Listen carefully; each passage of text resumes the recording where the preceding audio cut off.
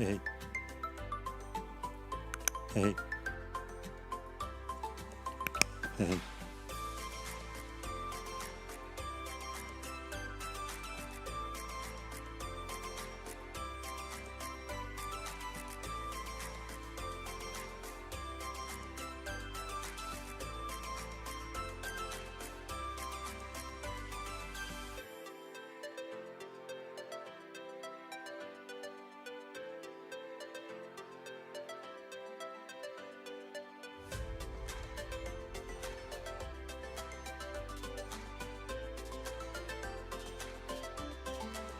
Hey.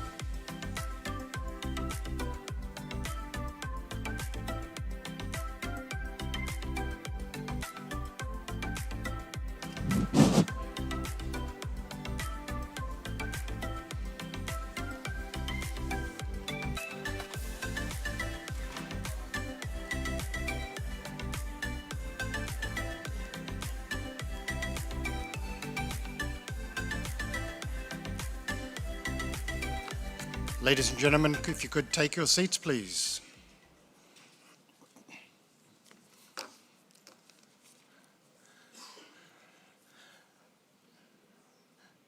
Good morning and welcome to day 2 of our conference. Welcome to Murray Bridge. What a day, what a week we've had. Thank you all for joining us, not only for the welcome reception, the wonderful study tour we did on Tuesday, the wonderful day we had yesterday. Some people said it was very content heavy. That was quite deliberate. There's a lot to discuss. We've got a lot to cover, but thank you to Murray Bridge. You've been wonderful hosts. I'll say some more words later, but what a town. You've really turned it on. You've even managed the weather. And we'll hear more about that from the Bureau later. In the meantime, it's my very great pleasure to introduce our first speaker for this morning. Andrew McConville, CEO of MDBA. Andrew is Chief of the Murray-Darling Basin Authority. He leads the MDBA to prepare, implement and review the integrated plan for the sustainable use of the basin's resources and operation of the River Murray.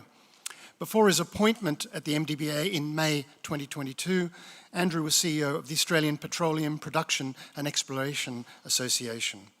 Prior to joining APPEA, Andrew worked for more than a decade with Syngenta, one of the world's leading agribusinesses.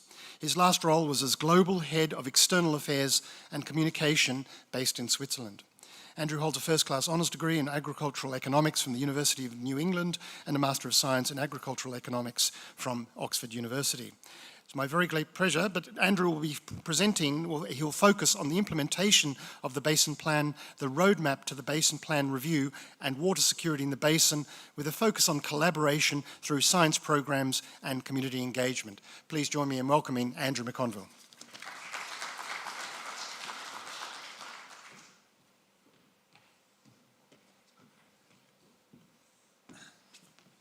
Well, thanks very much, Mark, and it is really, really nice to be here. Some say that you never want to get the shift after lunch or the shift after the evenings before dinner, so there you go. But it is very, very nice to be here. Second time I have done so. And of course, I'd like to start by acknowledging that we meet on the lands of the Ngarrindjeri people and pay my respects to elders past, present, and emerging. And I think importantly, also pay my respects to First Nations people right across the basin. There are more than 50 nations across the basin, and their connections to the lands and waters of the basin extend back more than 60,000 years. And there's a lot that we can learn and a lot that we need to learn from that connection to land and country. As I said, this is the second time that I have... let me just get this right here. This is the second time that I've been here. The first time I had just started at the MDBA in Albury last year. And since then, I hope I've learned a lot. I've certainly spoken to a lot of people, spoken to hundreds of people across the basin, including many of you and many in local government. And when I think about the basin and the role of local councils in the basin, I think the word for me that springs to mind is connectivity. And this was a point made very clearly to me by Mayor Barry Holman from Bourke when Sir Angus and I were out there not too long ago.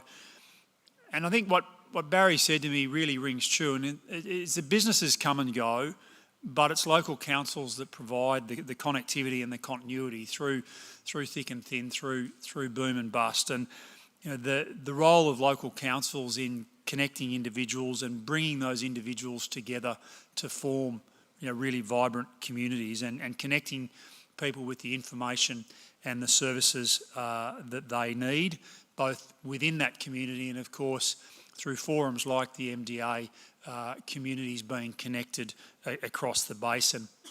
And in effect, it's a role of local councils to connect the dots. And so it's really important the role that we can play in helping you understand what those dots might actually be. And if there's one thing that I've learnt in sort of 12 months of being in government, one of the things that you have to try and do well is connect what often at times seems to be very abstract policy to real lived experience. And my plea to all of you here today is you've got to help us do that. Because I think often we can get down into the Canberra bubble, as they call it, and we lose sight of what the impact of these things really is on the ground. And so we rely on you to connect the dots. And, you know, in the case of the Basin Plan, between how the Basin Plan is written and the real lived experience on the ground and with the knowledge of your communities. And so that's probably the first key message I want to leave with you today, is how do you help us do that? How can you help us do that? You need to keep connecting with us and for us. Keep telling us to engage, what you need and how we can do better for you. I have an expression in the organisation about giving feedback, that feedback is a gift, both the good and the difficult. And so we want your feedback, and we need that feedback to continue to do better. And I'll talk in a bit about the Basin Plan review and how you might be able to play a role in that. For those of you who might have heard me speak before, I at times mentioned I have a map on the wall in my office in Canberra. And every time I go to a new community, every time I go somewhere new in the Basin, I put a red dot on that map. I think when I was here last year, I had about 25 dots on that map. I'm up to 71 now, and each dot on that map represents a community, represents a people with a livelihood of trying to go forward and live in the basin, a unique community with unique views and unique perspectives. And so it's incredibly important that, you know, I continue to hear from all of you. Now, when it comes to working in contested spaces, those of you who might know me probably realise this isn't my first rodeo in terms of finding myself in difficult spots. But in my time at the MDBA, it never ceases to amaze me.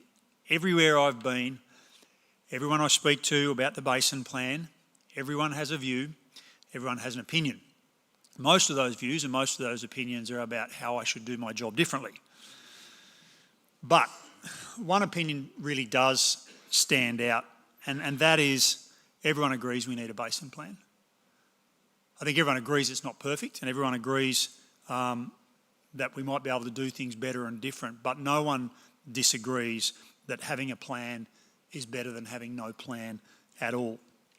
And there are other places in the world with similar challenges that don't have a Basin Plan. Let me read to you a brief description of the Colorado River. On its 1,450-mile journey from its headwaters in the Rocky Mountains of Colorado and Wyoming to its mouth in the Gulf of California, the river's flows are repeatedly dammed and diverted to support an astounding quantity and variety of human and non-human needs in 7 US states and 2 countries, and for 30 Native American tribes. Both the water itself and the power it generates have long supported rural communities and fueled growing cities in multiple states inside and outside of the basin. The Colorado is used to irrigate 3 to 4 million acres of farmland, in addition to supporting manufacturing, a mining industry, and a recreation and tourism economy worth billions each year. Sounds very familiar. The similarities are, in fact, striking, except they don't have a whole of basin plan. And in effect, the Colorado is dying. For those of you who were in Narrabri earlier this year and listened to Professor Leroy Poff from Colorado State University, you would have heard of the state of health of the Colorado. You might want to talk to a farmer sitting below Lake Mead, the largest dam on the Colorado. In 1985, Lake Mead held about 24.5 million acre feet of water. That same storage today holds 7.2 million acre feet. The Colorado has flowed to the ocean once in 64 years. It is a river in serious decline, and they don't have a whole of basin plan. Now, of course, that doesn't mean that having a basin plan is easy or it's the panacea to everything that goes on in the basin, or indeed that we have all of the answers, because we don't. Water resource management is a very wicked problem. There is no simple or final solution, and there's no clear or definitive way to test whether the problem has been solved. And that's the nature of wicked problems, because they are unique. Every wicked problem is unique, and there's no end to the potential solutions or approaches to trying to solve a wicked problem. And that's certainly true in terms of the basin plan. But I think it's important to remember that the thing about the Basin Plan is that there isn't one right answer, and there was never meant to be one right answer, because there isn't one. What we must do, and what my job is as the head of the MDBA, is to bring people together to try and find a way through that wicked problem. And so whilst the Basin Plan isn't a perfect solution, when I speak to people across the basin, there is agreement that we're in a better position now because of the plan than if we didn't have one. But, as the Minister acknowledged yesterday, and I think it's very important that I also acknowledge, the road to get to where we are today has not been easy. And while it's the public servants and the politicians and those in Canberra that do a lot of talking about the Basin Plan, it's never very far from my mind, given my background, that it's the communities like the ones that you represent, the communities like the ones I grew up in, who've done the heavy lifting in achieving what's been achieved under the Basin Plan in the last 11 years. And with so many different views about the Basin Plan, I think sometimes we do lose sight of the fact it was actually born out of unprecedented collaboration. And I know collaboration is the theme of us being here today, and that consensus is almost unheard of in a federated system like Australia. The fact that we had 6 governments come together to agree on a way forward. Now, sometimes you need to be on the brink of collapse in order to do that, and certainly I think the system was very close to that at the height of the Millennium Drought, and it provided the impetus to agree that urgent action was needed and something had to change for the health of the river system, for the people, the communities, the industries that depend on the river, and of course for the millions here and overseas that rely on the food and produce that comes from the basin. And so it's about trying to safeguard the future of that resource, because, not to put too fine a point in it, it is absolutely vital to Australia's prosperity that we have a healthy basin. And so we had to reduce the amount being taken from the system. And as I say, that level of consensus is almost unheard of, and I think the challenge for us as we sit in this room, and the challenge as we go out of this room back into your communities, is how do we continue to try and work hard to maintain or perhaps regain that consensus. And significant progress is being made and has been made in achieving the plan, and as I said, the communities that you represent really have done the hard yards, and as the Minister acknowledged yesterday as well, while some communities have thrived, others have done and are doing it really tough. And water recovery does have social and economic impacts on communities. We shouldn't lose sight of the fact that in some cases that's negative, in other cases that's been positive. But I fully understand that the prospect of further water recovery has support and opposition from communities depending on where you are in the basin. And you heard from the Minister yesterday that one of the objectives is to minimise any negative social economic impacts, and that community feedback will be important in the process, and therein lies your opportunity. And I really, really urge you to speak up, to come forward and put forward ideas. And I know you have, and I know you've been very active in that space, but I can also tell you with all of my 12 months experience in Canberra that it requires more than one knock on the door for it to sometimes open. And I think, one of the important things is that what's being proposed does give more time and more flexibility, and that's been asked for in terms of the implementation of the Basin Plan, and it gives state governments more time to bring forward the projects that they proposed back in 2017. And I want to emphasise this point. The more those options come forward, the more new ideas come forward, the less water recovery will be needed through mechanisms such as voluntary buybacks. And I think, that's the opportunity, but we need to continue to find those opportunities because the work of the Basin Plan is not done. And if we don't continue to try and do that, we won't be prepared for a future that is hotter and drier and increasingly variable. So look, let me be frank, as I tend to be. The implementation of the Basin Plan is at an absolutely critical juncture. We are not quite there yet, and much has been achieved, but we can't take our foot off the gas, particularly as we face down the prospect that all of you know better than me of El Nino. I was in Brewarrina, drove through Bourke out into Western New South Wales last week with two of my kids, and you can see it. And one of the great indicators I always think about how much it's drying off is how many kangaroos you see lying on the side of the road, because that's where they go for the green pick when they can't find it in the paddock. And the kids had a great time counting the number of carcasses on the side of the road, and that's a tough indicator that things are getting pretty dry. So we need to make sure that we continue to do the work that has to be done, and climate change will make variability more extreme, and water security will be more important than ever. And I think it's important to understand is that we know it will be hotter and drier, but it's the variability that is actually really hard to deal with as well. And so one of the things that we think about when we look at reviewing the basin plan is how do we make a tool that's more adaptive and adaptable to variability. And so when we talk about the basin plan and the importance of the basin plan, let's not forget how important it is. And you think back to my little piece around the Colorado. Millions of people live in the Colorado Basin. 3.6 million people, as the Minister said yesterday, depend on the system for drinking water, for industry, for sanitation, for farming and irrigation. Actually 7 million acres or thereabouts of irrigated farming in the basin compared to 4.5 in the Colorado. The Murray is 1,550 miles long. The Colorado is 1,450 miles long. About 40% of Australia's agricultural produce comes out of the basin, about $22 billion a year. About $11 billion of tourism, or about 7% of Australia's tourism economy comes out of the basin.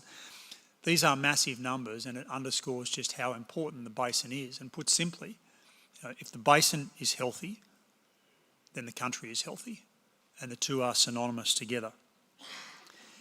And of course, we all know that Australia is the land of droughts and flooding rains, and so much so that line by Dorothea McKellar has become a cliche.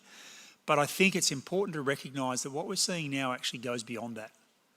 What we're seeing now goes beyond what one might characterise as normal climate variability.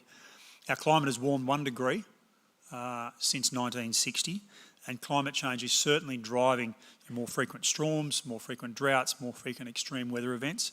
And rainfall patterns are definitely shifting.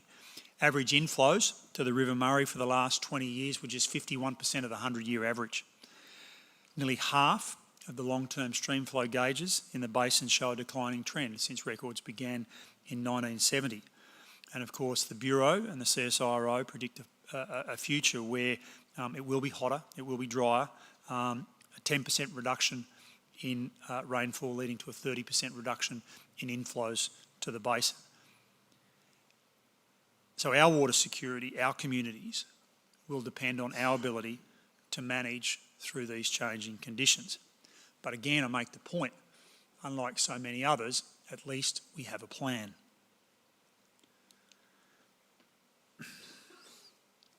And that plan is simple at its heart, but very hard and very complex to execute.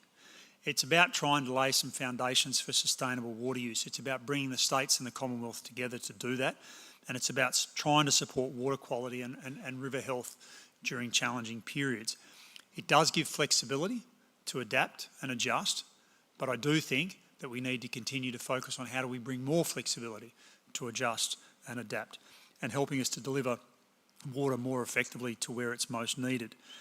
And I think it's important to recognise that water for farming, for infrastructure, for towns and cities, how do we make sure that that continues to be available to help the communities that you represent be sustainable and to thrive? And just recently in the MDBA, we did some work around what's our purpose. And that might sound a bit naff, and it might sound a bit sort of in the sky, but it's incredibly important, because unless you know what your purpose is, it's very hard to determine what you're shooting for. And what we did was we went through quite an extensive exercise, and we landed on 3 simple words: rivers for generations. And that's what we're trying to do, and that's what we're trying to create. And it's a really delicate balancing act. But I do think that the plan at least gives us a framework to try and achieve that and try and meet some of those challenges. And of course, over the last 10 years or 12 years since the Basin Plan, it has been tested in some pretty extreme conditions, as we found out through the drought of 2019. as we found out through the work done to evaluate the Basin Plan in 2020. And we have seen that emergency releases of water have helped strengthen connectivity, flushed stagnant water and provided refuge for important wildlife, which is often an indicator of the health of the basin. As the Minister mentioned yesterday, we have seen the value of irrigated agriculture in the basin increase. We've also seen the nature of agriculture change and adjust to some of the challenges that we have to be able to do more with less water. And I think there is no doubt that we are in a better position because of the plan, but I do think that the full benefits of it are yet to be realised. And as I said, with all wicked problems, there's no end point. There's no point where we can stop and say, yep, the job's done, move on, what's next? We have to continue to change, we have to continue to adapt, we have to continue to get new information, new insight, and we have to continue to improve. And so the Basin Plan doesn't end, and the task doesn't end. Now, don't worry so much about the detail here, other than we've got a plan about how this is going to be reviewed. And we are gearing up for the Basin Plan review, which must be completed in 2026. And in June of this year, up in Narrabri, Sir Angus Houston, our chair, released the roadmap to the Basin Plan review. And it gives us the opportunity to say, well, what's working, what's not, and what needs to change. And in particular, we want to engage and talk to communities in four key areas, and really put to you, I suppose, four questions. And the first being, how can we improve the Basin Plan to respond to climate change? How do we get the best outcomes across the social, the cultural, the environmental and the economic? How can we improve the Basin Plan to recognise the connection, the history and the needs of First Nations people and their values in water management and enhance their involvement in water management? And how can we simplify the Basin Plan? Easy questions to ask, hard questions to answer. And I think, ultimately it is governments, it's not the MDBA that owns the Basin Plan, it is a political compact between 6 governments. Our job is to advise them on what we think needs to change and what we think might be the best course of action. And what we want to do is build on the strengths of the plan, but also do make improvements where they're needed. And I spoke to a couple of you yesterday. The idea is not to wait until June 25 to come out and talk to you. We want to talk to you now, and we want to talk to you through the process. And we also want your guidance and counsel on how to engage, because every community is different and every community wants to be engaged with in different ways. So it's not only what we engage on, but how we engage on is really important. And it's my commitment to you that we'll provide updates every 6 months on how we're going, what we're seeing, what we're learning, what we're hearing, and what our thinking is, and to give you the opportunity to be involved. Now, I get it that many of you go, oh, geez, another review, another thing that we have to comment on, more reform, more changes. Well, let me be clear. This has been on the table since the Basin Plan was implemented in 2012. It was always the case that the Basin Plan was going to be reviewed in 2026, and that's as it should be. This is not something that is static, and we have to be dynamic, and we have to go in and look and see what's working and what's not. And that requirement to review the Basin Plan has been there all along. The important point to remember is, of course, that we can't do it without you, and we don't want to do it without you. And you have a key role to play. Your communities have a key role to play in helping to shape the future of the Basin Plan. And certainly, my commitment to you is to continue to strengthen these connections, to make sure that we capture what you're looking for, the knowledge that you have and the ideas that you have, and use that to inform what the Basin Plan might look like as we go forward. And look, as I keep talking with people across the basin, and I keep adding those dots to my map, look, it's really clear everyone wants healthy, sustainable rivers. There's no rocket science in any of that. But I think the important question to ask is why? And we often lose sight of the fact that for the vast majority of people that I talk to, it's not something that they want for themselves. It's something that they want for their community, for their country, for their children, for their children's children, for all the right reasons. And I think in serving that purpose. It's our task to be out there, to be in the community, to be courageous, to bring energy to everything that we do to try and help you in that process. And we've got to continue to listen. One of the things I'm very big on, and one of the things that I think the MDBA and perhaps government more generally is not great at, is listening. As my old man said, you've got 2 ears and 1 mouth, and it's good if you use them in about that proportion. So we've got to be out there, we've got to be listening, and we've also then got to have the courage, though, to make the hard decisions. And I fully recognise that the decisions we make might not always be the decisions you want. My commitment to you is that when we make those decisions, we'll be sure to explain why they've been made. And if you don't understand, then call me out on it to make sure that at least you understand why decisions have been made.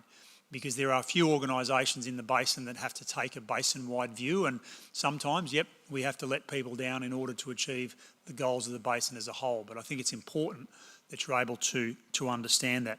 So it's important that we're transparent, that we're held accountable for the decisions we make, and that we work together, and we do so in a respectful way. One of the things with water is that people can get pretty agitated and people can get pretty emotional about it. And that's fine, I get it, it's your livelihood. But I think it's really important that we maintain a mutual respect for each other in the way in which we're going about it. Because I can tell you, I've got 335 people work for me in the MDBA, and every single one of those 335 people is as committed as you are to ensuring the health of the basin and your communities. And so we're all in this together, and we've got to work together. And so, I'll certainly continue to get out to talk to you.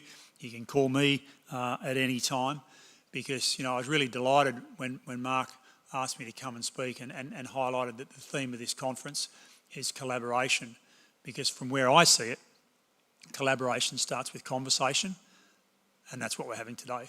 Thanks for having me.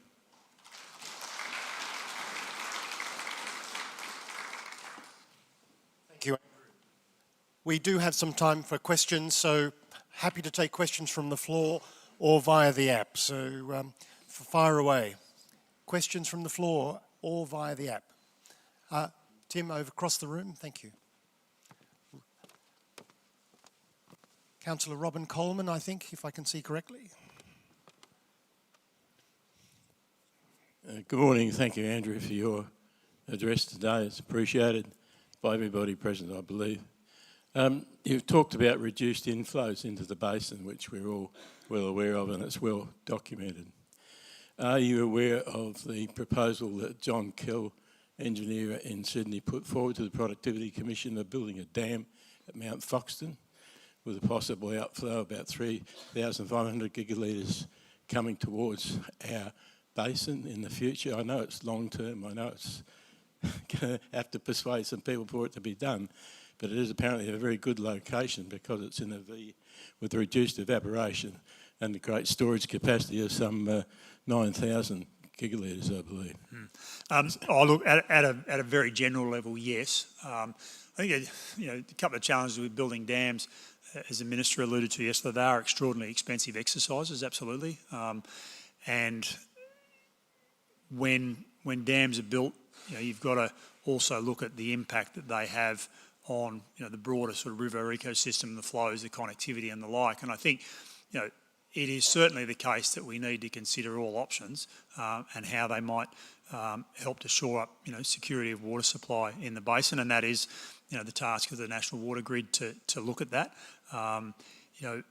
There are literally hundreds of proposals for dams, not only across the basin. There's 240 dams in the basin already, about 33,000 gigalitres of storage in the basin. So I think it's got to be part of the consideration, absolutely. The thing I would say from the MDBA's perspective, whose responsibility it is to ensure the sustainable diversion limits, if decisions are made, and it's largely a state responsibility around construction of dams, that they have to still fit within that sort of sustainable diversion limit framework. So that's what we would be looking at in the context of infrastructure construction. His proposal had a particular appeal to me because there weren't any pumps involved in getting that 3,500 gigalitres coming our way. It was a gravity channel situation, and I thought it was very interesting. Thanks, Robin. Tim, I'm sorry, there's a question come to you early. Is that Craig? Craig. Yeah, thank you. Look, we spoke earlier about the fact that clearly, the focus here is on the environment. We all understand that. The question that I would put is, whilst we are focusing on the environment, how do we guarantee that the towns and communities, particularly in northern New South Wales, those more remote areas, do have water into the future? There appears to be a reluctance to look at dams. So how are we going to guarantee that those communities can thrive into the future? Yeah, look, I think, as we chatted about this morning, Craig, I mean, this is one of the challenges of sort of state and federal government relations. The plan does not, and I'll be very clear here, in terms of critical human water needs, there is some obligations in the Basin Plan in relation to the southern connected system. Those same pieces don't exist in relation to the northern unregulated system, and the responsibility for that does sit with the states in terms of the water sharing plans and the water resource plans. So I think that we've got to make sure that we continue to push and engage with the state governments. They are able to, through their water sharing plans, I believe, to make those decisions around allocations and how that might be. I think it's certainly not straightforward, Craig, and I think we've got to sit down and do more to see how we can ensure sort of resilience and preparedness. And I think again, it's also about. I was at the National Drought Forum in Rockhampton on Monday.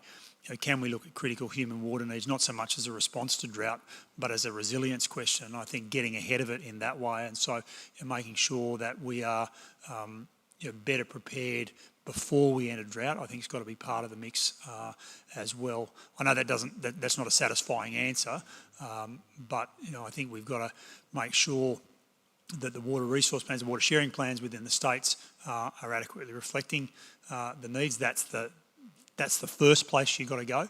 But I think also how can we make sure that perhaps the feds work in with the states in terms of drought resilience, disaster response to ensure a greater level of, I suppose, preparedness. And as I said to you this morning, I think one of the things that I can do is make sure I speak with the CEO of NEMA to say, is this part of the mix? When we're looking at drought resilience, are we also looking at critical human water needs?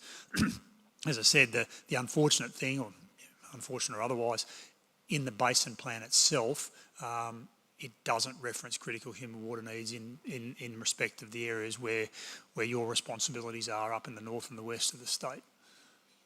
And I wouldn't urge you to try and push forward, give you a bit of free advice, to try and seek an amendment to the Basin Plan in that regard, because you'll be here forever.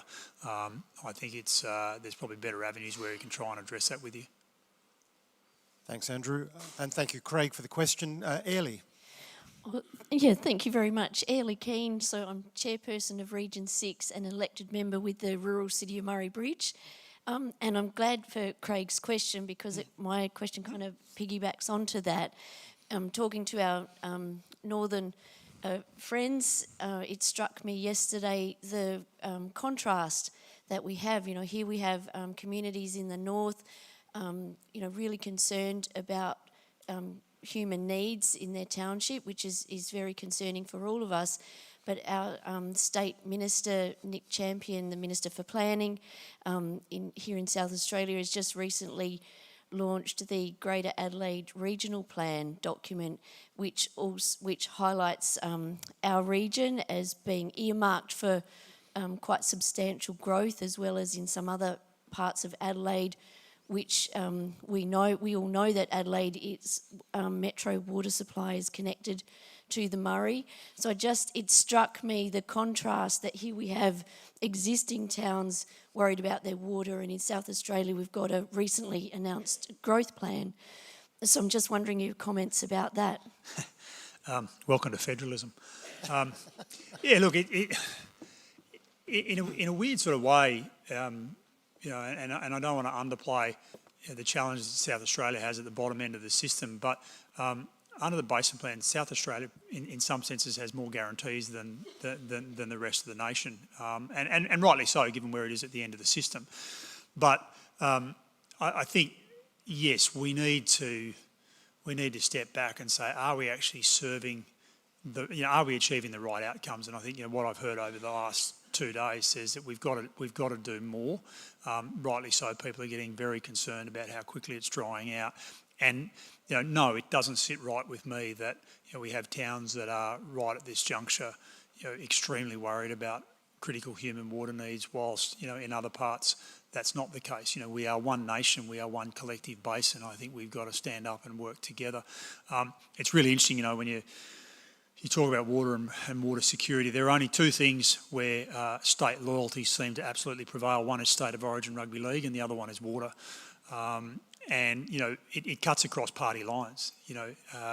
You can be guaranteed that South Australian politicians will stand united on issues relating to water, regardless of which side of the fence they sit on. So I think we've got to do more is the short answer. And I certainly am happy to take it on and take up the challenge into Canberra to say, look, we're not getting the outcomes we need. And that's one of my big bugbears, I suppose, is that too often, and I'm not sure it's quite Chatham House rules, but I'm speaking quite frankly, one of my big frustrations is that we get so bogged down in process and we forget about the outcome we're actually trying to achieve.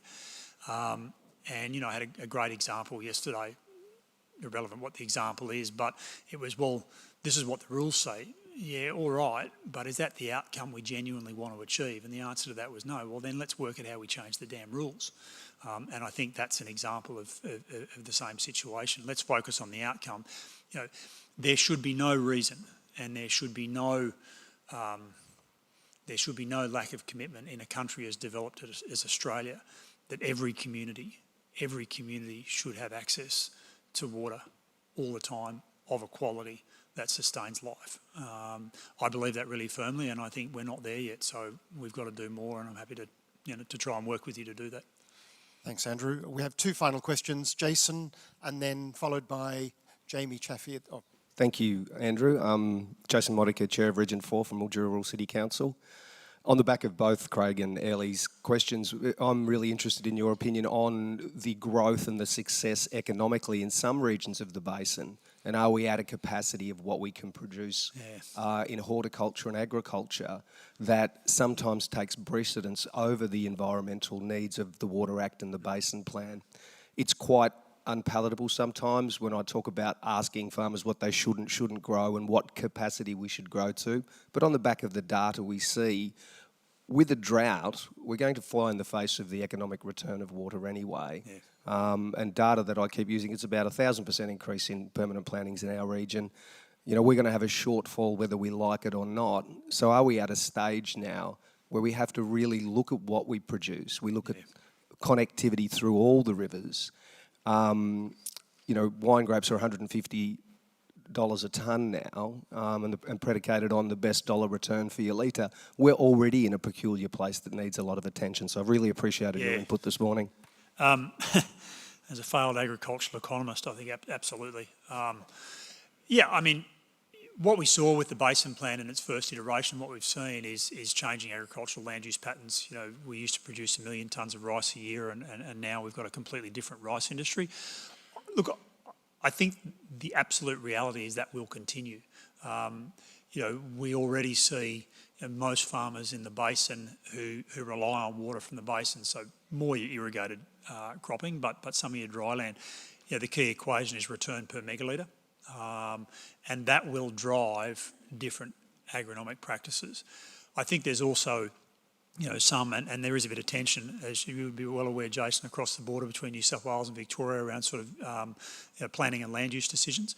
And, what's the role of state governments in dictating whether particular agricultural agronomic practices can be maintained. And I won't get into state politics, that's a question for them. But I think the short answer is yes.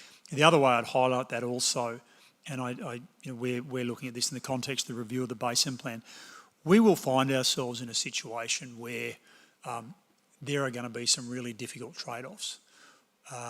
Yes, patterns of agriculture will change, so you shift from dry land, from irrigated to dry land, you shift from cropping to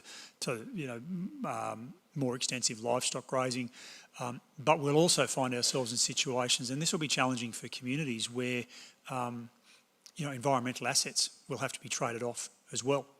So, you know, are we in a situation where this particular wetland continues to be a wetland? Or does it change? And they're going to be really, really difficult social, economic and environmental decisions that are going to be made. So I think the short answer, Jason, is yes. From a capacity point of view, there is no more water.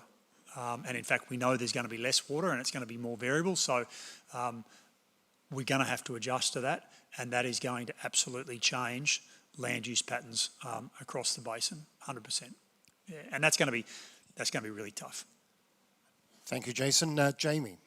Thank you. Jamie Chaffey, Chair of Region 11 MDA. Andrew, thanks for your presentation, and it's great to see you here at conference again. My question comes around the consultation of the review of the current plan, and also we briefly saw a slide, so I'd love if there's an opportunity for you to talk just a little bit more about that process. I know that there supposedly has been some consultation already in the Northern Basin, but I've had many people talk to me about the fact that they didn't know it was on, and quite concerned about that. Also, as you see on your slide there too, that process through to 26, is that a new basin plan? Yeah. Is it just a review of the existing? I know with the current legislation that's being debated federally, things push out till 27. Yeah. So I'd love some comment on that. Yeah, thanks, Jamie. So the consultation that went on in the north, I mean, again, the joy of federal and state and different reviews was not consultation in relation to the review of the basin plan. So that was sort of some of the government's work around water recovery. So the date is set in stone. We are legislatively required to deliver that review in 2026. The question around, is it a new basin plan? No, it's not. So the basin plan, there's a view that the basin plan finishes in 2024. Now if it changes, it finishes in 26, 27. It doesn't. The basin plan continues. It is an ad infinitum document and piece of legislation.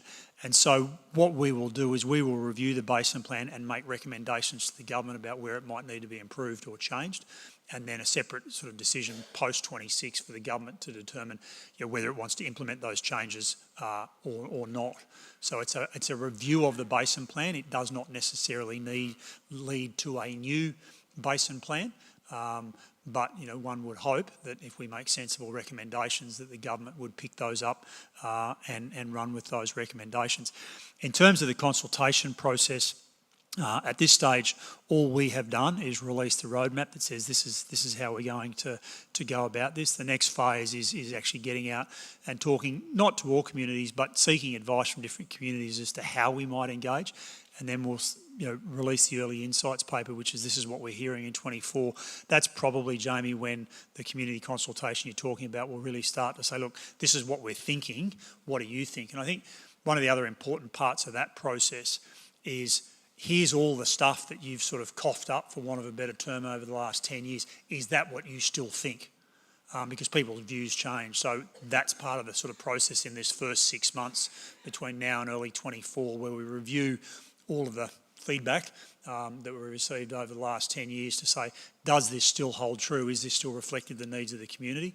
Get that out, get some consultation on how to engage, release the early insights paper, and then continue the process through from there. So it is hard because there's been so many sort of consultations with the community. People get fatigued.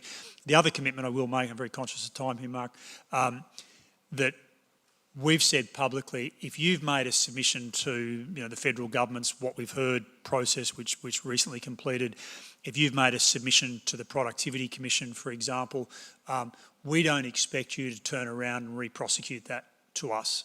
We will go and find all of that information and review all of that information and then come back to you through, this is what we're hearing, does that hold true? So we don't want to get in a situation where you're having to repeat the same information 3 or 4 times. What I'll do, I'll share with Mark copies of the roadmap, sets out a bit more detail than this that he can get out in soft copy to everyone. But, you know, I can assure you that you really haven't seen us start the consultation process yet. And my hope is that it will be very comprehensive and really well considered when we do that, Jamie. Thank you, Andrew. I think I saw Berkshire had a burning question, so I'll allow one last question from Berkshire. I've never known Barry not to have a burning question.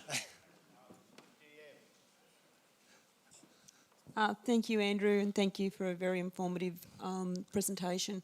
I guess my question is around critical human needs with the water in our valley, for the fact that if it relies on our water sharing plans, we've got 5 water sharing plans accredited, we've got 7 with the MBDA, and we've got 8 that are withdrawn by the Minister. The 8 that are withdrawn, one of them is the Barwon Darling, which is our plan that relates around Burke. We are the first town on that river to go on water restrictions, which we're not that far away now, but luckily enough we've had that environmental flow, which is fantastic. So I guess the issue is what you've been talking about is between governments not communicating, and we're relying on a water sharing plan that's not even with the MBDA at the moment, Yep. to get water to our town for critical human needs,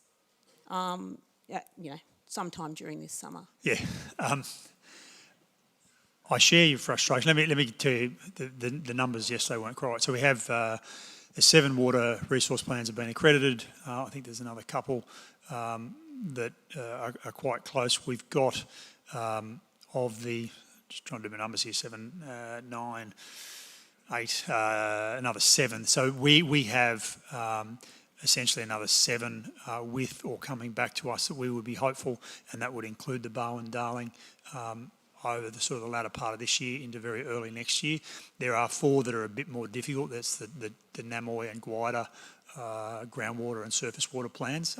They're probably going to take a bit longer, so I would see the Barwon Darling hopefully sitting in this next group. That my hope is that if not, at least the authority being able to get through and review those by the end of this year. There's 3 more authority meetings for the year.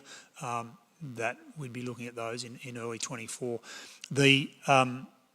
Look, credit where credit's due, the level of sort of engagement, consultation, commitment on the part of New South Wales is exponentially different to what it was 6 months ago. And we are seeing an exponential difference in both the quality of what's coming back to us and the willingness to change and actually get things done. So I understand completely your concern and frustration. I probably hold slightly more optimism than you do, just because I get to see what's floating around. But yeah, my hope would be in relation to the Barwon Darling, if not by the end of this year, that it will come across the desk of the authority, as in to be formally considered. So what happens is we receive the water resource plans. We consult with the states to make sure that they meet all of the 55 requirements. Once that's the case, then those water resource plans come to the authority. The authority reviews them and makes a recommendation to the minister, and then the minister accredits them. That's the process. I would be hopeful that we would be seeing those plans at the authority board table either towards the end of this year or very, very early next year. Put aside perhaps the more challenging ones in Jamie's area. There's probably a bit more work to do there, but that's actually a separate issue as to why they're a bit more challenging at the present point in time. So I have some level of optimism that we'll get there in the next 6 months.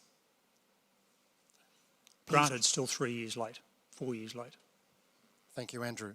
Please join with me in thanking Andrew McConville.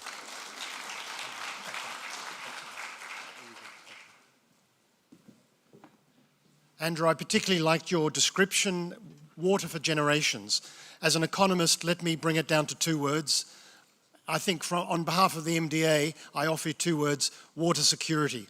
I think it says the same thing, but I really think that water security is the issue that we're all grappling with. So thank you very much for your generous time.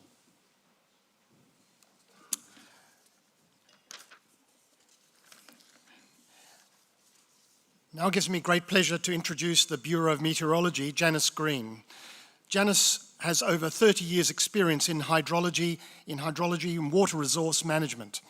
Since joining the Bureau, she has led teams responsible for preparing the water information products and services to fulfil the Bureau's responsibilities under the Water Act 2007. She currently heads up the Murray-Darling Basin Water Information Portal project. Please join me in welcoming Janice Green.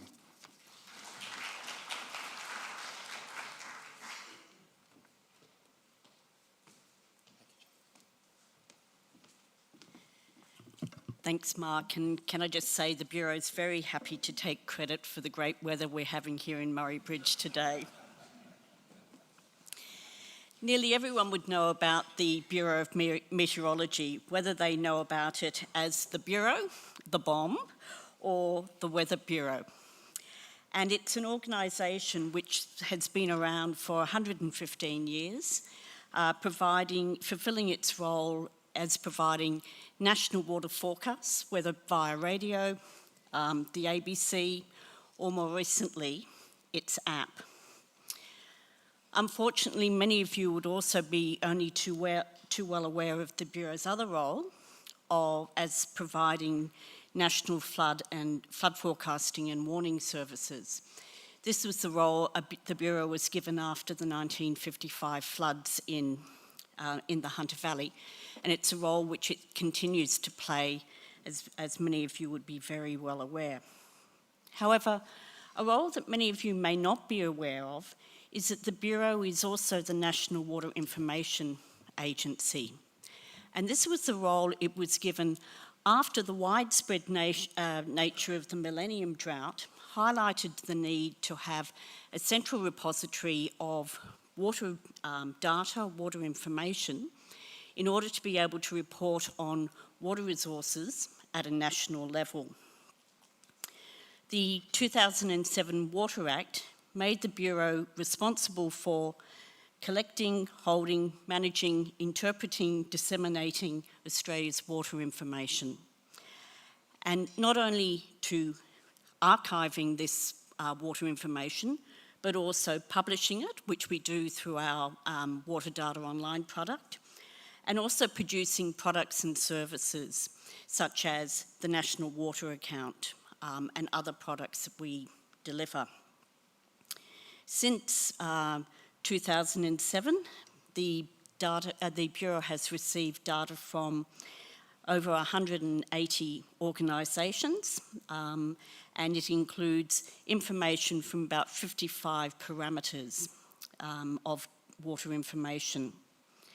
And it's received the entire historic period of record, and it's updated at different time intervals depending on the parameter, real-time, daily, weekly, monthly. To date, we've received over 42 million files, and each day we get an additional 15,000 files. That's an enormous amount of data. It's over 4 billion observations. And just to give you an indication, that map identifies over 850,000 groundwater bores that we've received some information from. Just a quick run through of the type of information we receive. It's streamflow data, groundwater data, storage data, water quality data, obviously meteorological data, which we already have, flood warning data, and then data on how water's been used, and then some more groundwater information. Over the 15 years since the Bureau was given the role as National Water Information Agency, it's developed not only Water Data Online, but also a suite of products. Groundwater products, urban water products, as I said, the National Water Account, other accounting products. But as Daniel Blacker said yesterday, it was very much a case of subject matter experts developing products for other subject matter experts. Now, while that is a very worthwhile undertaking, what it meant was that if you wanted to find a product that the Bureau presents, it's really helpful if you know what the Bureau's structure is, because that's what our webpage reflects. Now, this lack of easy access to transparent water information led the Bureau to being engaged by the MDBA and the Department of Climate Change, Energy, the Environment and Water to develop the Murray-Darling Basin Water Information Portal. However, as we like our acronyms at the BOM, it's usually referred to as the MDB WIP. For the MDBA, the project's been undertaken as part of the Hydrometric Networks and Remote Sensing funding program in the Northern Basin. And for DQ, it's for improving transparency of water information. And obviously, it has to be undertaken in partnership with the basin states. I just want to reassure Andrew that the colours on the map refer to funding, nothing to do with state of origin. The Murray-Darling Basin Water Information Portal, one of the great things about it is that you can access it on your phone as well as on your laptop and your iPad. Now, if you want, what I'm going to do now is just run through some of the information that you can find on the MDB WIP. But if you want to play along, you can either type mdbwip.bom.gov.au into your mobile or your laptop or your iPad, or on each of your tables, there's a card like this which has a QR code, and if you just scan that in, and we're all used to doing that after COVID, that will take you to the MDB WIP.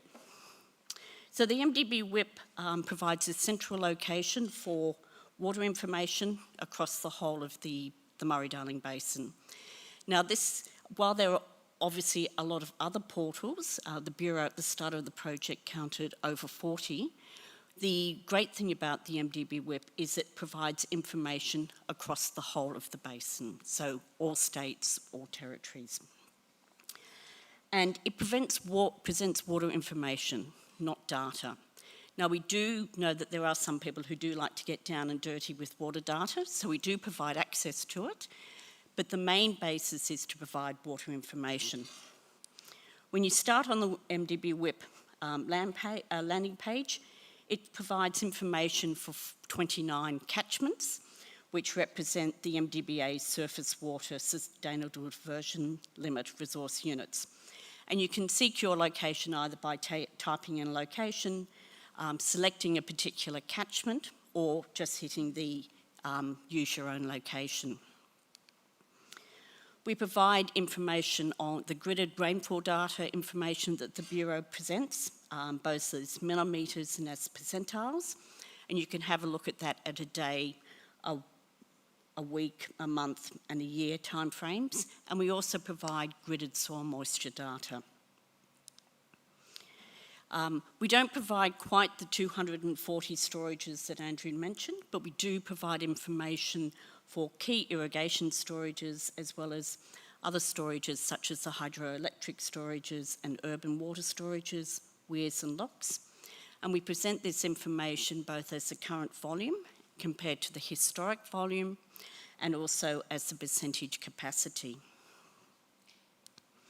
Stream flow is obviously a very important information, and we've got information for over 200 key river gauges, which is shown both on the map, which you can click on, and provides information as flow in megalitres per day, but also as height. We also added in water quality information in terms of salinity, water temperature, pH, turbidity at over 100 sites. And as you can see, for this gauge at Darlington, you can see it has accessed information on salinity as well as the flow information and how that compares to historic data. We'll also provide information on water allocation information, water take and water available. And one of the other things we provide in the MDB WIP is some tooltips. 3 years ago, when we started this project, I had a dream that we would all converge towards a common terminology for what we call, for when we talk about different types of take allocations. 2 years later, I decided that wasn't going to happen. So what we do is provide what I like to call a Rosetta Stone, which just says, well, if you're in Queensland and we use this term, this is what it's meant. And so that allows you to understand what the different states within the basin, how they're describing their water usage. We also include groundwater. And again, it's very unusual to see groundwater and surface water presented at the same site. So we have groundwater levels at nearly 80 representative bores across the basin. We also include water markets data. Again, this is information which is available on another Bureau product, the Water Information Dashboard, but it's separated from the information which drives the water market, such as volume in storage, the rainfall information.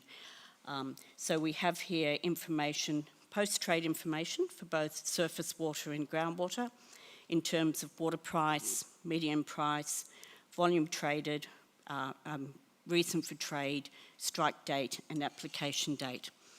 Again, this information is provided both for current and historic time periods. It's provided at a trading zone level, which you can download, which you can drop down, but also, again, recognising that while some people just want to see the high-level information on water markets, there are some people who would like to access the information, so you can download information at an individual trade level, although that's obviously de-identified data. And this just shows the reason for trade, which was something which was requested, which came out of the ACCC inquiry into water markets in the basin. And one other thing that we include, which we find is really resonating with people, is we provide river diagrams for each of the major catchments. At the moment, we've covered about 2/3 of the catchments. And what this is doing is it presents a representative diagram of the catchment as a whole, which you can see at a glance. And it provides information of where the water's coming from, where it's going to, and the type of, the way in which the flow moves down the river. Should just emphasise these are diagrams, not maps, so don't look for a north arrow. But also, as you can see from the pop-up cards, if you click on, for example, Copeton Dam, this is the Gwydir river diagram, it'll provide you with information about the current volume, how it compared to last year, and then also allows you to go to the complete period of record. And the same thing for each of the river gauges, which are shown on the diagrams. The MDB WIP has been released as a series of versions. Version 1 was released in end of June 2021. Version 4 the end of May this year. The final version is going to be released in end of November. And the things it's going to include are diagrams for the remainder of the basin.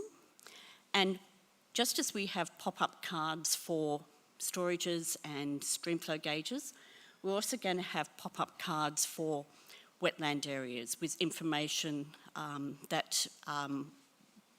which provides a bit more information on those features.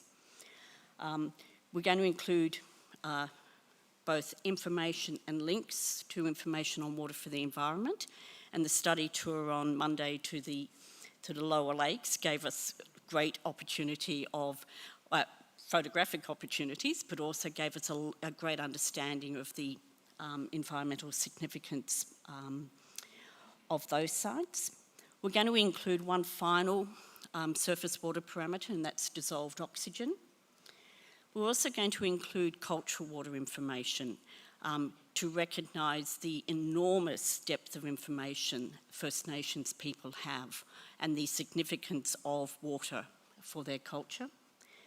We're going to provide seasonal streamflow outlooks. The Bureau currently provides seasonal streamflow outlooks for about 60 sites across the basin and presents them in really useful box and whisker plots, which, hand up anybody who understands box and whisker plots. 1, 2. Okay, good, we've got some engineers in the room. But we're going to provide that information in a far more understandable fashion so that people can see this is where our streamflows are now, this is where it's come from, and also this is what are the possibilities of where it might be going to. We're going to provide groundwater quality information in terms of salinity and temperature, groundwater use and take information, And we're also, the map that on the landing page at the moment is very much surface water based, but we're also going to include the map which shows the groundwater resource plan units, and that's an example of what we might be providing. And one last thing.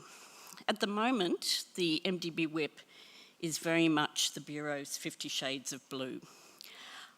We'd like to add some photos to it for two reasons. One, to improve the aesthetics of the portal, but also to be able to show pictorially.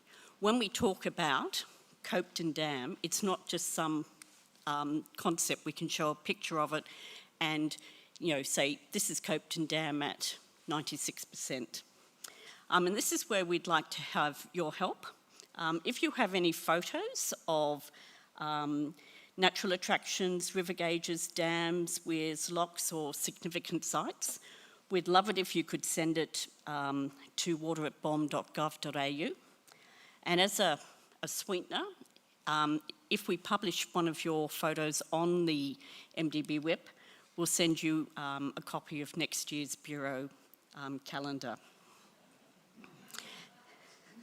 They're worth it, believe me. And finally, the MDB whip's being developed adopting a user-centred design approach. So that's one of the reasons why we've released it as a series of versions, so that we can say, this is what we're going to present, what do you think about it? Make some changes, we release the version and then come back and say, did we understand what you're saying? So we're keen to have your feedback both on what I've shown you today and what's available on the portal at the moment, and also your input on what we're proposing for version 5. You can do that by visiting us at the booth that we have here, which is just out the door here, or else you could provide your feedback via water@bom.gov.au. Thank you.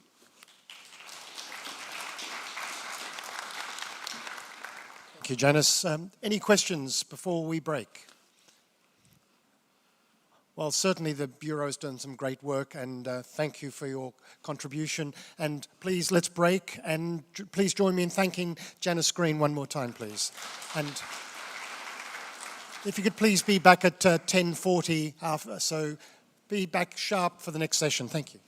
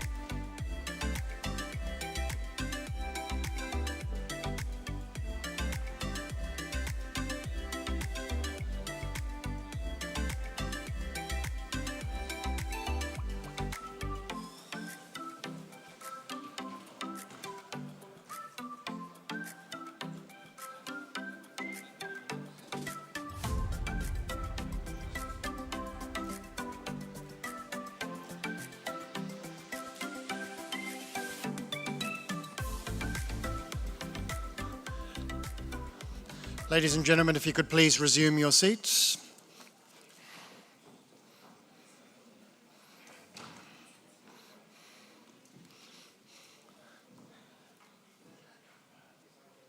It's my great pleasure to introduce Senator Perrin Davey, who was kind enough to come to Albury last year and address us also.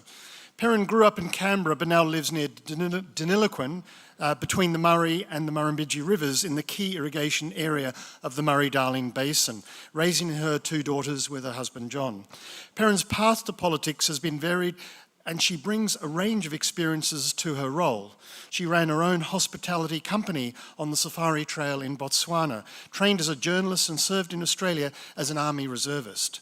Eventually, her experience and background in media led Perrin into political advisory roles and later worked with irrigation groups on policy and advocacy.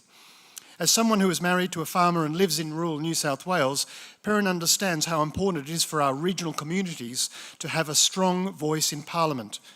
One of Perrin's biggest passions is the right to farm, and she's been appalled by how minority groups try to influence from a distance what can and can't be done on a person's soil. Perrin was elected to the Senate in 2019, commenced on 1st of July that year. She served for 3 years as the Nationals Whip in the Senate. On 30th of May 2022, Perrin was elected Deputy Leader of the Nationals in Federal Parliament. On the 5th of June 2022, she was appointed Shadow Minister for Water and Shadow Minister for Emergency Management. Please join me in welcoming Senator Perrin Davey. Thank you very much, Mark, and what a pleasure to be here again talking to you all about what is a fundamental and very important issue, which is water. I often joke, however, that I got into politics to try and get out of water, and it just keeps following me wherever I go. But it is that important that we shouldn't joke about it. It is a crucial element of our society and so important for all of your communities. For too long, people talking about water have talked about the environment or they've talked about irrigation, and they're not talking about the communities that are dependent on our healthy rivers and our healthy industries. Back in 2010 to 2012, when the Basin Plan was being designed, there was a lot of economic work done by a consortium led by Marsden Jacobs. And they developed a matrix to actually evaluate the economic dependence on irrigation industries for different regions. And it was a sort of the crossbar matrix where if you were in the top right-hand corner, you were highly dependent on irrigation. If you're in the bottom left-hand corner, you're less dependent. So Albury's in the bottom left-hand corner, my town of Deniliquin, way up in the top right-hand corner. They found Deniliquin and surrounding regions 90% dependent on irrigation. Now, a lot of this work has been forgotten because time's moved on. I still refer to it a lot because it was really good work and it should have formed the benchmark or the baseline for future evaluation of the economic impacts of water reform. But it's not referred to often enough these days. But just an example. So in my hometown of Deniliquin, 90% dependence on irrigated agriculture. So that is the hairdresser, that is the teachers in the school, that is the butcher, that is the truckies. So these are not irrigation farmers, but these are people who rely on those irrigation farmers making a living for their living. So when we talk about water reform, I'm talking about the communities because we have had significant reform, multiple reforms since, well, let's face it, since Federation. One of the reasons for Federation was because we'd gone through Federation drought and that commenced the whole ball rolling. But since the 80s, the focus went from water for navigation, transport and industry to water for the environment. A lot of changes came into play.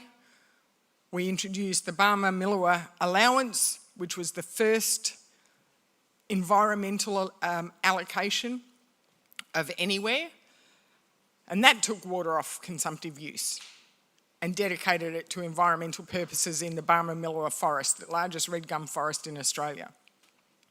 Following that, we introduced the cap on extractions in the 90s, which limited how much water could be taken from the system. Quite sensible. Very soon after that, we went into the Millennium Drought. We had the National Water Initiative, which was a major reform, which established the water market, decoupled land and water, which was at the request of farmers. We had the Living Murray program was introduced, which was to recover water, again, from consumptive purposes for the environment, as well as infrastructure. There was a major report done by a parliamentary inquiry, which actually found and reported in 2004 that environmental issues are holistic, and you can't just add water and think you fixed the problem. You actually need to address riparian, vegetation, water quality, fish passage, and all sorts of other stuff. That was a really sensible report. Again, it's now sitting on a shelf collecting dust. We then had the Water for Rivers program, which again recovered about 300 gigalitres of water from consumptive use. And then less than 3 years later, we had the Water Act 2007 pass, with the requirement to establish a new cap on diversions called a sustainable diversion limit. Our communities are tired.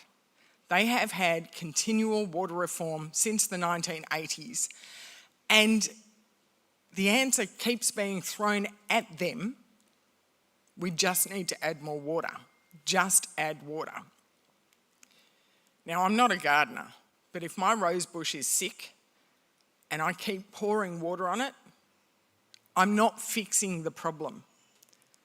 Just adding water, just continuing to take water from consumptive users and saying you're going to fix the problem is not, to me, the smartest way to fix the problem. The other thing I want to really focus on today as well, though, is we keep talking about how we haven't fixed the problem. We're not talking about the successes we have achieved. The Barmah-Millewa allocation has saved sections of the Barmah-Millewa forest. It is now being complemented by the work of the Commonwealth Environmental Water Holder and the way they manage water. Since the Basin Plan was passed in 2012, we have had 10 successive years where the Coorong has been connected to the lower lakes. And that is thanks to the management of our environmental water portfolio. Last year, we had record-breaking bird breeding events in the Narran Lakes, which had not seen such large numbers of birds breeding in, I think, about 30 to 40 years. These are successes, but no one's talking about the successes because they want to keep focusing on what we haven't achieved. And what we haven't achieved is a number on a page. And I believe the focus is wrong. We need to focus on what are we trying to achieve with the water recovery that we have undertaken through all water reforms. What environmental outcomes do we want to get? Because some of them we are already achieving. And I really think that's where the focus needs to be. The Basin Plan that was passed in 2012 with bipartisan agreement was for a sustainable diversion limit. How much water can be extracted? The estimate was to bring current water use within that limit. The estimate was you need to recover 2,750 gigalitres. And governments proceeded down that path. That had bipartisan support. It also had written into it a chapter in the Basin Plan with a bit of a seesaw, so up and down opportunities.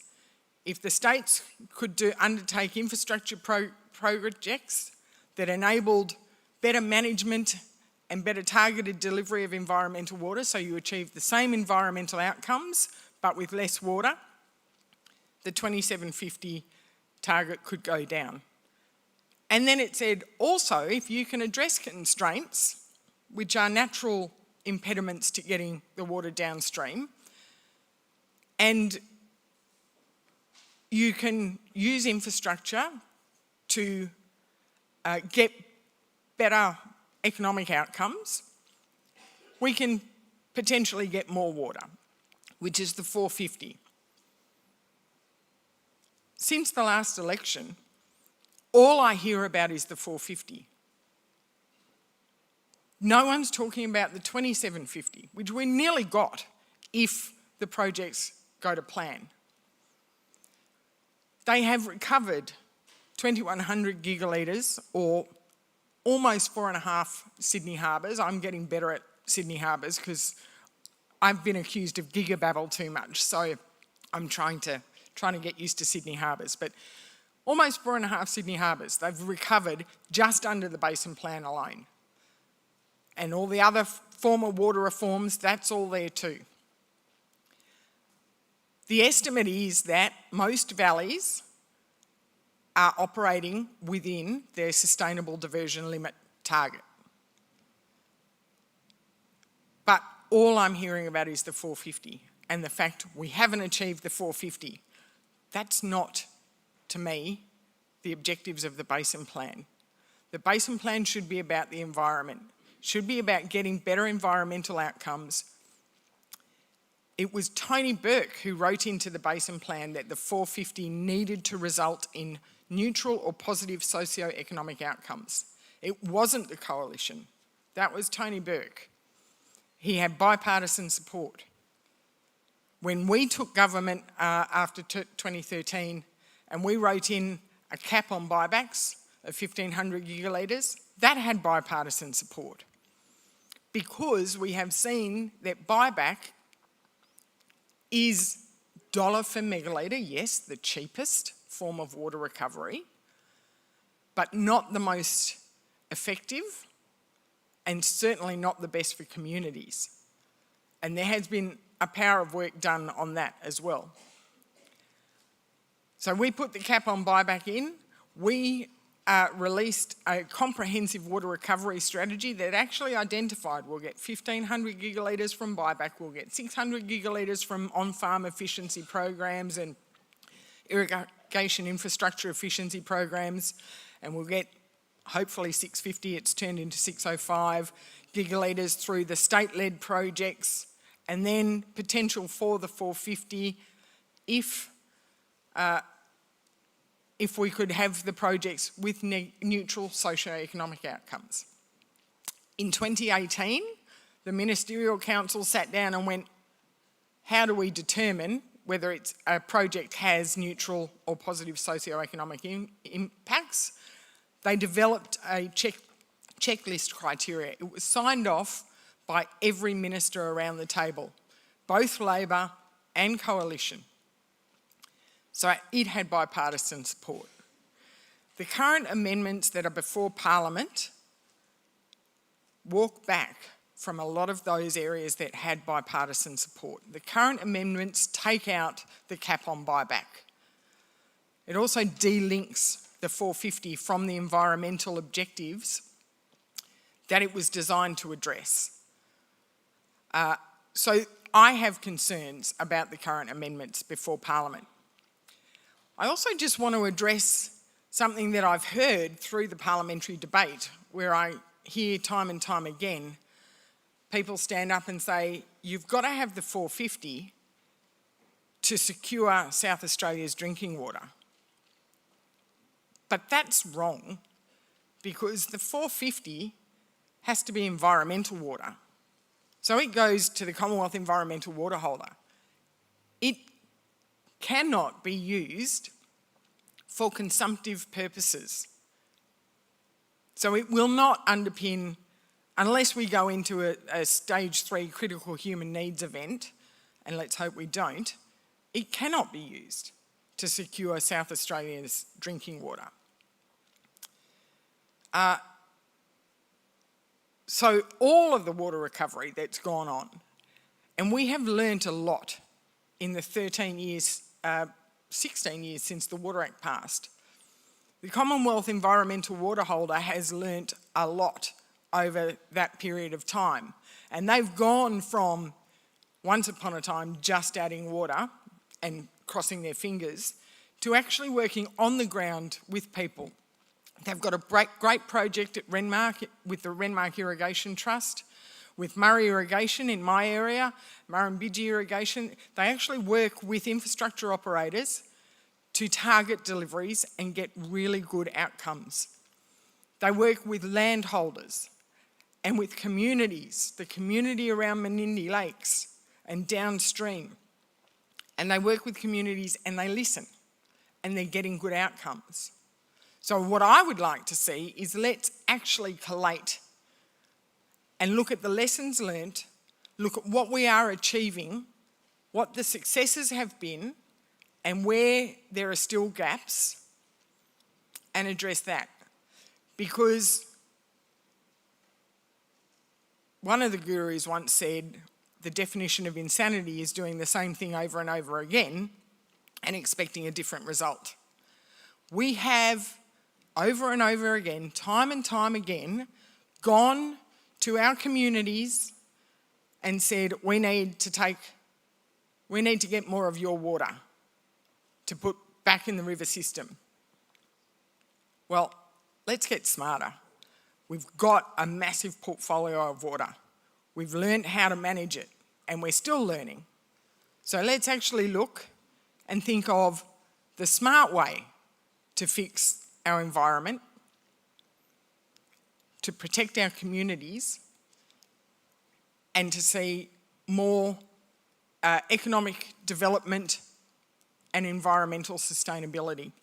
It's very important, because the last thing I want to see, where we're losing economies of scale because the water goes to the highest value use. That's a highest market value, not necessarily the highest human value. So you've got industries like dairy currently struggling. And I'm trying to help the South Australian Shiraz industry. I'm doing my best, but you know, I'm just one person. But when ministers talk about willing sellers, most of these people are not willing. Most of these people are struggling. The banks have looked at them and said, you know, maybe sell off an asset. And pardon the pun, but water is a fluid asset. So they can sell it. They can sell their water now. They can go to the market, they can sell their water now. So when I get told, why are you trying to stop farmers selling their water? I'm not. If a farmer wants to sell their water, they can sell their water. But if they sell their water today on the market, it stays in the market. And it's there for another farmer to buy or another user to buy. If they sell their water to the government, it's gone. It's not there for anyone else to use. It's only there for the CHU, the environmental water holder, to use, and it's out of the market. What they're not addressing is demand. So there's still the demand for the water in the market. There are still people who want to farm, but the price has just gone up for that water. The delivery price has gone up if people are in a shared scheme as well. So there are impacts. And then people start to, you know, they'll shrink the area of crop they plant, they'll decrease their dairy herd. And we saw just last week in Victoria, there are 4 dairy processors who are already struggling to get enough milk to keep the doors open. So when people say, but the farmer wants to sell his water or her water, and that's good for the farmer, they get their money and they make whatever decision they're going to make. They either go dry land, so they don't need as many staff if they're dry land and they get rid of some of their jackaroos. or they retire and go to the coast and get rid of all their staff. Those staff probably leave town because they can't get another job in town. They take their families. The kids leave the schools. Suddenly the school says we don't need 5 teachers, we can operate with 4 teachers. That's a teacher that suddenly takes their family and leaves town. And the hospital, we don't need so many nurses anymore because we don't have the same number of community members. None of us can get doctors anyway, so we won't even talk about that. And that's just from one farmer. But then if you talk about an industry like rice or dairy, where you've got processing in the basin, and they can't get the economies of scale. So Sunrice, that fantastic Australian company, has 2 mills in Australia, one in Leighton, one in Deniliquin. The largest rice mill in the southern hemisphere is in Deniliquin. But in the millennium drought, rice production dropped to such levels that they mothballed the Deniliquin rice mill. They only kept the Leighton rice mill open. 200 people lost their jobs. 200. So 200 people out of a town of 7,000. That's massive. And that is the risk if we don't take a very strategic and cautious approach to water reform. And that's the communities that you all represent, be it here in South Australia, where you grow fantastic citrus, almonds. I'm going to get shot when I say the best wine in the country because I represent New South Wales and we've got the Hunter and the Murray and Mudgee and Griffith, but you know, your Shirazes are very good here in South Australia. So we want to keep these industries alive and thriving. But yes, we also want a healthy river system. So we need to start to think outside the box and we need to start taking a new approach to water reform so that we can all enjoy a healthy environment and sustainable and thriving communities. And I'm happy for questions.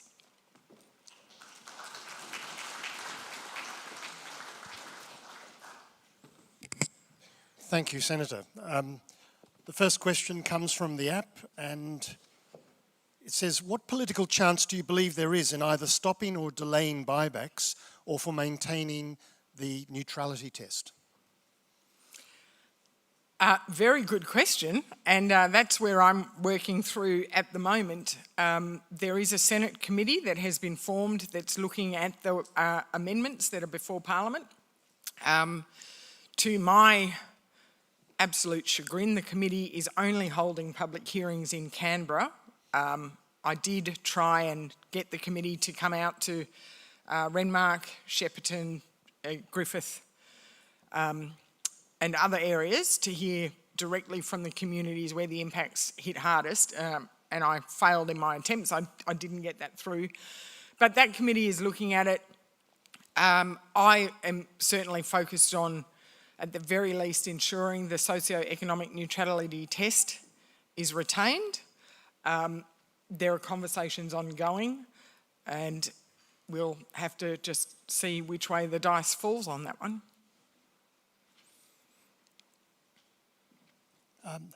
Thank you. And happy to take questions from the floor. How much do you estimate the remaining water recovery will cost the nation? Is this in the federal budget? There's a line item in the federal budget that says not for publication. The government says it's too commercially sensitive.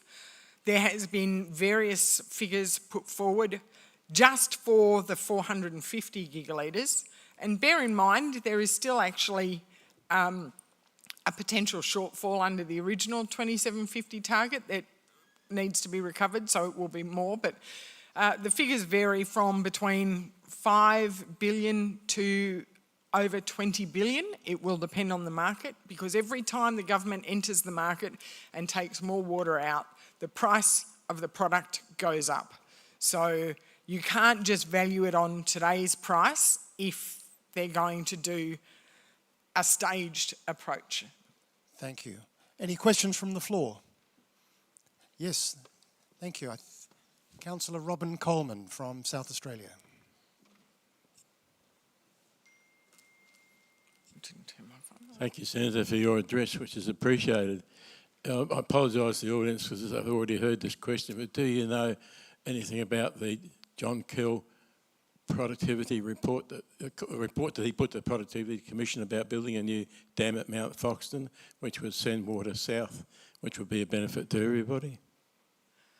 No, I haven't seen that report, but I'll look it up. Can I strongly suggest you obtain a copy of the John Kell report of building a new dam at Mount Foxton, which he sent to the Productivity Commission, because it's a dam that seems to stack up particularly well in the fact that no pumps are involved. It's talking about a gravity discharge to the south.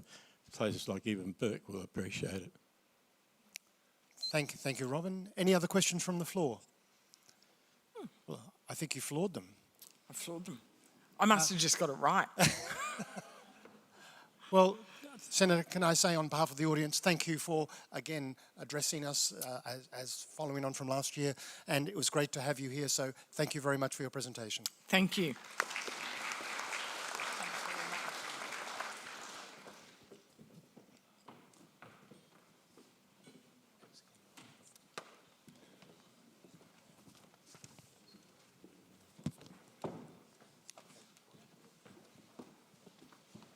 Just a big shout out for those online. I know I mentioned it yesterday, but we do have people streaming in from around the Murray-Darling Basin. I just want to shout out to those. So thank you for staying online with us and being patient. Also, a particular shout out to Greg Sawyer from Tenterfield. I know he's watching. So again, hello everyone online and thank you for being with us. It's now my great pleasure to introduce NRA, and for those who are not familiar, the National Resource Access Regulator, and I hope I've got the acronym right. And we actually have two speakers, David Thomas and Sarah Flowers. David has worked for over 10 years in water resource management as part of private sector, state and federal governments. He is now manager of a priority project team at NRAS, whose focus is assessing compliance with the non-urban water metering requirements.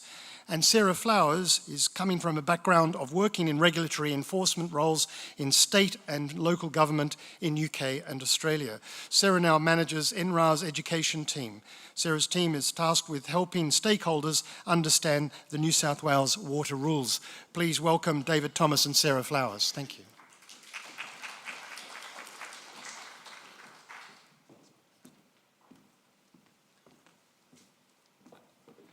Good morning, everyone. It's a great pleasure to be speaking here on behalf of the New South Wales Natural Resources Access Regulator. First of all, an apology. Our director, Keely Reynolds, couldn't be here. Unfortunately, she was ill, including losing her voice, in all honesty, this week.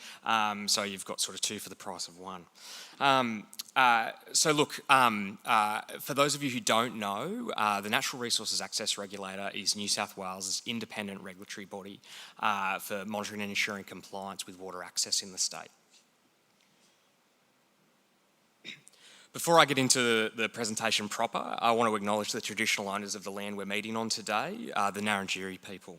I want to pay respects to elders past, present and emerging, and extend that respect to any First Nations persons who are here with us today. So we're going to cover three main things here today. We're going to talk about the early days of NRA, how we came into existence and our place in water in New South Wales. We're going to talk about shifting compliance and attitudes within the state. And then we're going to talk about enabling compliance into the future. I'm really delighted that the theme of the conference here is about cooperation. And the last part of the presentation will really talk about the opportunities for that with local councils who are here. A little bit of a potted history about water compliance in New South Wales. In 2017, there was the ABC Four Corners expose called Pumped that many of you would be aware of. That led to a couple of independent reports, the Ken Matthews AO report and the New South Wales Ombudsman's report. The Matthews report in particular recommended the creation of an independent water regulator, and 8 months after it was published, NRA came into being under the NRA Act, and NRA's board and executive was stood up. What this means in New South Wales is that there are 3 bodies responsible in water. It's a little bit of a simplification, but I'll explain it to you this way. DP Water makes the rules. They negotiate the water sharing plans and water resource plans, and they undertake licensing for select larger entities, state significant developments, major and local water utilities, for example. Water New South Wales implements the rules. Sometimes we call them the river operator. They manage most of the large dams within the state, and they issue and administer the majority of licences for the majority of water users. And NRAR enforces the rules through investigation and education roles, and we set a series of enduring and annual priorities that indicate what our focus is. So a little bit about the scale of what we do at NRAR. We're a relatively small regulatory agency for the scale.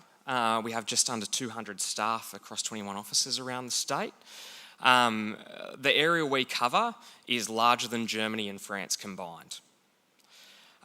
Beyond that, the number of licences and approvals that we administer is nearly, or that we ensure compliance with rather, is up at nearly 200,000. So if each of those have, I don't know, something like 5 conditions on them, we're talking about nearly 1 million conditions, which NRAR has responsibility for enforcing. So I'm going to talk a bit now about people's understanding of our role and about sort of awareness of how water is regulated in New South Wales. So I'm really pleased that following a survey we conducted this year and sort of a preceding survey in 2020, we've seen more than a doubling of the awareness of the regulator in New South Wales. And that's a great sign because water users can be forgiven for not knowing that there's another acronym indicating another agency responsible for something in New South Wales. So that's a really great sign that there's increasing awareness. Through a random sampling exercise, we found that across the state, about 73% of water users were compliant with all their conditions. And where there was non-compliance, we generally found that this was driven by administrative issues or when people just didn't know the rules that applied to them. Fortunately, we see a shifting attitude over time as well. So in the survey we conducted this year, we found 83% of water users believe it's never okay to break the rules. And to delve down into what that means at a sort of a deeper level, for those who thought it was okay, it was really only in extreme circumstances where they thought it might be okay to break the rules. That's a really pleasing indication of, I guess, a positive attitude to compliance, which is something regulators strive for. So a little bit about how now. I'm going to talk about 3 ways that NRAR's enabled a shift in a culture of compliance in New South Wales. The first one is world-class detection methods. I'm going to go into a case study about that and about what that means to the attitudes of water users. I'm going to talk about clear consequences for breaking the rules. And then finally, I'm going to hand over to Sarah to talk about education engagement and opportunities for that engagement with NRAR.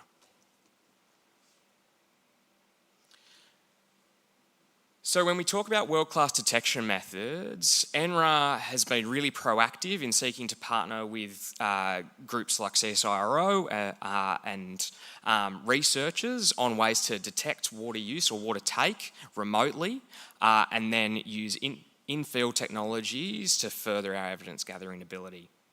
So I'm going to run through a case study from the Jemeric River in the north of New South Wales. We rely on a bunch of different satellite technologies to do the work that we do, or satellite systems. So on the screen is some screenshots from Landsat, Nearmap, and the moving one here is from Sentinel. It's got a sort of roughly 5-day recurrence interval, so basically the satellite flies overhead roughly at that interval. You can see some dams filling in the image there. We use that often, the most practical way is to observe dams filling, but there's other things we can do with this imagery as well. So NRAR was made aware in this case study of a section of the Jemeric River in northern New South Wales that between 2 river gauges there was an unexplained reduction in the expected flow from one river gauge to the river gauge downstream. It prompted us to take a closer look. It was a stretch of about 100 kilometres of river with more than 100 possible sites where irrigation was occurring. We were asking ourselves to look not just at where dams may have been filling, but where water was being applied directly to crops as well. We zoom in and we can see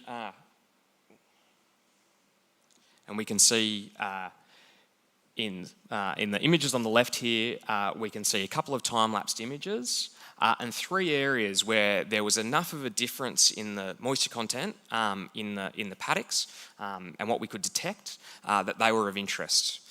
So NRAR combines both this remote monitoring technology and boots on the ground. And we sent teams out to have a look at these. Pleasingly, 2 of the 3 sites we were able to find through field investigations that the source of water for the crops was explainable, though not easy to observe remotely, groundwater and a storage we didn't expect. And in the 3rd case, it appeared that there was an issue there and the water was taken without a water order in place.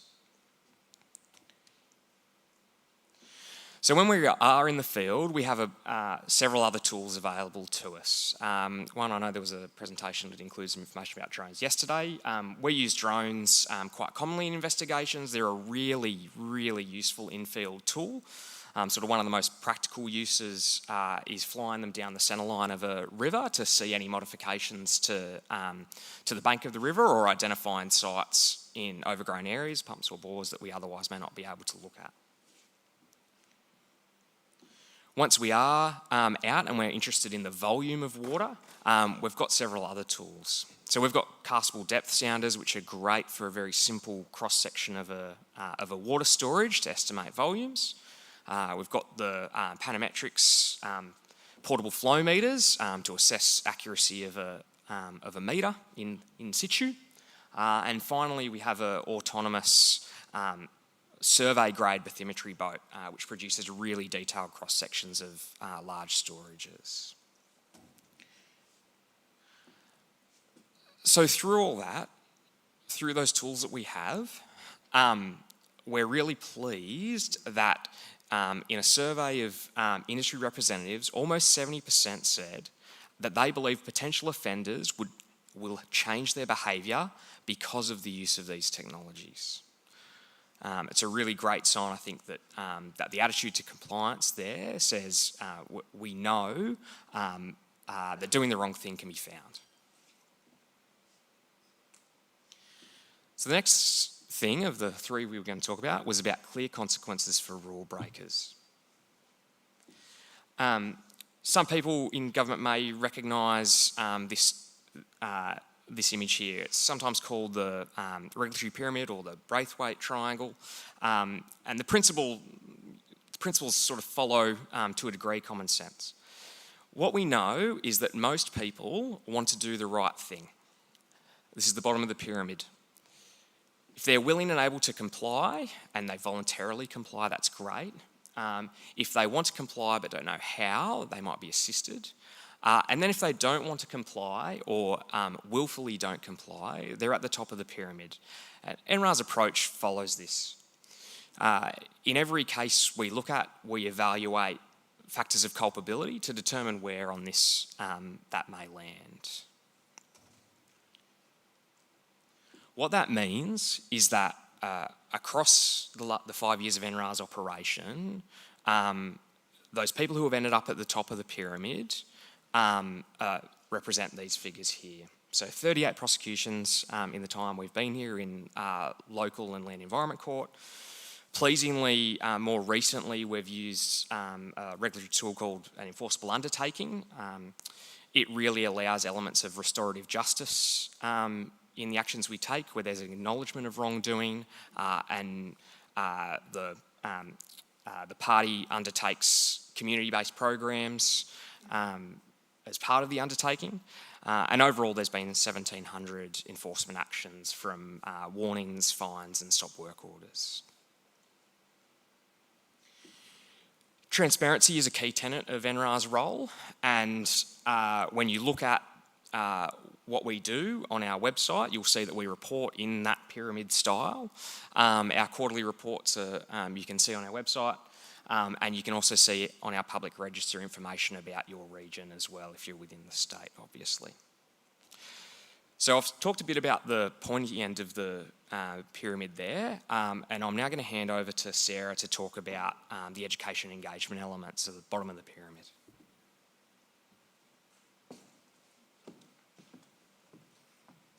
Thanks. Thank you, Dave. So as mentioned, good morning and thank you for your time today. I'm Sarah Flowers. I'm the manager of the education team at NRAR. So as Dave touched on, we know from 5 years that 5 years of operation, most water users want to do the right thing. And we also, sorry, I should move on a slide. We also know that the regulatory system is complex and people do make mistakes and there are oversights. It's fair and reasonable that NRAR should help them through advice and through guidance, and that's now a key part of our operation. So to help water users, NRAR, last year we started an education and engagement branch. So the branch is comprised of an education team, an engagement team, and an outreach program. And our purpose is to educate, engage, and encourage water users towards voluntary compliance. To this end, we've got our outreach program, which is about 30 field officers, and this is allowing us to visit up to about 5,000 properties a year. And we're able to offer guidance, educate on farm, and assess compliance. Over the last 3 years, we've also built our availability for one-to-one conversations and support to stakeholders in understanding the rules through attendance at agricultural field days across the state. And we're now offering targeted education and engagement sessions to water user groups that can be delivered online or face-to-face and provide localised information that's directly relevant to those water groups' interests. We're developing a range of handy resources to try and make it easier for water users to understand obligations. So as well as the fact sheets, website content and videos that we've created over previous years, we're now providing easy to use resources such as we've got a business card size handout that has a QR code. It takes water users directly to a very simple view web page full of categorized hyperlinks, which directs them then to the tools and the information that we get asked most about or that are most helpful to the water users. In early 2024, we will be making available an e-learning module, an e-learning option that we've developed in collaboration with TAFE New South Wales. So this tool is going to be absolutely free to use for water users, and it's going to include a series of modules that cover the range of water law topics, so such as basic landholder rights, metering, controlled activities, and those other issues. The tool's also going to feature an add-on which we're calling a compliance agent, and what that's going to do is enable users to navigate through a series of responses and give them advice and guidance to their specific questions. We're in the early stages of planning a podcast series, and we're also going to offer some translated materials, and we're hoping to make both of those available in 2024. So part of NRAR's goal is to continuously improve. And earlier, it's important when we're rolling out these tools and the face-to-face education and engagement that we measure how all this is landing with our stakeholders, and are we providing value to the community we serve. So earlier this year, we undertook a survey. Our engagement team undertook a survey, and Dave touched on a lot of the stats that we got from that survey in his part of the presentation. And that was done with our water framework partners. So we did it in partnership with Water New South Wales and the DPE Water Department. So more than 1,000 water access licence holders were asked about their perceptions of the sector and their attitudes towards the regulator. When we cut up that data and compared the difference between water users who had received an on-farm visit from us and those who hadn't, we noticed something really interesting. And we can see across the board that those who had received that visit had a much more favourable perspective about the sector and about the regulator than those who hadn't. And this gives us some reassurance that we are continuously rising to meet the principal objective for the agency that was laid out in the Act that started us 5 years ago, and that is to maintain public confidence in the enforcement of natural resources management legislation. So we know local government are a key member of the Murray-Darling Association, and that's why we were really keen to be here today. So our relationship with councils is somewhat unique, and as Dave touched on, you are a regulated entity as licence and approval holders as part of the water utility side of the service you provide to your communities. But you're also co-regulators, so your rangers, environmental health departments, and other compliance officers are also working to protect natural resources through some of the work that they do. NRA's compliance teams are moving through the state now, moving through the regions, right now visiting councils and checking compliance with licence and approval conditions. And then they'll take actions in line with the pyramid that Dave talked about earlier. We've heard over the last few days, we are moving into the dry period again, and we know that you're trying to be proactive and mindful to water security for your communities and their environment. So NRA's education and engagement team, we want to help you and your teams understand the conditions on your licenses and approvals and what is lawful within those terms. The law is complex, and we know that your staff are busy. Our education and engagement teams can meet with key council staff and provide targeted advice and education that's going to cut down time that they might otherwise have to spend online doing internet searches or waiting on hold to the licence issuer. As general managers, mayors and councillors, you can then be confident that you're leading by example and setting the standards you expect the water users in your community to follow to protect everybody's fair access to this finite resource. We also talk to you today as co-regulators. We all know that when water is scarce, it's more important than ever to ensure that everybody respects the rules and not take more water than they are entitled to, or steal water from sources that other people are relying on, or impact already stressed and vulnerable waterways by doing activities that might damage or destroy the bed and bank.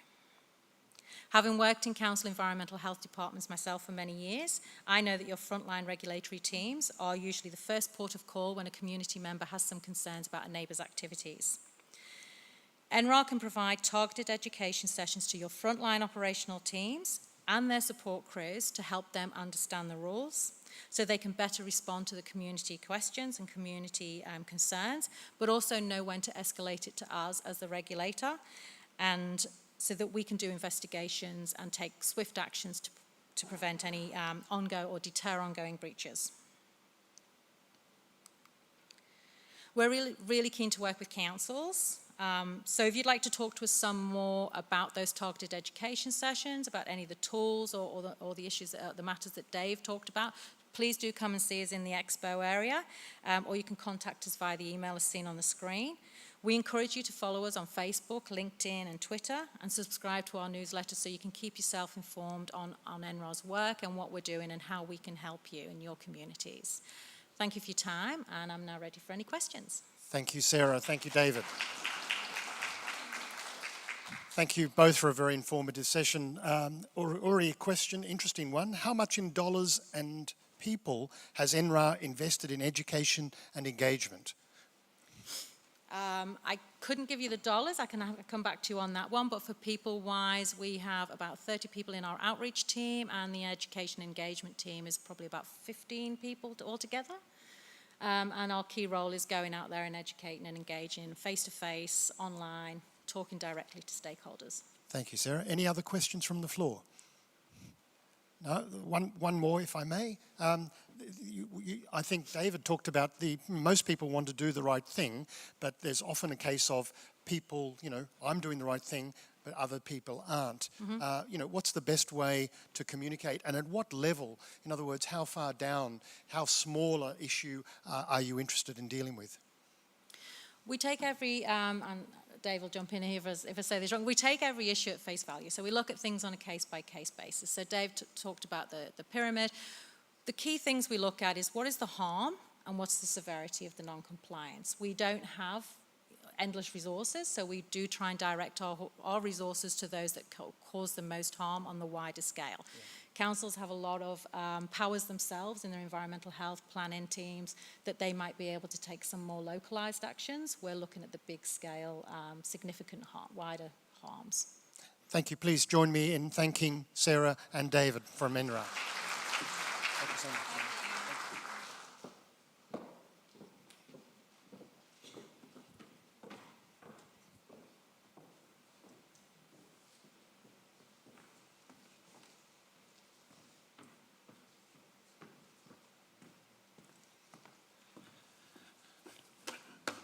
It's been said that the Murray-Darling Association is a broad church.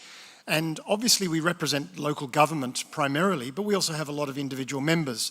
But when we represent, roughly 175 councils, local government areas across the basin, that covers a lot of territory. But really, when we represent you, the councils, we represent communities. But what does communities mean? And it's been discussed a couple of times. And a couple of people said yesterday, I think it was actually David Post, who said what really he likes about this conference is a sense of diversity, diverse opinion. It's not necessarily everyone agreeing on the same things. But the feedback that you gave me last year was we wanted to hear from a range of different views, and I certainly think we've had that. And I wanted to hear from a range of other opinions. So the next couple of speakers I think are really informative. We're going to hear from Claire Miller from the New South Wales Irrigators Council, and Peter Hayes, who's from the Almond Board of Australia. And I think it's really great to get different perspectives from across the basin. By way of introduction, Claire has had almost 40 years of experience immersed in complex and operating environments where policy, politics, community values, ecological sustainability and economic imperatives clash. Since 2011, she's worked in various roles, agricultural industry groups and regional communities. Claire has a master's degree in environmental studies and is a director on the East Gippsland Catchment Management Authority Board. To give us the irrigators' perspective, please welcome Claire Miller.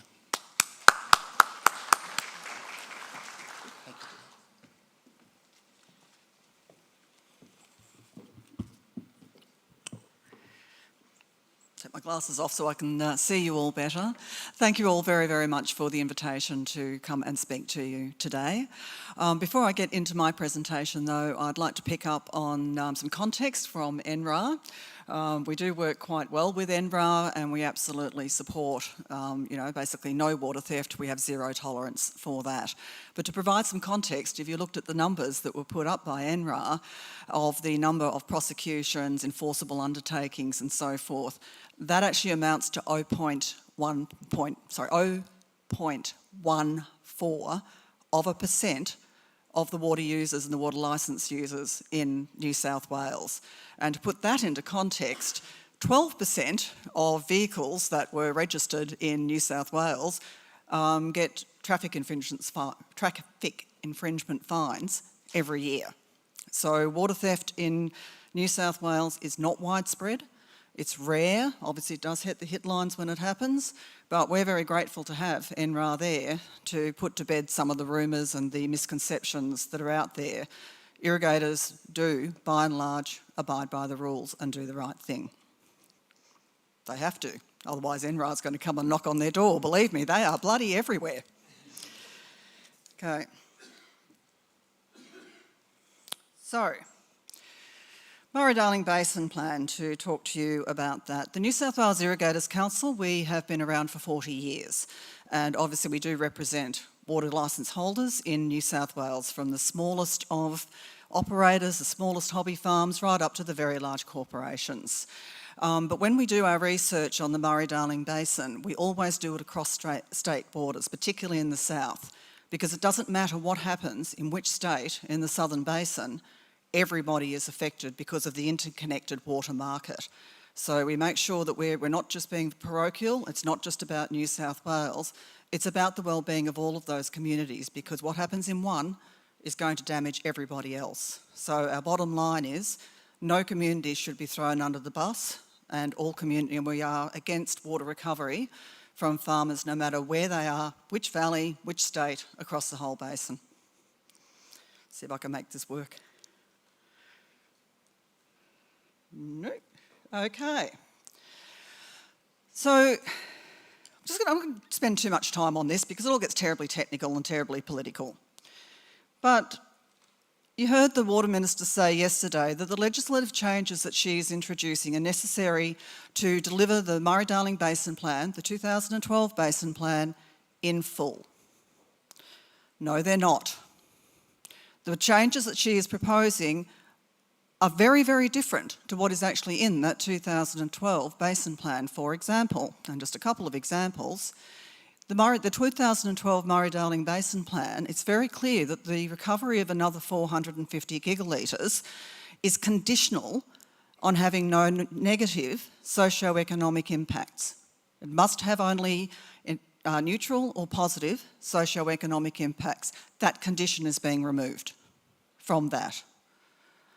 It also ties the 450 gigalitres to delivering the objects in Schedule 5, environmental objects.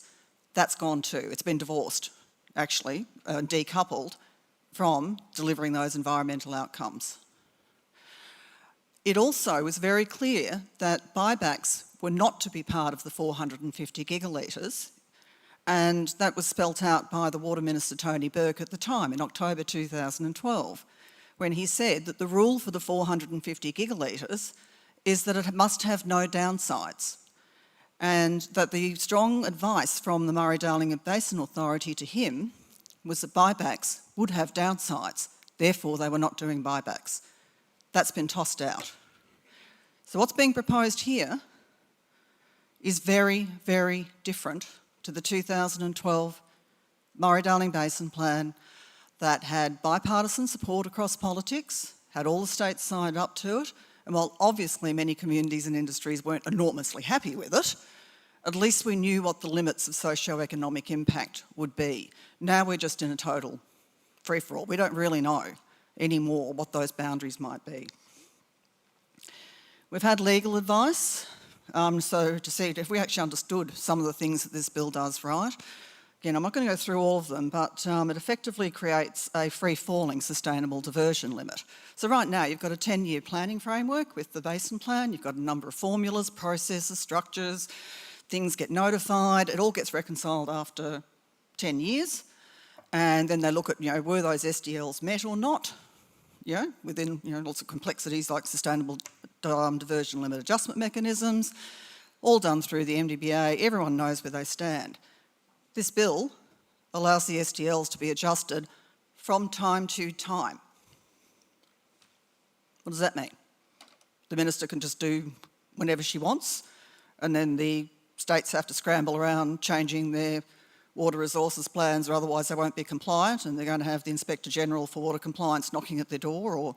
And of course, if you're working in the irrigated agriculture industry, what the hell are you complying with? How can you be sure how much water you might start being allocated? We just don't know. We feel it's inconsistent with the August agreement that's been touted as showing state support, excluding Victoria, for these changes, but we feel that this legislation goes way beyond what was agreed there. And that's because in that, among other things, they agreed that all options would be on the table, including buybacks.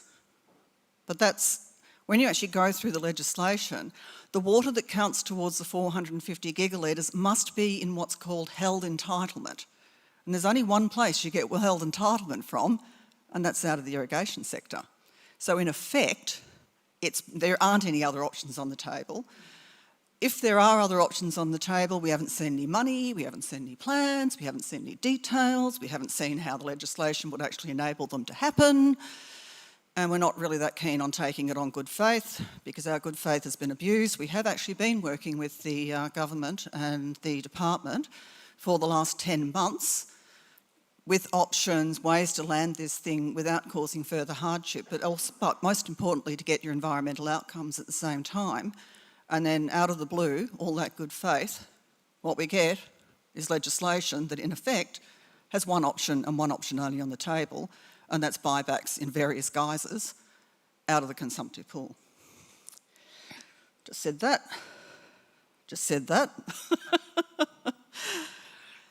And something, someone who's obviously got a background in the environment that really disturbs me here, a lot of water has been already recovered and it has delivered a lot of really important gains for the environment. There is no doubt about that. And some of those, for example, is even in that terrible drought of 2019, all the KPIs in the Basin Plan for the lower lakes were met. And that shows that that extra water that's been recovered at great hardship for communities is actually doing what the Basin Plan is designed to do. It is making the environment more resilient in drought. We're still hitting those important KPIs down the lower lakes. We are, the ecosystems and so forth can be basically kept going through extreme drought so that they're primed and in a position to bounce back as soon as the wet conditions start again, something that the Commonwealth Environmental Water Holder has talked about. These are really positive outcomes. But at the point we're at now, we can't deliver any more water through the system to deliver those envisaged additional environmental outcomes because, to be blunt, we're in a highly regulated system. You can't just flood people's properties without their approval. We've got roads and bridges and infrastructure that's in the way. So there's a whole bunch of other things that you have to do to try and get those environmental outcomes. And we're not putting any money or any time or any effort into actually addressing what are now the big key degradation drivers that would make a big difference to river health, such as carp. They're 90% of the biomass. They literally choke the rivers. They suck the oxygen out of them when you get floodwaters receding, because there's just so many of the bastards and everybody dies. They stir up the river bed and cause water quality problems, so just putting more water down the river isn't really going to fix that water quality driver, is it? And they outcompete the native fish. They're an absolute disaster. They were identified on Threatened Species Day, for example, to say that invasive species are the greatest threat to our native species. And yet here we have no time, no effort, no money, nothing going into carp management. We've got nothing going really into fish passage. New South Wales has a fantastic strategy that you could put the money into with strategic fish passages across the state, the basin. It would free up 20,000 kilometres of rivers for native fish to freely make their way around the system. We desperately need that. What happened at Menindee in March was because the fish couldn't get past the damn weir. There wasn't a passage. Now, this would make a huge difference, again, to our native species. Putting good fish screens onto pumps could save, just in a pilot we know, in a couple of spots in the Northern Basin, was saving 1 million native fish a year. Where's the money? Where's the political will to go into this sort of thing? We're not seeing it. What we've got is billions of dollars on the table to buy back more water.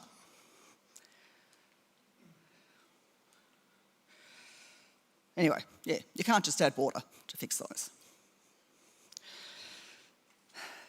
What does 450 gigalitres out of the consumptive pool, or mostly out of the consumptive pool, look like?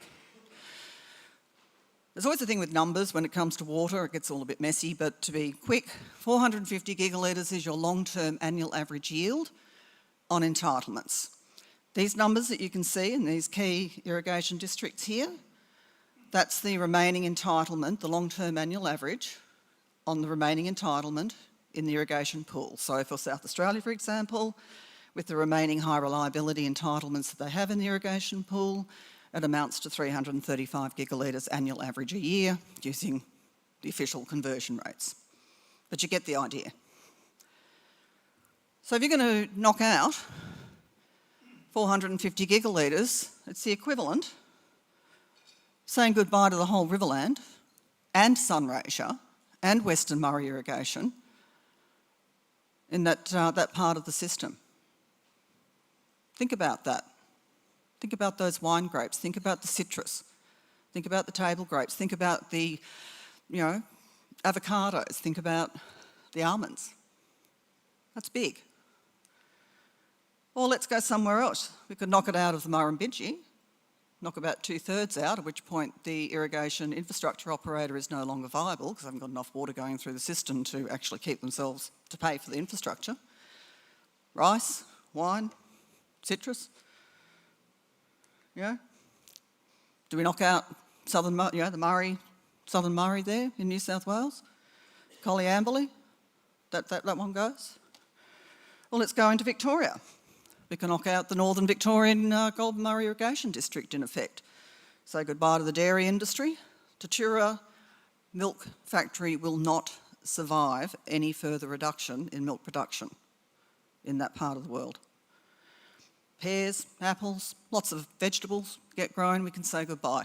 Or the alternative is we can just take a little bit from all of them and then it's death by 1,000 cuts and we'll make them all unviable. We'll leave those irrigation infrastructure operators with a rising cost base, less water going through to get their money back, they increase the costs, and as the Senator was saying earlier, farmers end up with having to pay higher water charges, we get stranded assets, and we also they are dealing with high prices in the water market. All right, I represent farmers. All of you here represent whole communities in all their diversity. So we get this, as the Senator was talking about, we get this thing, oh, but they're willing sellers. They want to sell to the federal government. Willing usually means that they're under extreme duress, such as a lot of the wine grape growers in the Riverland and also in the Murrumbidgee. They are under extreme duress because of the state of that industry. So it's a repeat of where the dairy industry was at in the last round of buybacks. People will sell the water because they need cash flow. They will sell the water because they see it's a way to retire with some dignity. Some of them might buy water or sell their water because they're thinking they might do something different kind of farming enterprise, whatever reason. But the thing is, they have a market. They can sell that water and get that capital now. There's nothing to stop them, and then that water stays in the consumptive pool and everybody can use it. The only, to be absolutely blunt, and you can't blame them, if the Commonwealth comes knocking, they know the Commonwealth is stupid enough to pay them more than what the going market rate is, because that's exactly what happened in the last lot of buybacks, and so you can't blame them, they'll sell to the Commonwealth. What does that mean, though, for all of your communities? So the farmers have gone, or retired in town, or whatever they're doing. Where does that leave all of you once they're gone, or they're out of production, or they've reduced production? We know from the Murray-Darling Basin Authority's their community profiles in 2018, we know this from their work and analysis, water recovery for the environment under the Basin Plan and previous reforms like the Living Murray resulted in 3,261 full-time equivalent jobs being lost across small town economies. So there were about 10,000 jobs lost during that period. 30% of them were attributed directly to water recovery for the environment. So that's not just farmers, that's not farm jobs, that's way down the main street. You're talking also about your hairdressers and your mechanics and your truck drivers and your little businesses in town, your cafe, etc. Your school that doesn't need so many teachers anymore. Your health services that don't need so many nurses anymore. It's right down the main street. Break it all down. So in southern New South Wales valleys, it was 648 jobs.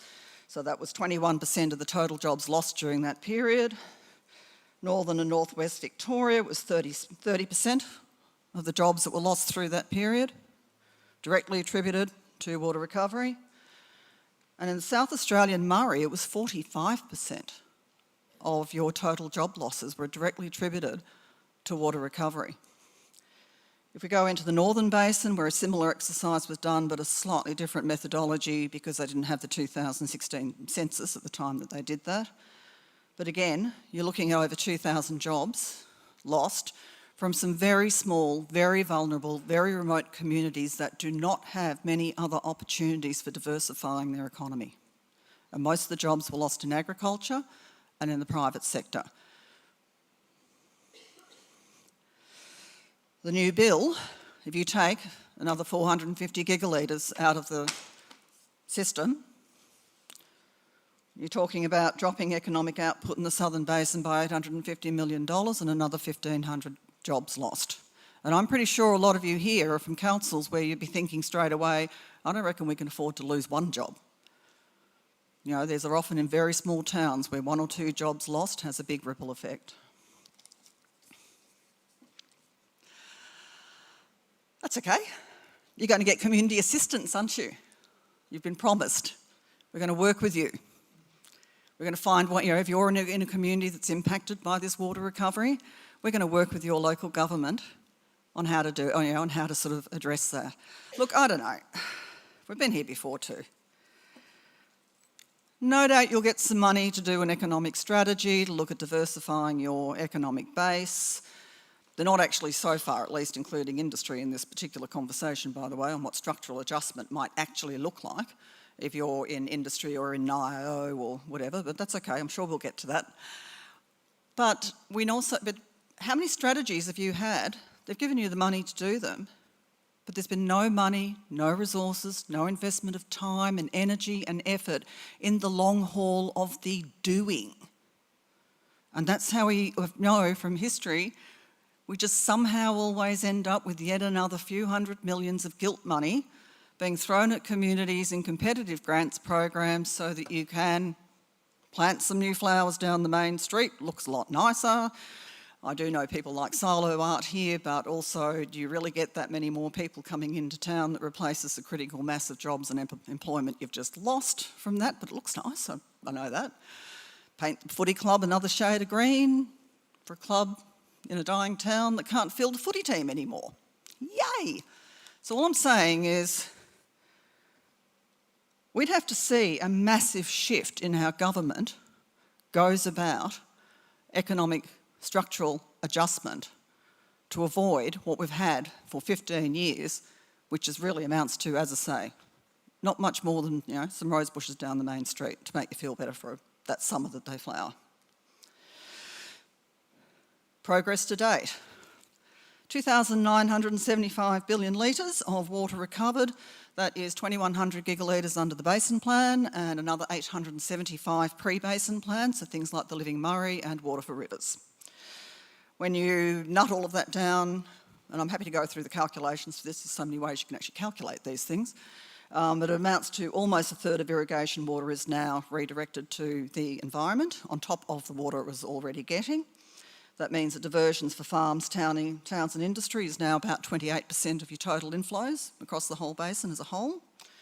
Sustainable diversion limits are in place and they are being complied with. The whole point of the Basin Plan was to set sustainable diversion limits. Water recovery was only a means to that end. It wasn't supposed to be the end in itself, separate from any other consideration. It means the environment we know from experience, we've got 10 years of it now, that the environment is much better able to withstand drought and bounce back. But we also know what that means is your communities and your farmers are now less resilient to surviving drought. There are limits to how much you can adapt, and I think we're at that limit now. Now, I do like to try and be positive here. There's things to celebrate about the Basin Plan. There really are. As I said before, we're meeting the KPIs in the lower lakes, even in severe droughts.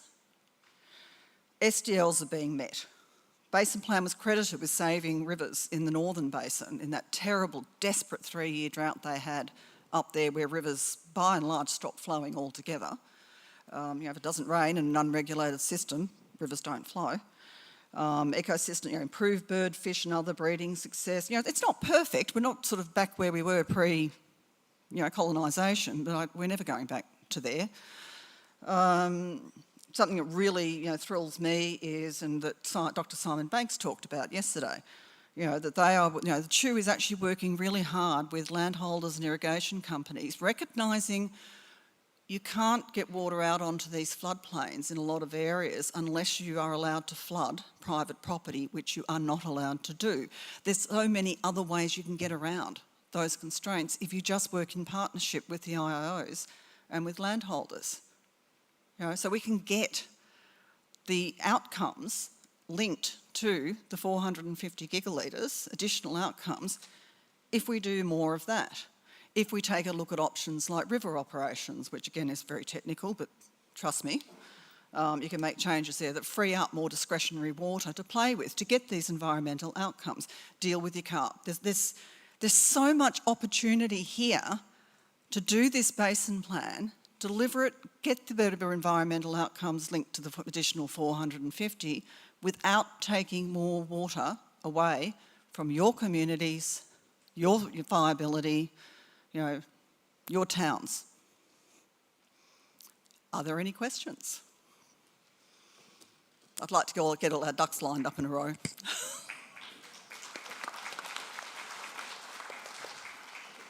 Thank you very much, Claire, for that insight from the irrigator's perspective. Happy to take questions from the floor. Yes. Yes. I believed, Linda Yates from the Southern Region 7, South Australia. I thought that the original idea of the 450 gigalitres was that it was demanded by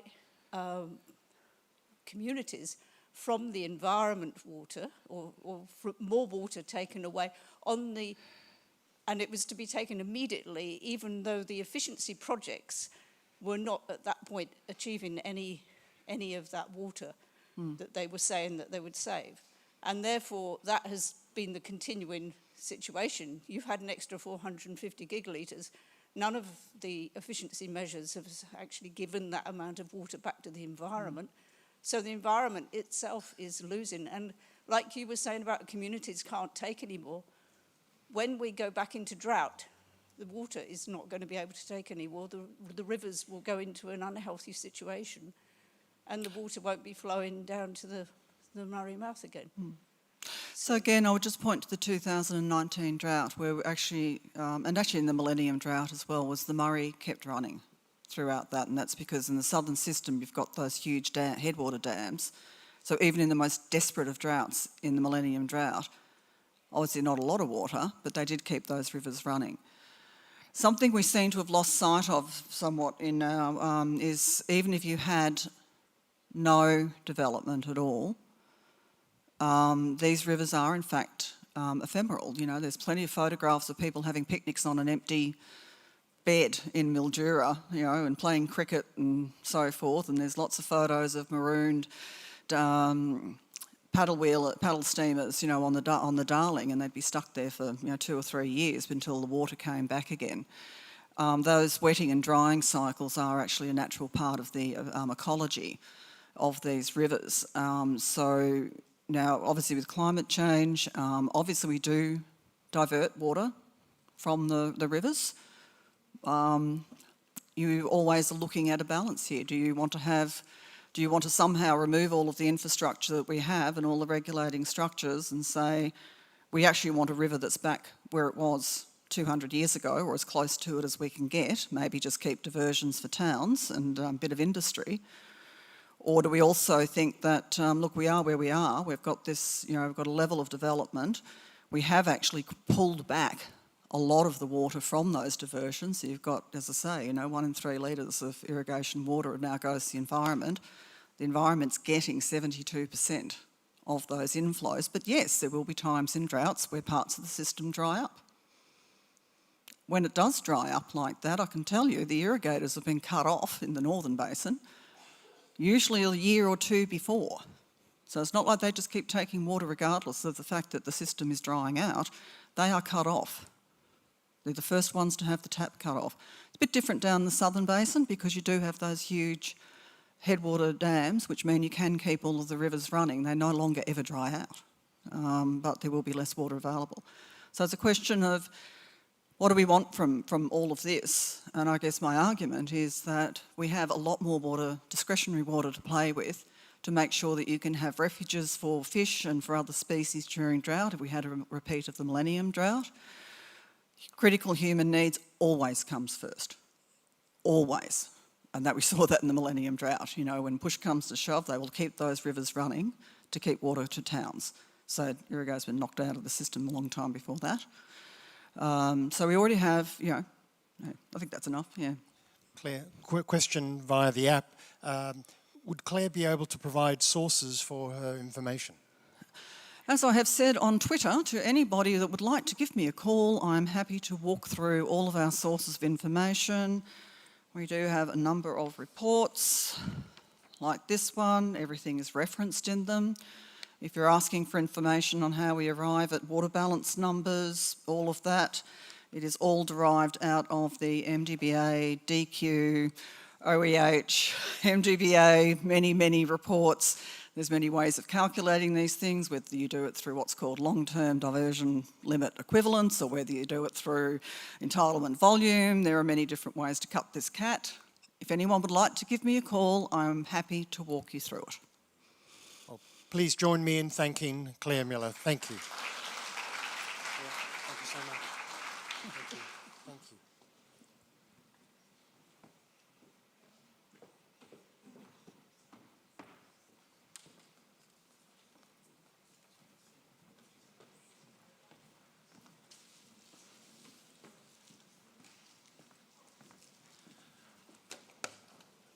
Another hot topic in recent years has been the type of crop that we grow. As we've shifted from, I guess, citrus to grapes and now almonds, there's been a lot of controversy over that. But I can think no one better qualified to talk about almonds and the perspective of almond growers than the chair of the Almond Board of Australia, Peter Hayes. Peter has an extensive experience across education, training, R&D, investment and management, viticultural operations, government industry affairs in a 30-year career in the wine industry. His career appointments include State Viticulturalist, Agriculture Victoria, Executive Director, Grape and Wine Research and Development Cooperation, Director of Viticulture, Rosemount Estates, National Viticulturalist and Industry Affairs Manager, Southcorp Wines, now Treasury Wines. He has also been an active promoter of R&D and professional development activity, contributing to adaptation and innovation within the wine sector, and more broadly, including with clients in Australia, India and the UK. Peter was appointed to the Almond Board of Australia as its independent chair in February 2020. He's the chair of the advisory board of Charles Sturt University's Galbally Institute and a board member of the One Basin Cooperative Research Centre, as we heard from Professor Mike Stewardson yesterday.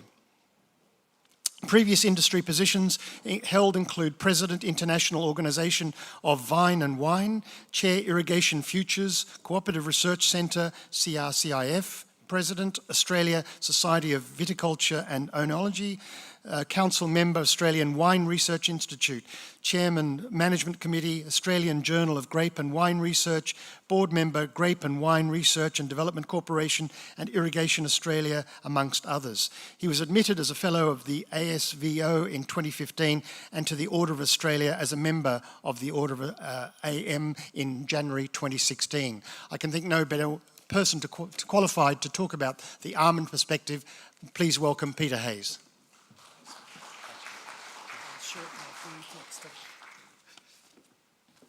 I hate listening to my CV, and I promise, Mark, I'll try to collapse it a little further. Excuse my voice. Somewhere in my recent travels, I contracted Ross River virus, so I can tell you it's not fun.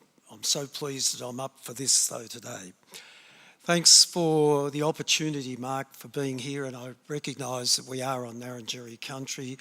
Likewise, more broadly, our almond sector spreads across the lands, the country of many, many original inhabitants of this place, and I likewise signal respect there. So the opportunity to speak with you, I think, was afforded exactly through a meeting almost 2 months ago where Mark and I sat on the corner of a table at the One Basin CRC planning and first annual conference meeting in Albury, when Mark said to me, said to the table, those almonds, they're pretty outrageous users of water. And I said, well, I better declare an interest, I suppose. The reality being that I think almonds, like so many things, tend to be misunderstood. Not deliberately necessarily, but everyone likes a target, and I think for obvious reasons we are a target at the moment. So the opportunity to come and speak with you was welcomed, even if it, with some trepidation, was welcomed even if it's for the purposes of providing a more common sort of understanding of each other. I also reflect on the fact that I was born on the Murray at Swan Hill, grew up at Nyah. I've spent a fair chunk of my time north of the Divide and in the Basin. And I think of, over the years, the sorts of changes that all of us have been confronted with. Not only have our towns changed, but our farming systems have changed. Our focus on what is the right thing to be doing as a farming business has, I guess, been radically changed since my childhood in the 50s and early 60s in the mid-Murray of Victoria. I can think of the fact that dried fruits sort of was the preeminent irrigated crop along with citrus, to be subsumed by the early waves of wine grapes. I know as we went to school, the old story was, how do you make wine? You throw grapes up in the air and they come down plonk, because we went past a place in Beverford, the old winery and distillery there. Wine grapes were not a thing back in that era. Likewise, you go further north, rice had never been conceived of as being a less than tropical sort of crop. We saw the emergence of irrigated row crops and fodder crops along the river. We now see cotton in the southern riverina that we could not have imagined before. And then if I revert back to sort of somewhere in the middle of that time, my 13 or 14 years in the Goulburn Valley, where land planing was the landscaping exercise to create opportunity for the row crops and dairy farmers of the day. We've seen these radical changes.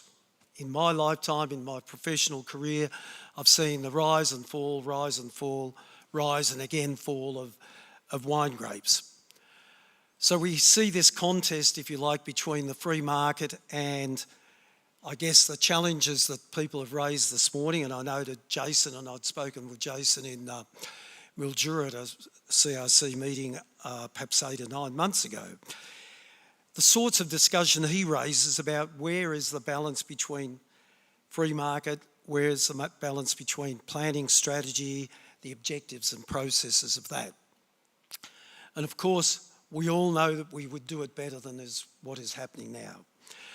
So Tim and I had a little discussion.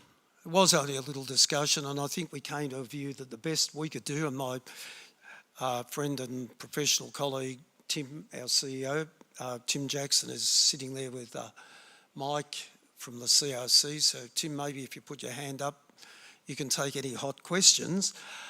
We felt the best we could do is probably give you an honest picture of what the industry's like, why people, corporations, farming families, large and small, and other newcomers might invest in it, and the sorts of things that we see are either extant or coming down the line for this industry, probably in a sense no different to any other industry that's come and gone and come back again or persisted through the time.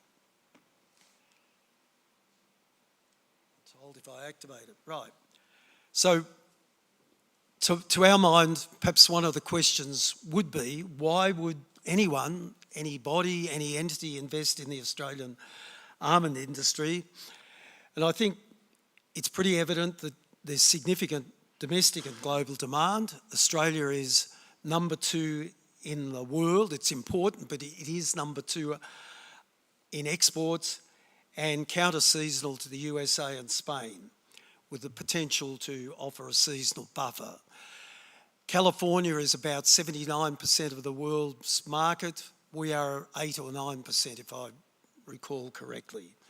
So in a sense, we are significant, we're important, but we're not the big target in the global scene.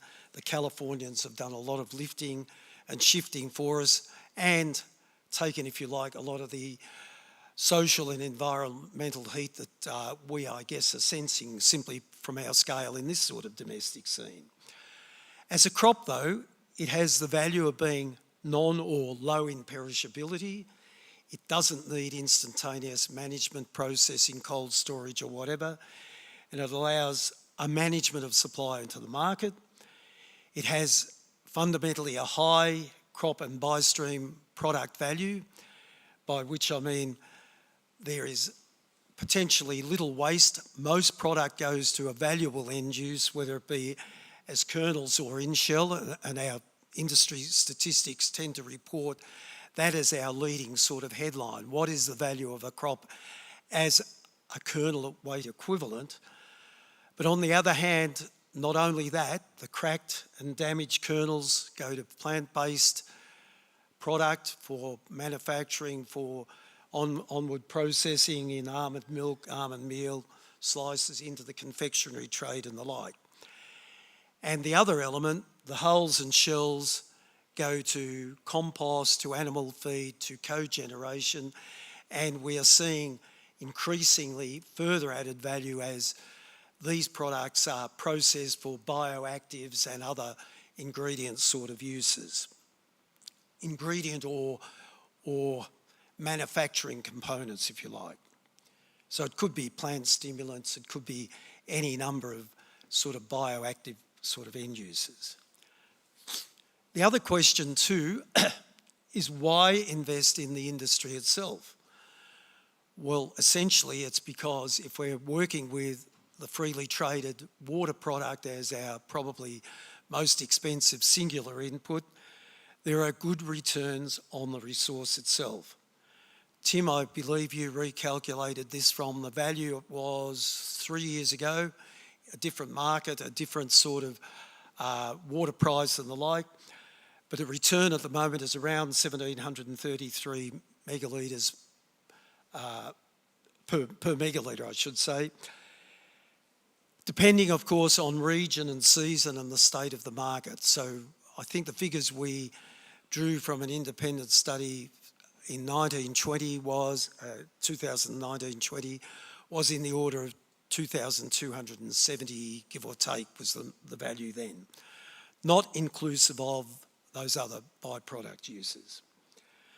Relative to much of horticulture, the high mechanisation and the high skills workforce that we utilise is an attraction. We're not necessarily dependent upon backpackers, casuals, the sorts of folks that we wish were there but are often missing.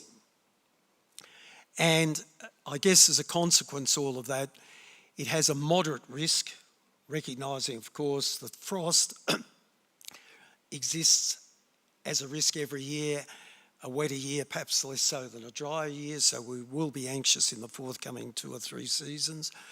The pollination challenges, and the one that I don't note, but is clearly front of mind, is the whole availability, accessibility, deliverability, and pricing of water. And on the basis of those earlier arguments, people would say our investment in almonds is more seriously managing of the risk because we have more margin to work with under limited water bases. That, of course, may create problems for others who would like access to water, so we do recognise that, but that's the reality of, if you like, our dependency on a market as the arbiter of what we do. To give you a little picture of the scale, in terms of global almond production, I did note it, our orders in that sort of sense of 7 or 8%, Spain 4 or 5%, California approaching 80%. Within Australia, macadamias are but 18%, almonds, the dominant one at nearly 3/4, and the others inclusive of, I say, walnuts and pistachios would be the remaining 8%. The industry value, and I think this is of consequence regionally, and I think under-recognised generally within the regions, is the value, the contribution, if you like, to the gross regional product, and this is the number that is generally shown here. The gross regional product in the Swan Valley in WA, one smaller producer in the west generates that, but if we look at our core ones, this data being from 2019, 2020, and that, I guess, was the number that I was quoting there earlier. This is the sorts of contribution in value and in jobs generated from the almond sector. We see also the trend of almond value over time. And I will go a little further into showing you some of the numbers of what we see as a sort of landing point for the current development. Where is this production? Well, as inferred by that, dominantly in the Riverland in this very state we're in, around about 19%, and historically, I guess the dominant part, which was then subsumed by Sunraysia in Victoria, currently at about 56%, and more latterly in the Riverina, around 25% of our production is now based there, or production area is now based there. The actual growth of the industry, and of course its rapid growth means it rapidly attracts greater attention, has been significant. From only 3,500 in 2001, we're at, as a result of a recent, very, very detailed survey commissioned by the Almond Board of Australia through an experienced US entity that combines satellite and on-ground validation. The numbers we would express with reasonably, well, not reasonably high, very high confidence, plus or minus maybe 100 hectares, 200 hectares, is currently at that with a project that was finished within the last month or two. Our projections based on that and the knowledge of area currently in the ground but not yet bearing suggest it will probably peak out at around about 70,000 hectares in 26-27.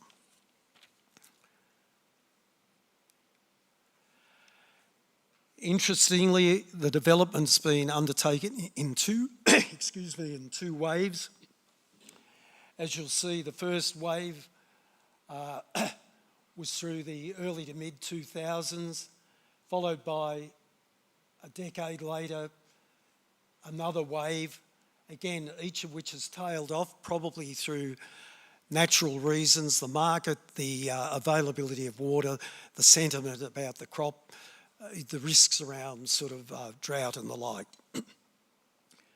So not unlike booms we've seen in other sectors, you see similarly in this, recognising, of course, that almonds being a perennial crop with perhaps a life of 20 or 25 years, it's not the same as simply flipping in and flipping out of annual crops. The recent plantings by hectare per region again reflect that sort of ageing of a region, the advent of a new region, the moving on to yet another fresher region. So it has, if you like, a series of successional steps in the development and the establishment, the consolidation, and if you like, I guess the sorting out of which regions are going to survive in the longer term.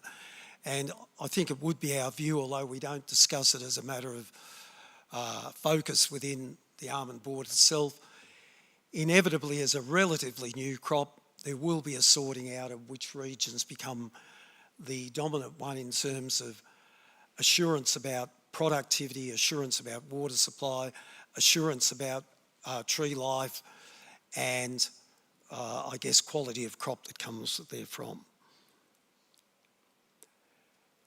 That's simply another one, again, highlighting the age profile, and you'll note the point I'd made earlier is beyond 25 years, the productive life of orchards is perhaps in question, and people typically are looking at stretching to 21 to 25 years as the life of the crop. In terms of forecasted tonnage, we're currently looking at the potential to generate close to 200,000 tonnes, and by 2032, perhaps 220,000 tonnes of crop. So again, that would leave us very clearly as number 2 in the world, and depending on the adjustments going on in California, our percentage relative to them may vary a little.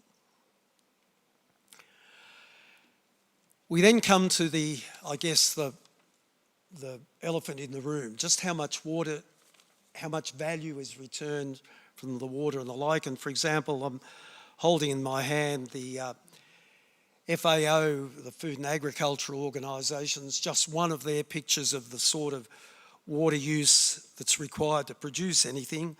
It ranges from, I think the lowest thing I've got here is 13 litres for a tomato, 35 litres for a cup of tea, almonds or other nuts don't cop a mention here, a potato 25 litres, a bag of potato crisps 185 litres, a hamburger 2,400 litres. Fact is, most of our food crops, well, in fact, all of our food crops require a lot of water. That's just the nature of the beast. Unless you're growing in very enclosed, protected cultivation systems, we as a human race consume a lot of water via the whole food chain process.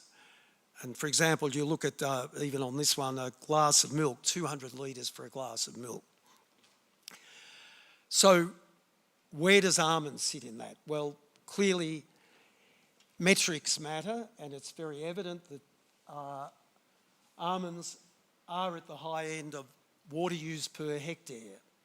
So in terms of a water footprint, this is from major California crops comparison. Someone asked about the references. This is the reference there, and it is on a further slide, and we can provide you access to that. The nuts, walnuts, almonds and pistachios all sit out in the extreme end, as does things like oats, olives, cherries, figs, a little less than that. However, noting on this axis, on a nutrient basis, this is an averaged, balanced, if you like, what's the nutrient return for that water footprint? Almonds sits out here along with pistachios and spinach as the preeminent value, if you like, return from that. So trying to compare kilograms with kilograms, litres with litres, really doesn't give you a measure of what the deal might be. It doesn't reflect what the value per kilogram or the value per litre is in dollar terms. It doesn't reflect it in nutrient terms. It's simply yet another measure that may or may not make sense, but is generally quoted. Almonds are thirsty. Look, you need X number of litres per kernel. Yes, that's all true, but get your number right if you're going to quote it back at us. What is the return in value per water delivered in? Again, what is a relevant measure? Drawing on the literature that you cannot see but is available if either via us or Mark you'd be able to make it available. There's the literature cited there. On a calorific value, the measure per comparative stuff, rice, wine, dairy and almonds. Now we might imagine that the calorific value of wine is relatively high. If we're looking at calories alone, almonds delivers more per megalitre of water. If we go to kilograms of protein, rice, well, wine, as you might imagine, might be 0. Dairy sits here per kilogram of protein per megalitre, and almonds is something of the order of 3 times greater. In terms of dollars, and again these figures were from 1920, $550 or $600 per megalitre in rice. Wine at that stage, again before this current bust and before the China embargo came upon us, was delivering just short of 2,000, dairy just short of 1,000, and almonds at the 22.90 or whatever it was that was on the figure earlier. So having a comparison of like with like in your metrics, a genuine like with like is so critical. Moving forward, just a snapshot. Again, we, like any other agricultural product, are subject to the vagaries of nature. Last season we had poor weather, terrible pollination. The overlay of the Varroa infestation, of course, was impacting the movements of bees, and the effectiveness of bees under the terrible weather, of course, was further impacted. Flooding, and a consequence of that was the biggest shortfall in our industry's relatively short history. It's also true that global prices are low and flat. The cost of production, particularly the supply chain challenges we know have increased, and we do understand, of course, the insecurity and uncertainty about water buyback. So Mark, I'm conscious that I must be getting close to time. I'll try to finish off with a couple of summary summary points. Our key issues, I won't reiterate, they're there for your reviewing, but I think we do understand as a sector that, that our key issues coming forward include the following. The Varroa mite issue's not over. The transition to management might take 3 to 5 to 7 to 10 years. Who would really know about that? But we will be impacted by that, as will any other polliniser-dependent crop. The biosecurity charges, again, the inequities in the industry pays for the breaches, whether it be imported babies' high chairs or white goods from offshore with the free-riding pests, exotic pests that we have seen over the years.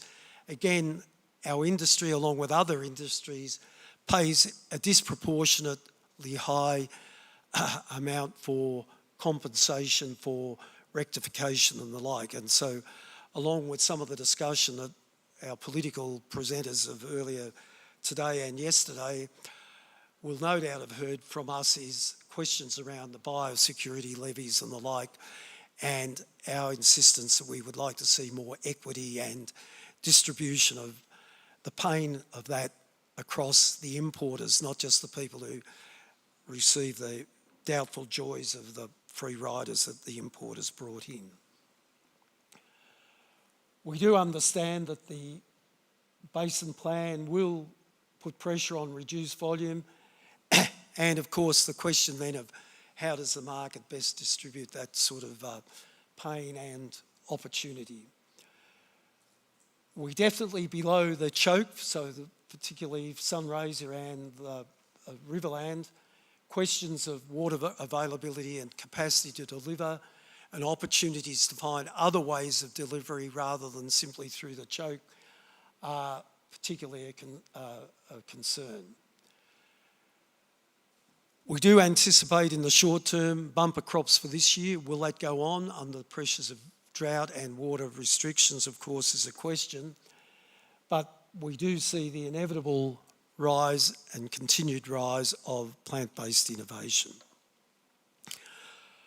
My concluding couple of slides go to things like, you've already seen that, but the question of bees, and of course one of the other charges, and we will see irregularly but not without some vociferous sort of support, that bees are plundered, the health of bees is degraded by the use of them in pollination activity. I think the very contrary consequence is the result. We find, and Tim engages with our beekeepers in a very regular and enduring sort of fashion, and the good beekeepers will recognise that their hives go into orchards, well-managed orchards, and come out better than their arrival point. So the question of exploitation of bees and the beekeepers is something that we would contest rather directly.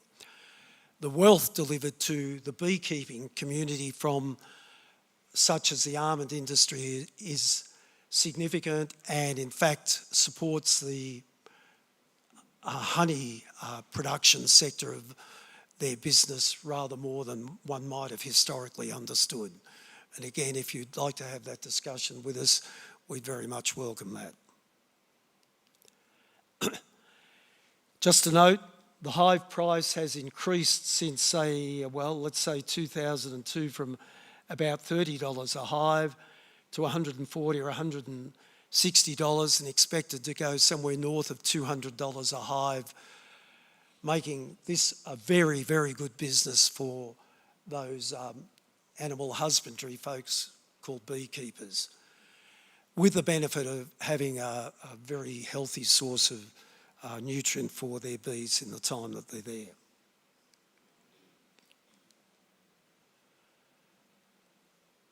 I've made mention of that. I won't dwell on it. So, what future do we see?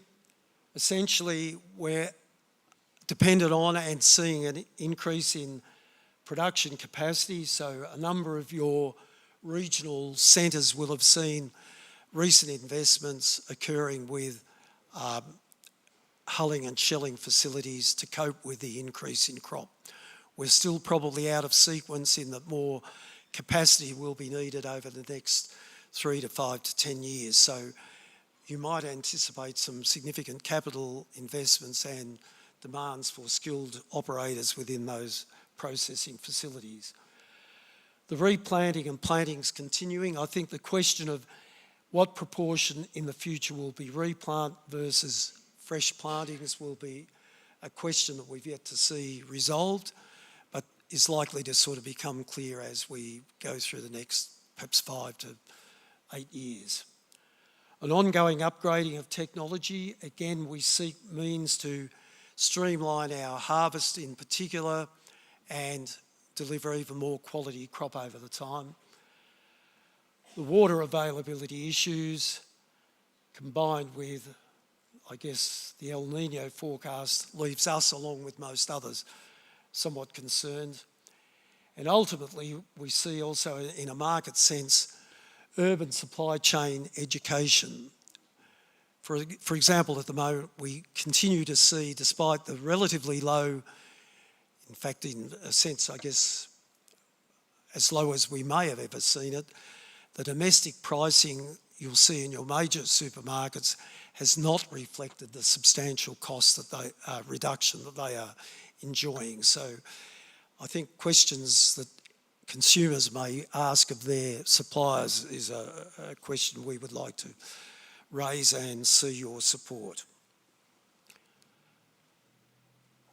We do put focus on our industry sustainability framework, and we've adopted recently the Hort 360 model out of Queensland.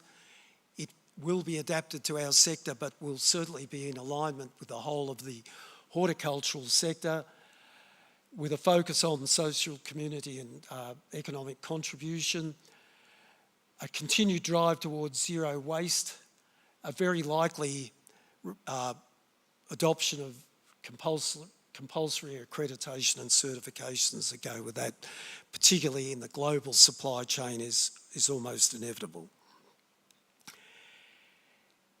And putting our efforts into this best management practice to recognise the ESG obligations. In that regard, it may be of interest that we see our largest number of growers are corporate growers, greater than 200 hectares. They are very much attuned to their ESG obligations, and so our more particular effort is how do we assist our smaller operators meet those sort of expectations.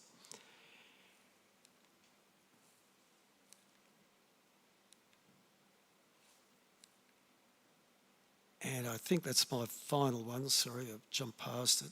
I've killed it. Is a focus on educating health professionals, so from the nutritional viewpoint. I thank you for that. Stay put, stay put. I think we've got a couple of questions, so thank you, Peter, for an insightful presentation. Thank you. Most interesting. I've got a couple of questions on the app, but they keep on disappearing. There might also be a question from the floor, but I'll try and paraphrase, if I may. This morning, Andrew McConville talked about the river system in the US, in particular California, and I think there was I think the comment was about the degradation of the river system in the US. So I think the question was, is it likely that US investors are looking to Australia to invest in the almond industry here, given the problems that are occurring there? It's probably more than likely. Reality is money in agri-business circulates quite freely globally, so whether it be a pension fund out of Canada or an investment group out of Asia or the States or wherever, that is the reality. So people are looking for where they will best place their funds. Unfortunately, well, it's a personal view, unfortunately, our major funds don't look at agribusiness as a place to put their money in the proportion or to the degree that others elsewhere do. So we, I think, would be advantaged, whether it be almonds or any other of our regionally based industry sectors, would like to see more investment from our major superannuation and other funds. Thank you. The other question was around the fact that most of the almond growings, and you talked about 62,500 hectares, has actually occurred since the Millennium Drought. So I guess in context, how do we meet the needs of the water needs of the almond industry? So should we be, are you looking at things like desalination of groundwater or such things as that to address the water needs? Well, in the first instance, I think, like most businesses, the folks in there are looking at where they buy in the market, how long, for how long do they buy, do they lease and secure their water supply that way, what sort of balance of those. There are, I think, several people looking at opportunities for desal if the cost equation becomes appropriate. And I think it must be said some of the research is being directed that way, that, for example, within One Basin CIC, Mike, if I may, there is a focus in one of the shorter term projects on dealing with brackish water for either township or for dedicated high value production, where it may be a fallback thing, not always relied upon year in, year out, but as a short-term risk, I guess, mitigation one. Thank you, Peter. I think there's a question from the floor. Linda? Yes, Linda Yates, South Australia. Just a comment about the water usage of almonds. And oats and almonds use about the same amount of water, which is a lot more than cows, but they have a lower carbon footprint because the cows put out a lot of methane. So it's probably swings and roundabouts which you want to go for. But my question was about varroa mite, and I've seen a few petitions about from beekeepers who are upset that the almond industry has been advocating for open borders for hive transport because they say it will increase the transmission of the varroa mite. So between South Australia, Victoria and Queensland, I think they want open borders for hives. So I just wondered if you'd comment. I'll try to respond, and I'll call on Tim if he may supplement, but I think the transmission of varroa has managed to occur without open borders. Generally, it would seem, and correct me, Tim, if I'm wrong, generally it would seem by people not complying with standard good practice and protocols advocated by the National Management Group, by state regulators and the like. So people either knowingly or unwittingly shifting hives because it was convenient for them to do so. And you'll see in the statement around the transition to management that that statement is made, that basically the beekeepers themselves some beekeepers themselves have taken it into their own hands, that they'll do their own transmission. Any movement across borders has been after inspection. There are very heavy protocols around that. So the biosecurity protocols are in place. The biosecurity protocols are not always adhered to. Now, Tim, maybe if you could just make a brief comment or two, if you'll allow us. Thanks, Peter. Over the past 15 months, approximately $130 million has been spent by our industry and other affected industries and state agencies on trying to eradicate varroa. In the last 2 weeks, it's been acknowledged that it's no longer possible to eradicate, which is a blow. It will increase the cost of production in the almond industry by $20 million a year. We already spend $60 million a year on pollination in 1 month. That will increase by $20 million just by having varroa. We're the only place in the world that didn't have varroa, and we tried very hard to try and eradicate it. I have my industry development manager in Canberra today working through with all the greatest biosecurity minds in Australia around how we transition to management and how we work through the problems that have just been highlighted around moving bees safely and ensuring that we don't spread it at the same time. It's going to be a very tricky situation, but we know we can lean on the experiences within California and New Zealand around how we do that. Thanks, Tim. Well, Thank you, and please join me in thanking Peter Hayes from the Almond Board.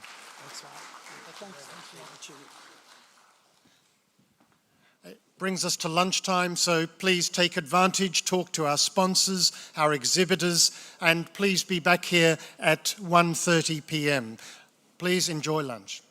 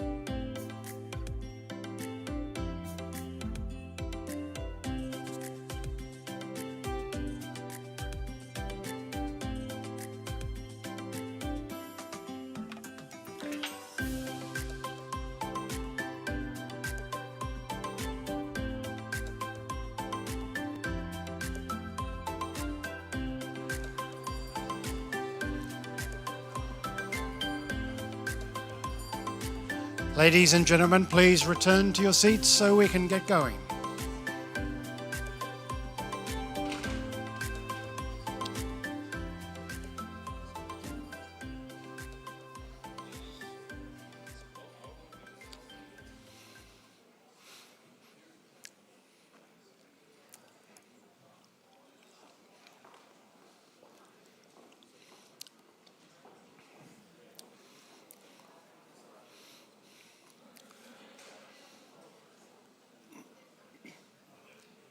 Thanks, Dave.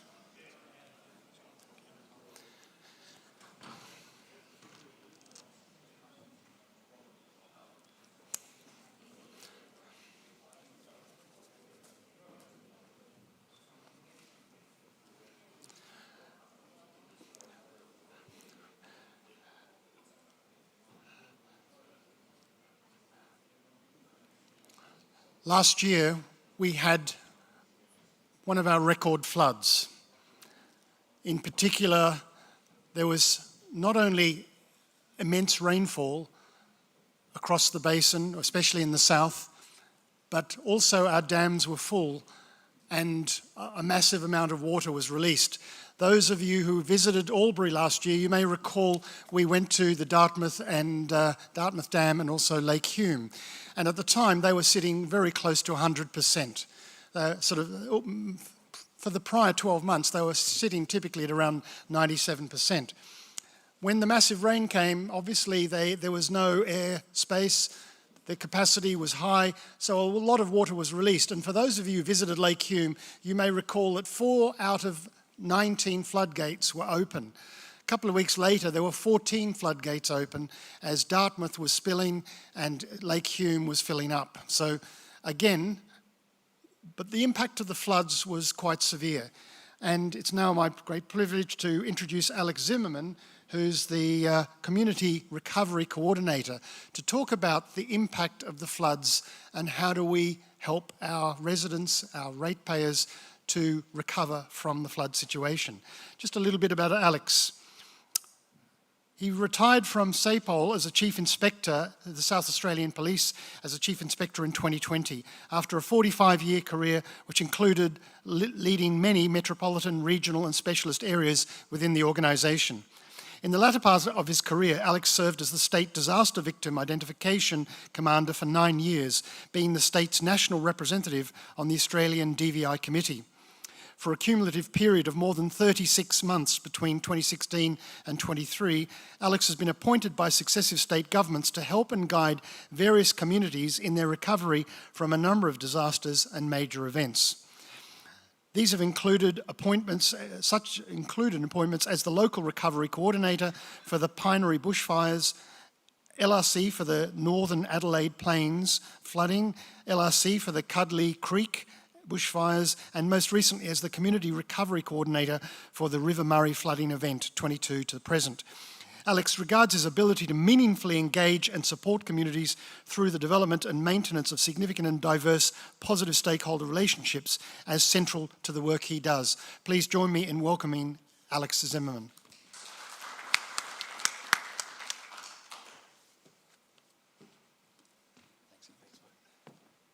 Thanks very much, Mark, and thank you all for being here today. It's always a challenge immediately after lunch, I know. All of our energy seems to head downwards to assist with our digestion, and I understand that you've had a fairly full day, so I do hope to keep your interest in the following presentation. I think that the first thing I'd like to say is that the presentation is pictorially rich, I suppose, so there are quite a few slides, so I will go through them at a fair pace, understanding I've got 30 minutes. But hopefully they will assist in informing you about some of the challenges that have confronted communities that were impacted by the flood. I'd like to also, at the outset, acknowledge that one of the reasons that we're up to a position where I believe that things are progressing very well has been as a direct consequence of some fantastic cross-agency cooperation during both the response and the recovery phase. And for those who aren't aware, the response phase is when say in a bushfire, the CFS, MFS, Metropolitan Fire Services, are putting out the actual blaze. And similarly, in this instance, it was during the peak time of the flood when the SES volunteers were in charge and responding on behalf of the government and the communities to assist in ensuring the safety of that community. And so, whilst I acknowledge the fantastic efforts of the SES and their volunteers, I would also just like to point out, and having seen many local government representatives here, that in my view, that the collaboration that we saw with local government, because many local government areas were impacted during this time, has actually set a real benchmark for the collaborative nature of local government into the future when confronted by disasters.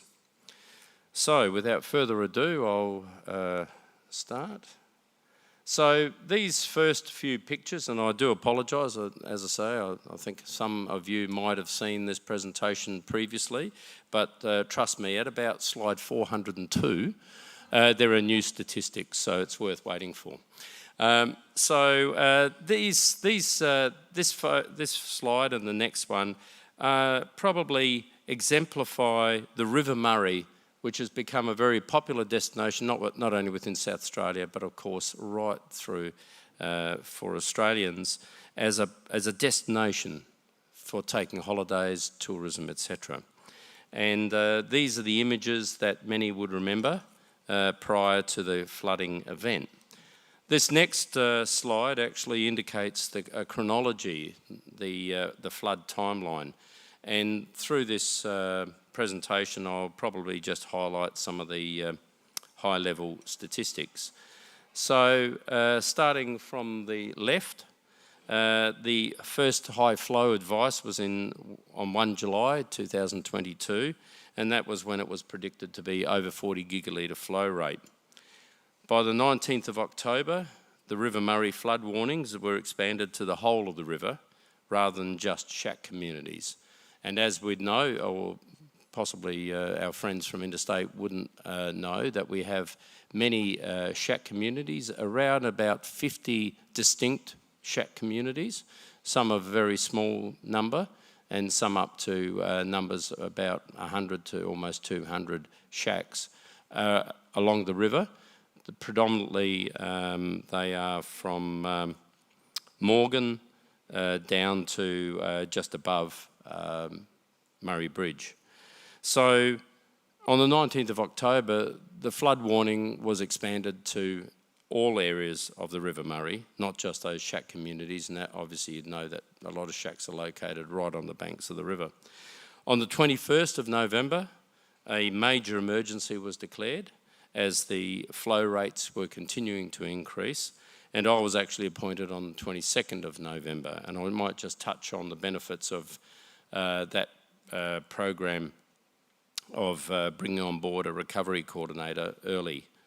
And on the 23rd of December, the peak flows of around 190 gigalitres a day appeared at the border. So this slide actually represents the system of locks that are currently in place for the South Australian portion of the River Murray, and there are 6 locks. So they're just pictorially representing their actual location. I'll see, here it is. So the majority of shack areas are from around this area, and they go down to about there.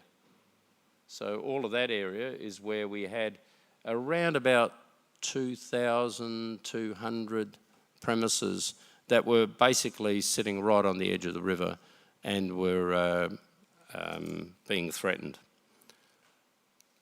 This slide actually looks at the river heights.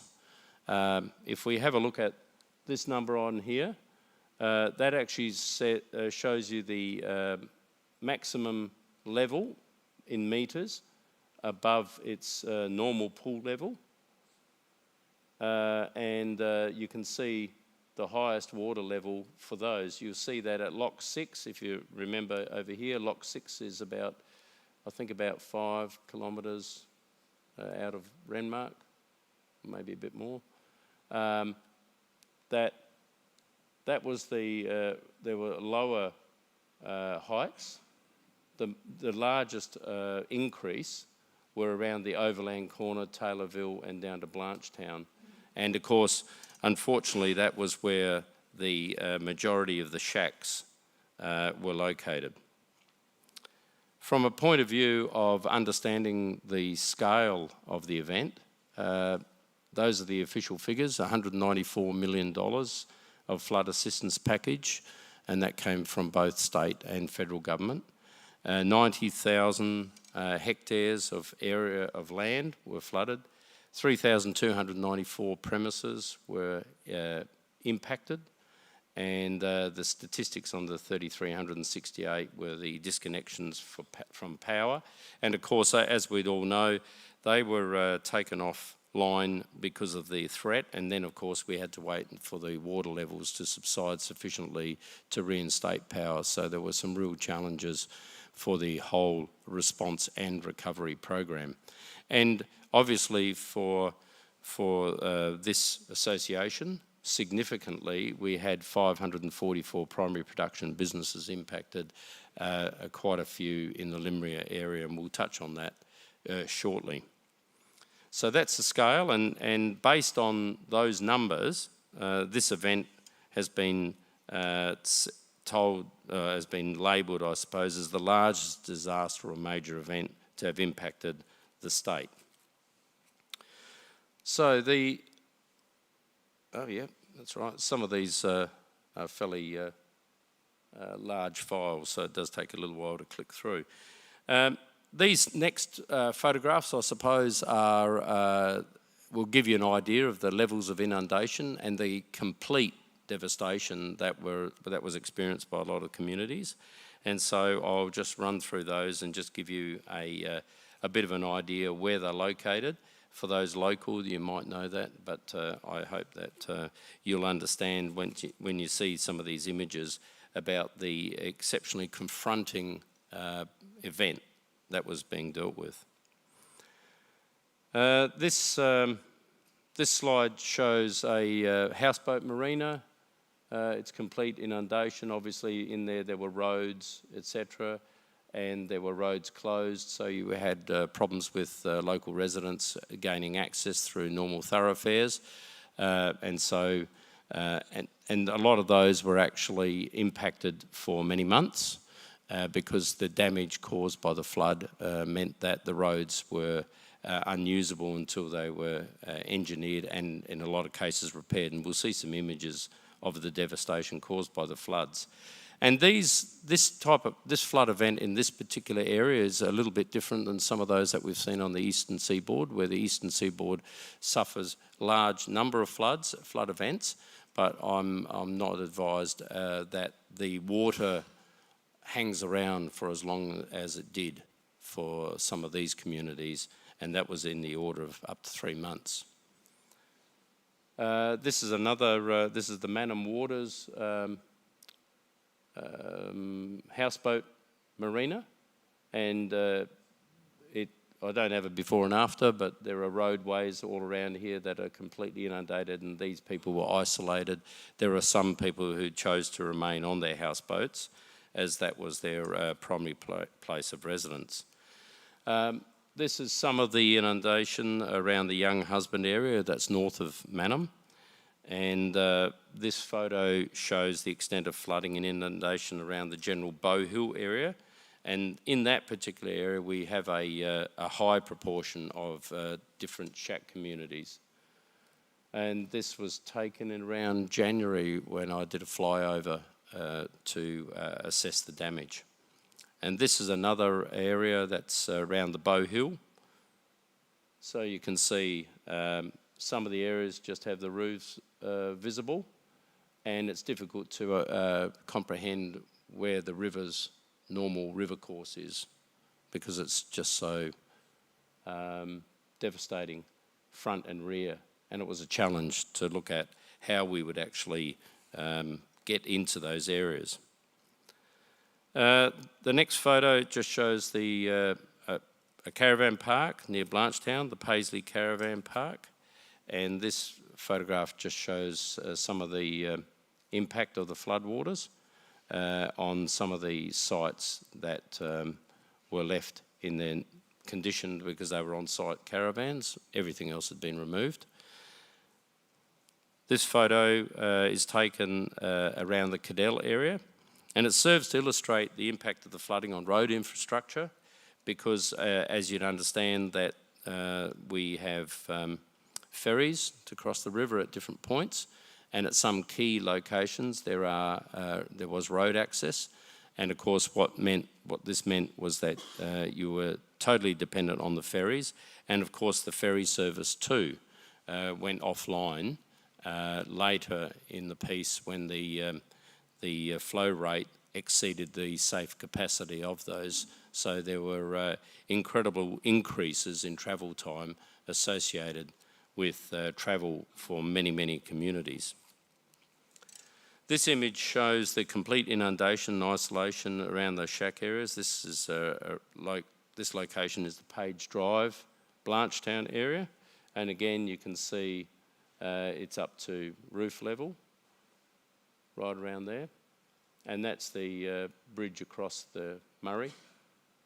And the Paisley Caravan Park that I showed you is located just on that side of the bridge.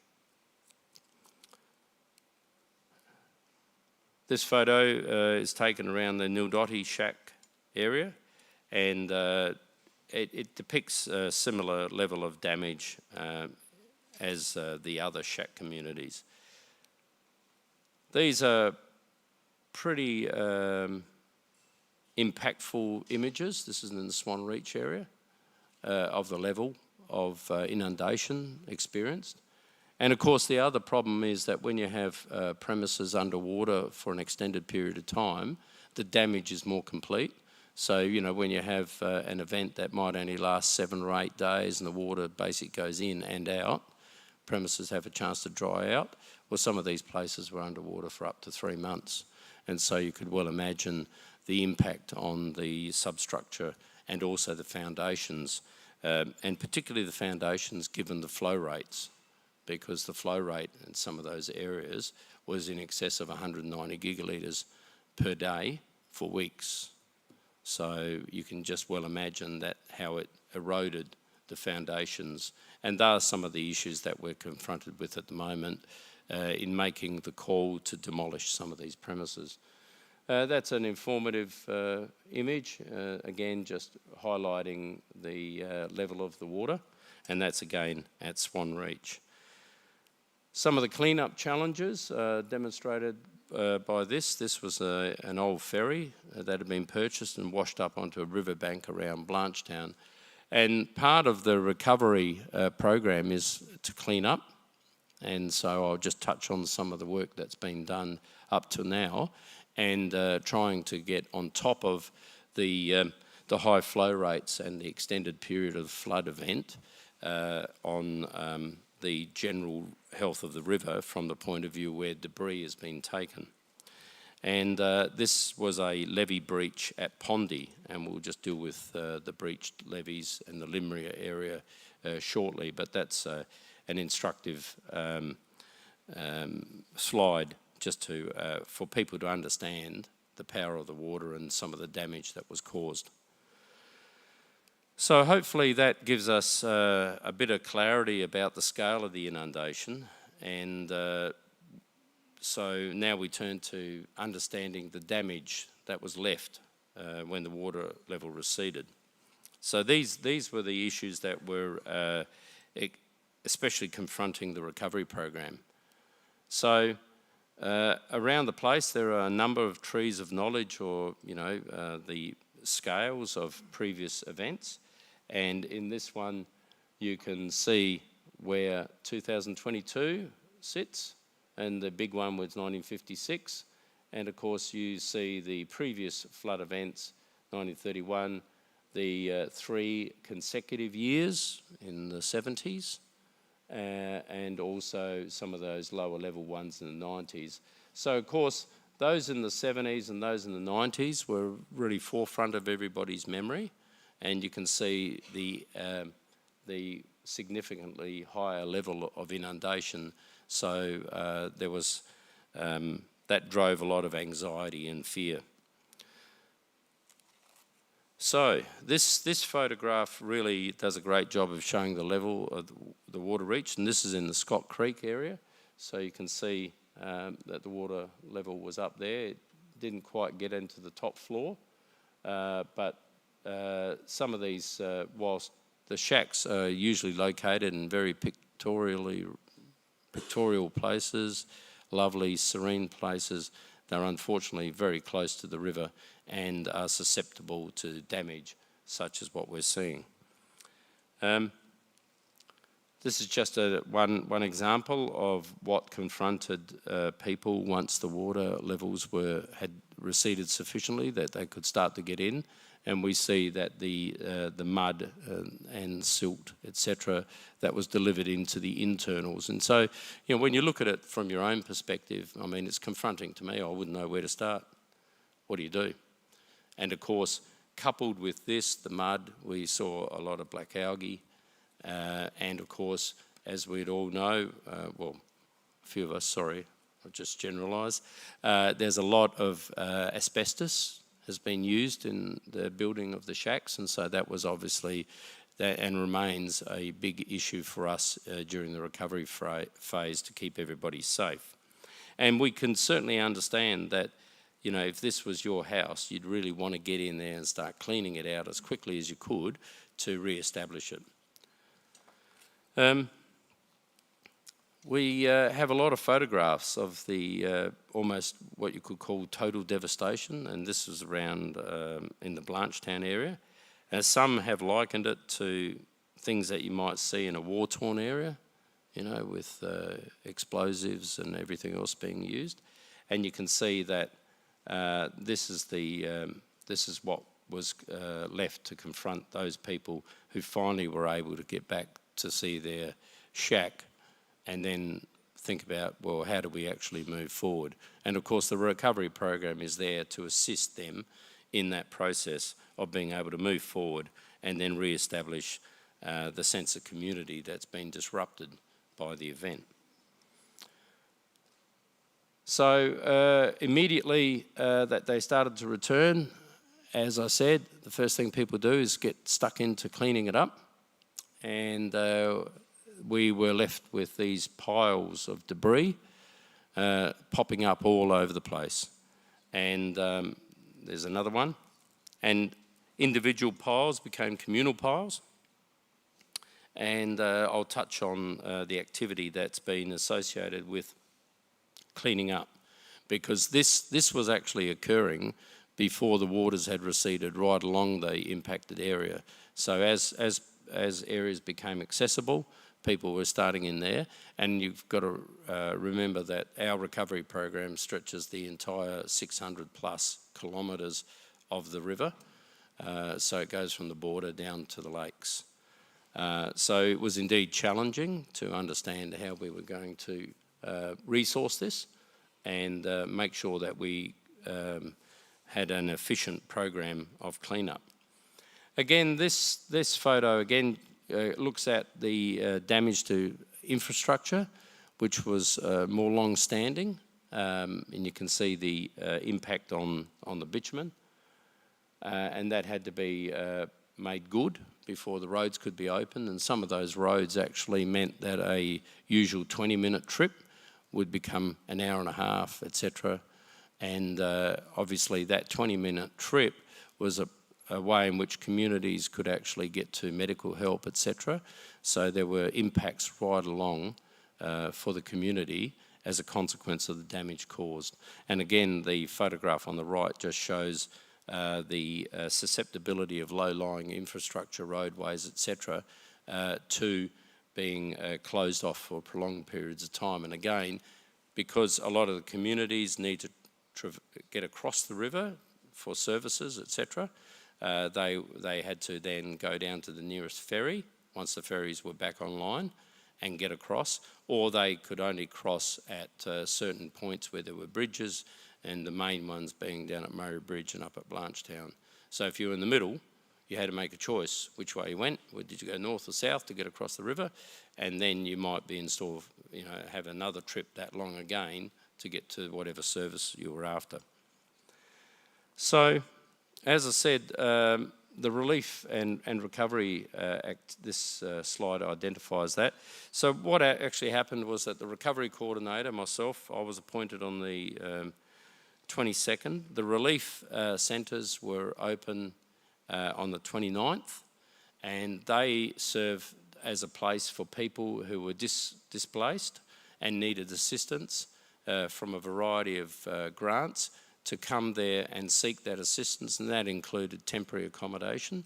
And I'm glad to say that at the moment no temporary accommodation is being provided. People have found alternative accommodation, but that was certainly a significant issue when you have a look at the total devastation of some of those areas, that we were challenged with trying to understand in the first instance the scale of the communities impacted and their needs. So the Relief Centre forms that function. At a point when the response phase is over, then technically we enter a recovery phase, and these are technical. There are thresholds for agencies and government to, put the flag up, it's now recovery. Then they became recovery centres. So initially they were at Berry and Mannum, and then the Mannum Relief and Recovery Centre moved to Murray Bridge, and currently we still have a presence at Berry and Murray Bridge, and the teams are doing a whole host of pop-ups. Given the great fair amount of distances people are requested to travel to come to a recovery centre, we've made the decision that we'll get the recovery centre to come to them wherever possible, advertise it and engage with community and individuals. So importantly, the incredible staff of the centres have had now, to the end of August, had more than 10,000 contacts with impacted people. And as well, we have a recovery hotline that's taken more than 5,200 calls to assist people, and that can direct them or assist them in looking at financial assistance and other support. Currently, the recovery staff are case managing 161 households, and by case managing, they are people and households that have very complex needs, and they may be definitely as a consequence of the flooding, but they might have had some issues before the flooding and they've now been exacerbated because of the flooding. And so we are very mindful about mental health for those people, and so we very closely manage those. Of those 161, we're still dealing with 38 very high-level complex cases, but I can assure you that the team there is exceptionally well versed and trained, and we are certainly assisting them however we can through a number of mental health organisations and other diverse organisations. And on that note, the recovery centres have collectively made 1,769 referrals to a number of other organisations that assist us in recovery.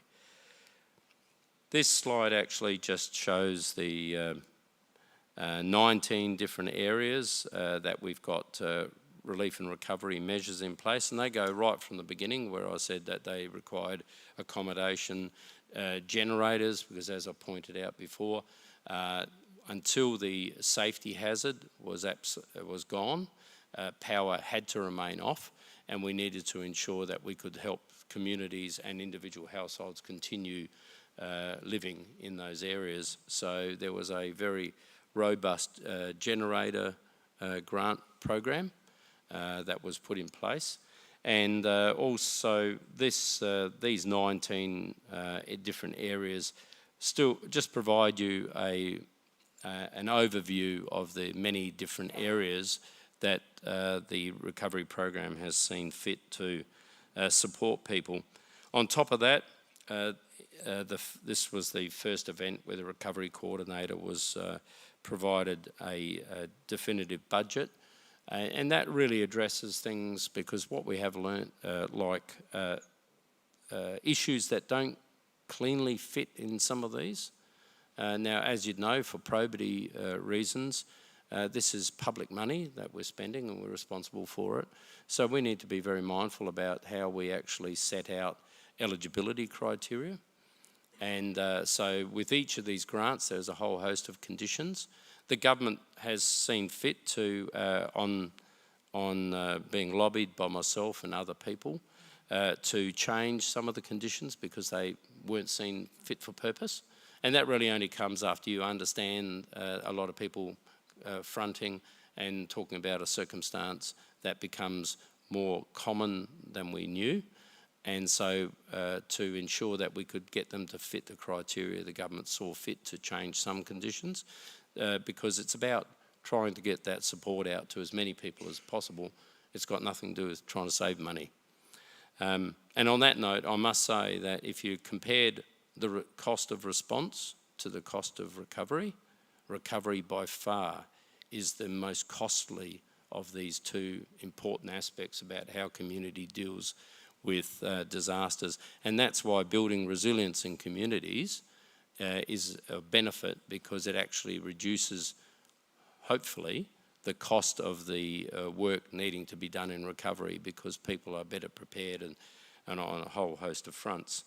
So that's there just so that you understand that there are many different areas, and as well as that, there's a discretionary budget that's mine, which I then can utilise to assist people on individual circumstances that may not cleanly fit in some of these. Now we go to flood waste management. This was as I said before, you saw this became a big challenge very quickly. We knew that people were keen, but we had no idea until we started to see those large piles develop. We actually put in place an extensive curbside collection program on the 18th of February, and this was well before the principal contractor was actually signed up, because that occurred on 28th of March, who we'd chosen to manage the clean-up and the recovery program, which included demolition of premises and the make safe provision, the safe removal of particularly asbestos and black algae. So what we've seen, and on some of that, I think, we've had so far 1,864 property owners register for the clean-up, and that's a whole, it can go from just having a building assessment, and we've actually done that to understand what the severity of damage was, and then we've actually provided the owner with that. That doesn't go to councils, that's just a relationship between the primary contractor, Disaster Management Australia, and the owner, and they get the document and that assists them making a decision as to whether to demolish, whether it's capable of being rebuilt without demolition. The curbside waste collections amounted to 9,216 tonnes. Total waste so far is 14,151 tonnes. Over 40% of that's been diverted to landfill, and we really focused on that, and 581 tonnes of asbestos has been collected. 562 property assessments have been undertaken, and to date we've had 70 demolitions completed, and we're just in the process of actually clustering them, because now we're getting sufficient number of approvals to ensure that we are going to get the scale that can show some increase in activity on demolitions. Am I running out of time? I am, good. Oh, sorry. Importantly for us, 267 workers were inducted, 250 are local. It's really important that we show a commitment to local employment and looking at buying and purchasing locally in the communities that have had a loss of trade, etc. And another issue, to your own heart, because it's in the water, is that we've actually collected 5,195 items have been removed from the river. And now that may be large red gums, it could be rainwater tanks and a whole myriad of different things, barbecues that have floated away. But we've actually removed 5,195. Of course, a lot of those trees haven't just been, removed from the river per se for good. They've been dragged other places where they can become habitat for fauna. And also we had a lot of help from Disaster Relief Australia, a group of volunteers you might have heard about, to the tune of 5,400 hours of work. This takes us to the Limria, the Lower Murray Reclaimed Irrigation Areas, and I know that you guys well know this, and there was a significant impact on those people. They comprise about 137 primary producers in that area, and it's been calculated that they provide livestock-related value production in the order of 132 million to the state economy. So that was a huge impact for the state, and the government has seen fit to ensure that there is a priority given to this area to look at how we can assist in remediation and making good some of the damage. As you can see up there, some of those levees were built in the 1940s, and I'm told that they stretch for about 107 collective kilometres. And so a lot of work is being done. We formed a committee that hopefully represents the interests of those many areas. We have 10 government levies and we have 17 private levies which were breached or overtopped. And I'm glad to advise that so far we've had 18 reclaimed irrigation areas having been completed. And we have one underway at Wellington, and the Placid, which was damaged during a high water event not long ago, is still currently under repair. And two of those impacted areas didn't require dewatering. We are working closely with those landowners, and I would hope that, I know, with recovery and the challenges being confronted by individuals, it's often we're trying to do the right thing by everybody, and we're very open to hearing about what's needed, and also open to criticism. Because, for a lot of us, this was a new type of event for this state, particularly the devastation. Even though a lot of these levees have been breached before, I really sincerely hope that those people involved with these reclaimed areas are actually seeing a commitment from government like they would never have remembered. And my job is to ensure that wherever and however possible, we can ensure that that goes on to the cessation of the recovery program. This is another example of the before and after. This is at Pomputa, just showing the scale of the repairs conducted. Going back to the River Murray community recovery, we've had, when I was appointed, and since that time we've had 18 community meetings. I was fortunate enough to also go to about 7 SES organised community meetings. That was before the flag went up, and it was called a recovery program, and that gave me a really good understanding of what the communities were, their expectations, and what they actually looked like before the flood event hit its peak. The first recovery committee meeting was on the 30th of January. We've had 12 meetings, the next one's tomorrow. I'm going as fast as I can, 57 standing members. Great that we've on Teams meetings now, because I can actually have everybody there. Otherwise it's pretty difficult to coordinate everybody to get in the same room. We also have separate committees that report to the recovery committee, and that's wellbeing and mental health. We have tourism, we have the Limria, and we also have waste management. Communication is absolutely critical. So up until now, we've produced 25 editions of a fortnightly, or it's currently fortnightly, it was weekly, newsletter to keep our communities informed, and that's in conjunction with a whole heap of other government agencies, Due, PIRSA, etc., who are also putting out information to their relevant cohort.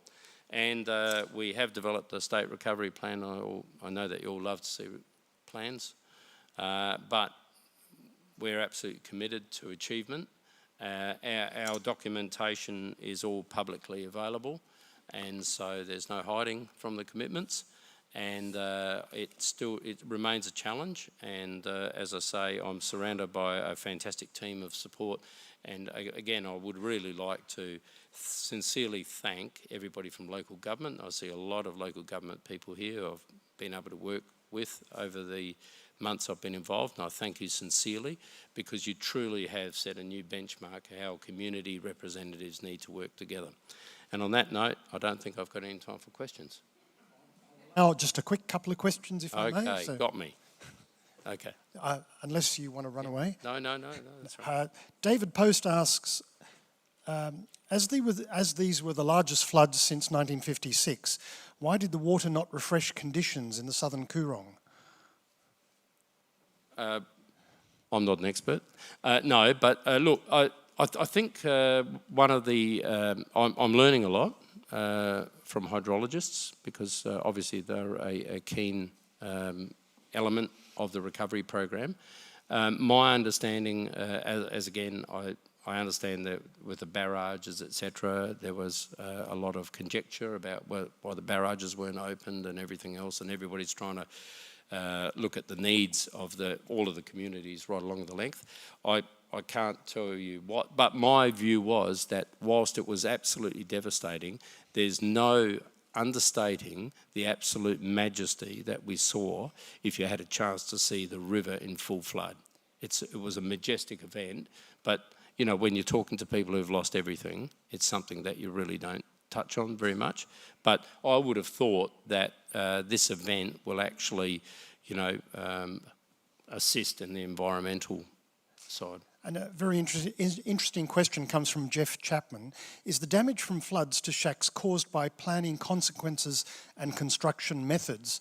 Are we not meant to celebrate river and floodplain connectivity? So I think the question is really about planning, building on floodplains, and now we're paying the price. Yeah, and look, there's certainly that issue has been raised on numerous occasions.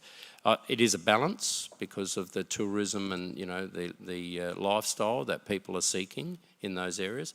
But I can assure you that our planning SA, they've changed the planning guidelines to understand what actually occurred, to again build resilience into communities. So the heights that premises can go to have been increased in a lot of areas. But rather than setting one height right across the river, what we've been able to do is do LiDAR projections around the place, not projections, the calculations, and they fed into Planning SA. So some of those areas that you saw where the river reached higher levels, the planning guidelines now allow premises to be built higher in the hope that it will reduce the impact on recovery. Please join me in thanking Alex Zimmerman. Thanks, mate. Thank you, Alex. That was a really insightful presentation into the impact of the floods. And I think communities can learn a lot from how we respond and how we prepare for such events. So thank you for your presentation. It's now my great pleasure to introduce our final speaker, and from DQ, Department of Climate Change, Energy, Environment and Water. Jackie Hickey is speaking, and she's a senior executive in the Water Reform Division, a part of the Federal Department of Climate Change, Energy, Environment and Water. Jackie is an engineer by trade who has spent most of her career in water, including a range of surface water management roles in public and private sectors across Victoria and Western Australia. It was in her early years, while working in Victoria during the Millennium Drought, that Jackie's passion for water crystallised, and she's here to talk about what comes next for Basin Plan implementation following Minister Plibersek's address yesterday. Please join me in welcoming Jackie Hickey.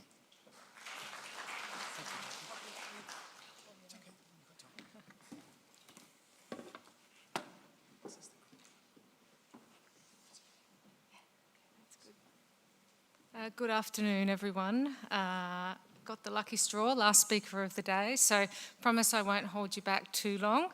I'm here to talk about what comes next for us in implementing the Basin Plan. But before I start, I want to thank the MDA and Mark Lamb for organising a stellar conference. My head is swimming from all the interesting facts and figures and insights that have been presented over the past few days. And talking about swimming, I grew up on the banks of the Murray River in Albury, and I used to spend every hot summer's day on the banks of the river at the waterworks, if you know where they are, enjoying the fresh flows of release of irrigation water in the peak of summer. So it's my pleasure to join you today at almost the other end of the River Murray, here on the lands of the Ngarrindjeri people, to talk about water. I want to acknowledge and pay my respects to the nations of the Murray-Darling Basin and to any First Nations people with us today at the conference, and my respects to elders past and present. Okay. I think this is a clicker that might work for me. There we go, brilliant. So as you heard yesterday, Australia's Minister for Water, Tanya Plibersek, said in her opening remarks, the Australian Government has forged a path to deliver or complete the implementation of the Murray-Darling Basin Plan in full, and that does include the 450 gigalitres of water for enhanced environmental outcomes.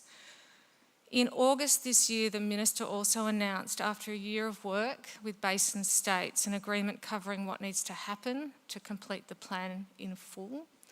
This agreement is titled the Agreement of the Murray-Darling Basin Ministers to Deliver the Basin Plan in Full, and it can be found on our department's website.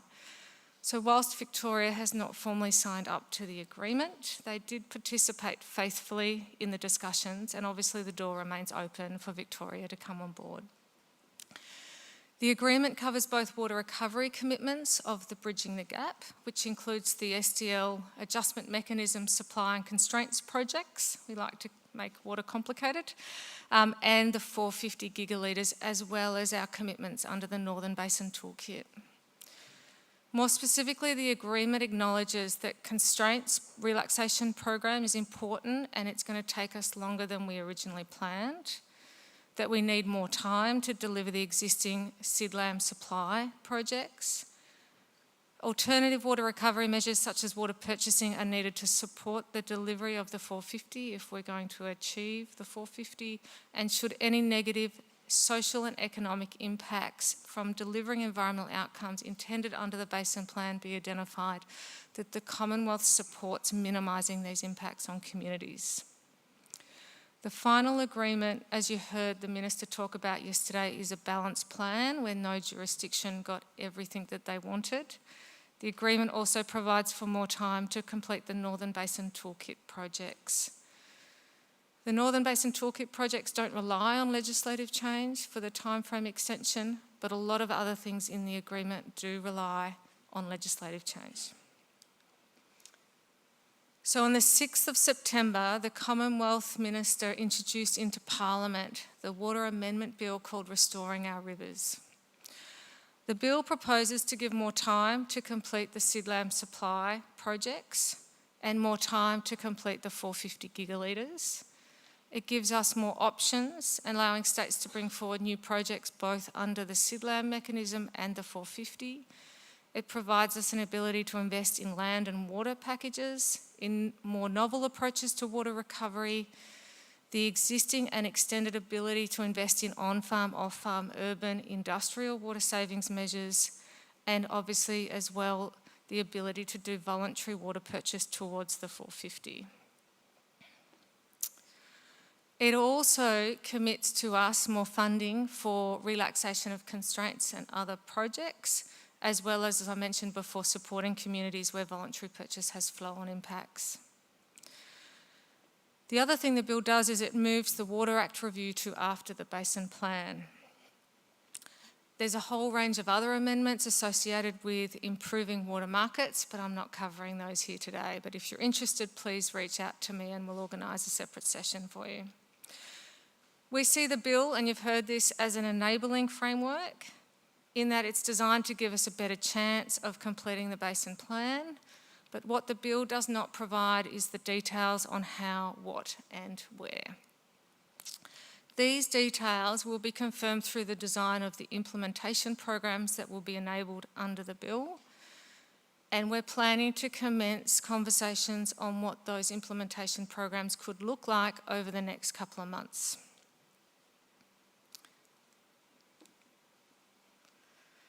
Next, I want to talk about the ideas we heard through the public consultation that we ran between May and July this year. And I want to thank everyone in the room because MDA put in a submission, and there might be several others of you that put in a council or an individual submission. I read every single one. If you haven't already, a summary of all the ideas and views is contained in the What We Heard report, and I think the team have put a copy of this across the tables. And the report is also available at our booth, if you haven't picked up one already, and on our department website. So we got 131 submissions from all corners of the basin and basin sectors. We also got some submissions from outside the basin, which just signifies the national importance that the basin has for Australia. We called on, as you know, ideas for how to complete the basin plan, including ideas of how do we fulfil the 450 commitment. So we've summarised the ideas into, I think there's 9 groups up there. So obviously we heard a range of ideas on improving river operations, and some of the previous speakers today talked about avenues to explore more opportunity within this space. We talked about, there's a section on delivering environmental water using infrastructure, alternative water supplies and new technology, more water savings projects, partnerships with landowners, protecting native fish came through very strongly. Rule changes to improve ecological outcomes, they've been very successful in the past in the Northern Basin, range of water market solutions, and then some ideas on metering, monitoring and reporting. We also heard a range of views, and these are also reflected in the report. We heard for greater flexibility in how we could deliver the plan. There was general overall support from the plan, and you've heard that from your range of speakers today, but different ideas on what full implementation looks like. There's also a range and sometimes diverse perspectives on what is the best mix or approach to the water recovery. We heard support for extending deadlines, specifically around the SIDLAM supply projects, more flexibility in what we could invest in as contributing to a water recovery target. There was a call for sustained focus on achieving environmental outcomes. There were a range of views on what constitutes value for money. There was a request to improve accountabilities. There were concerns raised over the socioeconomic perspectives, and it was highlighted the importance of collaboration across all stakeholders in the basin. There was some submissions around preserving cultural heritage and acknowledgement of the importance of role of science, data and expertise. These submissions were shared with basin ministers and basin officials as they were negotiating the new pathway forward. And so I can tell you that these submissions did inform where the states landed and has informed the Water Amendment Bill. Through the submissions, we heard a lot of ideas that were already in the works. We also heard some new and innovative ideas that could help our progress. So when you open the report, this is what you'll see. Here's an example of some ideas on alternative water supplies. So in the ideas section, there's 1 page per group. We've listed or we've summarised the ideas we've heard. We've categorised them into sort of 3 to 4 categories. Category 1 is things we can do now. It's not limited by legislation, timeframes, etc. Category 1 asterisk is we could do now, but only if we had more time extension. Category 2 is we need legislative or policy change beyond just a time extension to enable. And category 3 are really good ideas, they're important, but unfortunately they don't contribute to a water recovery target. You'll also see per page on ideas some quotes from the submissions, and here on alternative water supplies there's a quote from the MDA submission, the desire to explore the potential for managed aquifer recharge to contribute to efficient water management and increase regional water security throughout the basin. And so we have heard a lot of commentary today about the importance of critical human water needs and water security for regional towns and communities. There's also some commentary per idea group about whether we've invested in similar ideas like this before or how new it is and what are some of the known challenges or opportunities.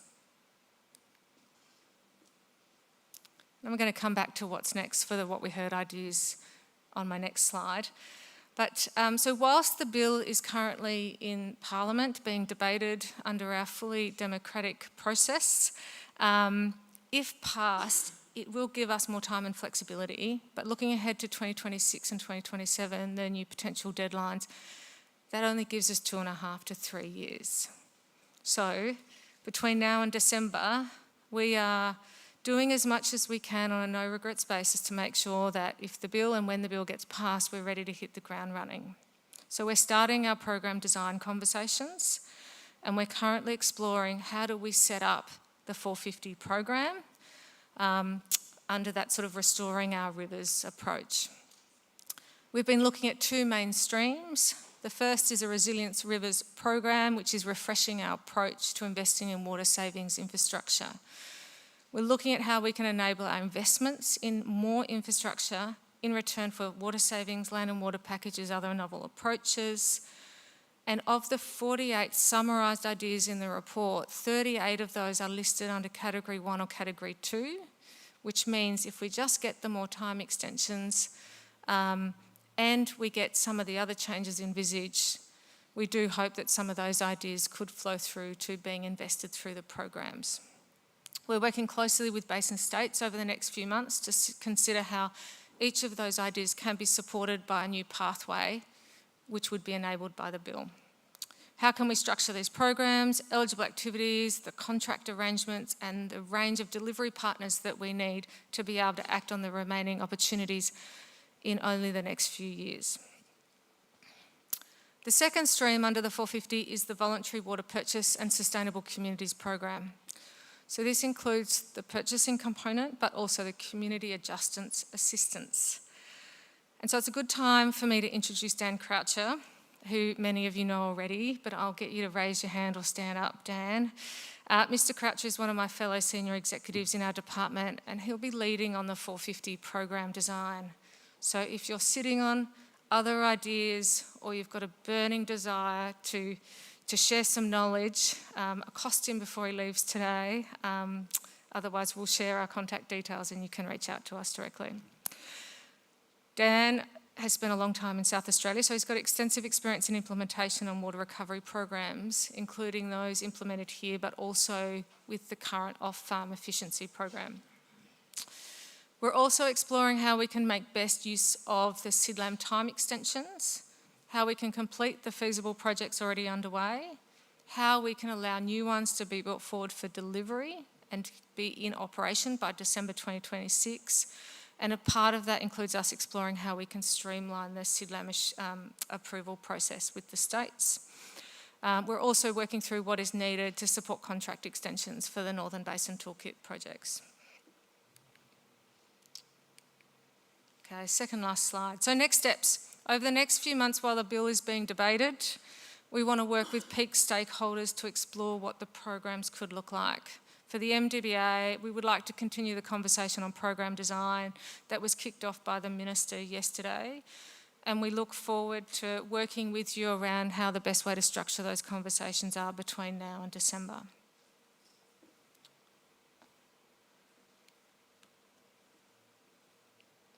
The other thing we are doing is setting up a public webinar, and that's really to support communities to be better informed about what's in the bill. Because it's being debated up on the House, for us the best way to inform communities is through this webinar mechanism.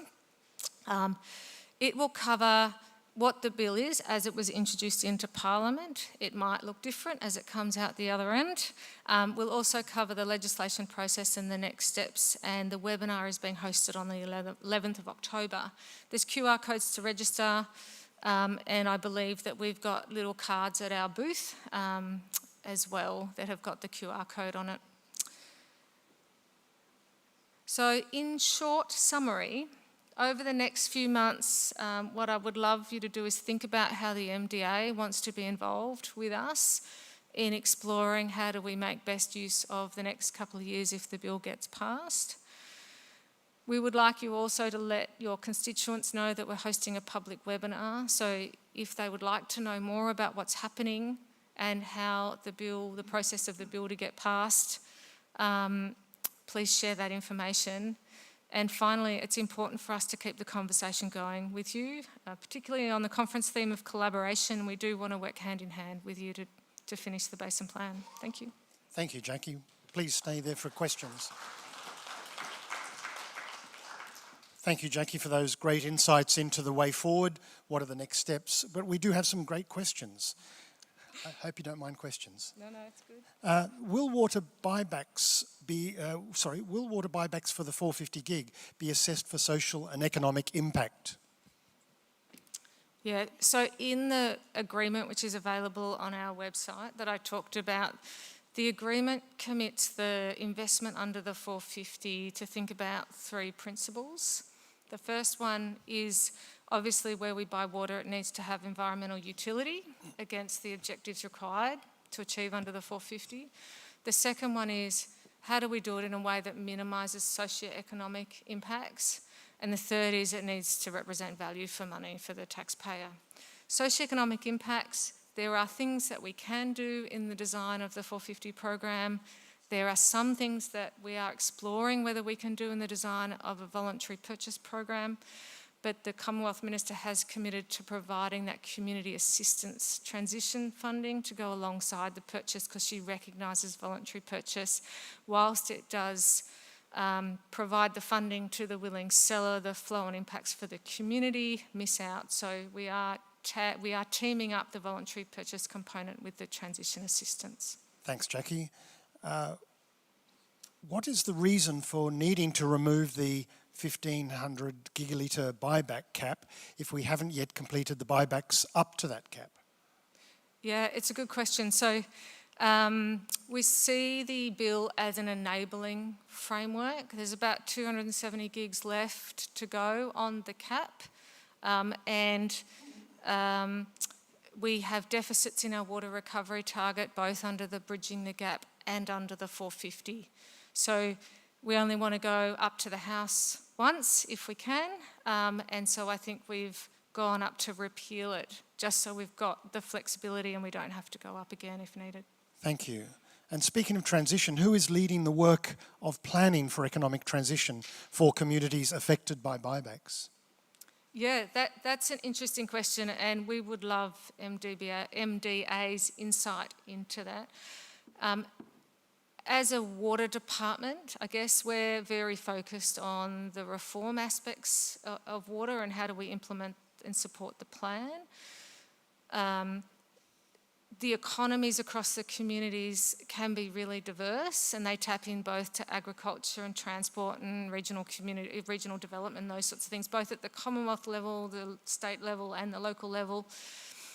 I guess we're hoping with the transition assistance that where we can, we're partnering with states and other delivery partners that already have programs or strategies or systems in place where we can help support that transition. I guess if communities don't have that forward planning piece, then what can we do to help support? Thank you. I think it's really exciting that we can play a role in that, so thank you. How many gigalitres do you expect will be bought back in the next 12 months? Ooh, I can't answer that one, but what I can say is we've got the current strategic tender process underway for the Bridging the Gap, which is opened earlier the year and closed, and so they're still getting assessed. And I'll throw to Dan Croucher on the 450. I mean, Dan, we don't really have anything currently set up for 450 purchase at the moment, it's my understanding. Well, I think that I'm out of questions, so please join me in thanking Jackie for her great insights into the future. Jackie, thank you so much. That was great.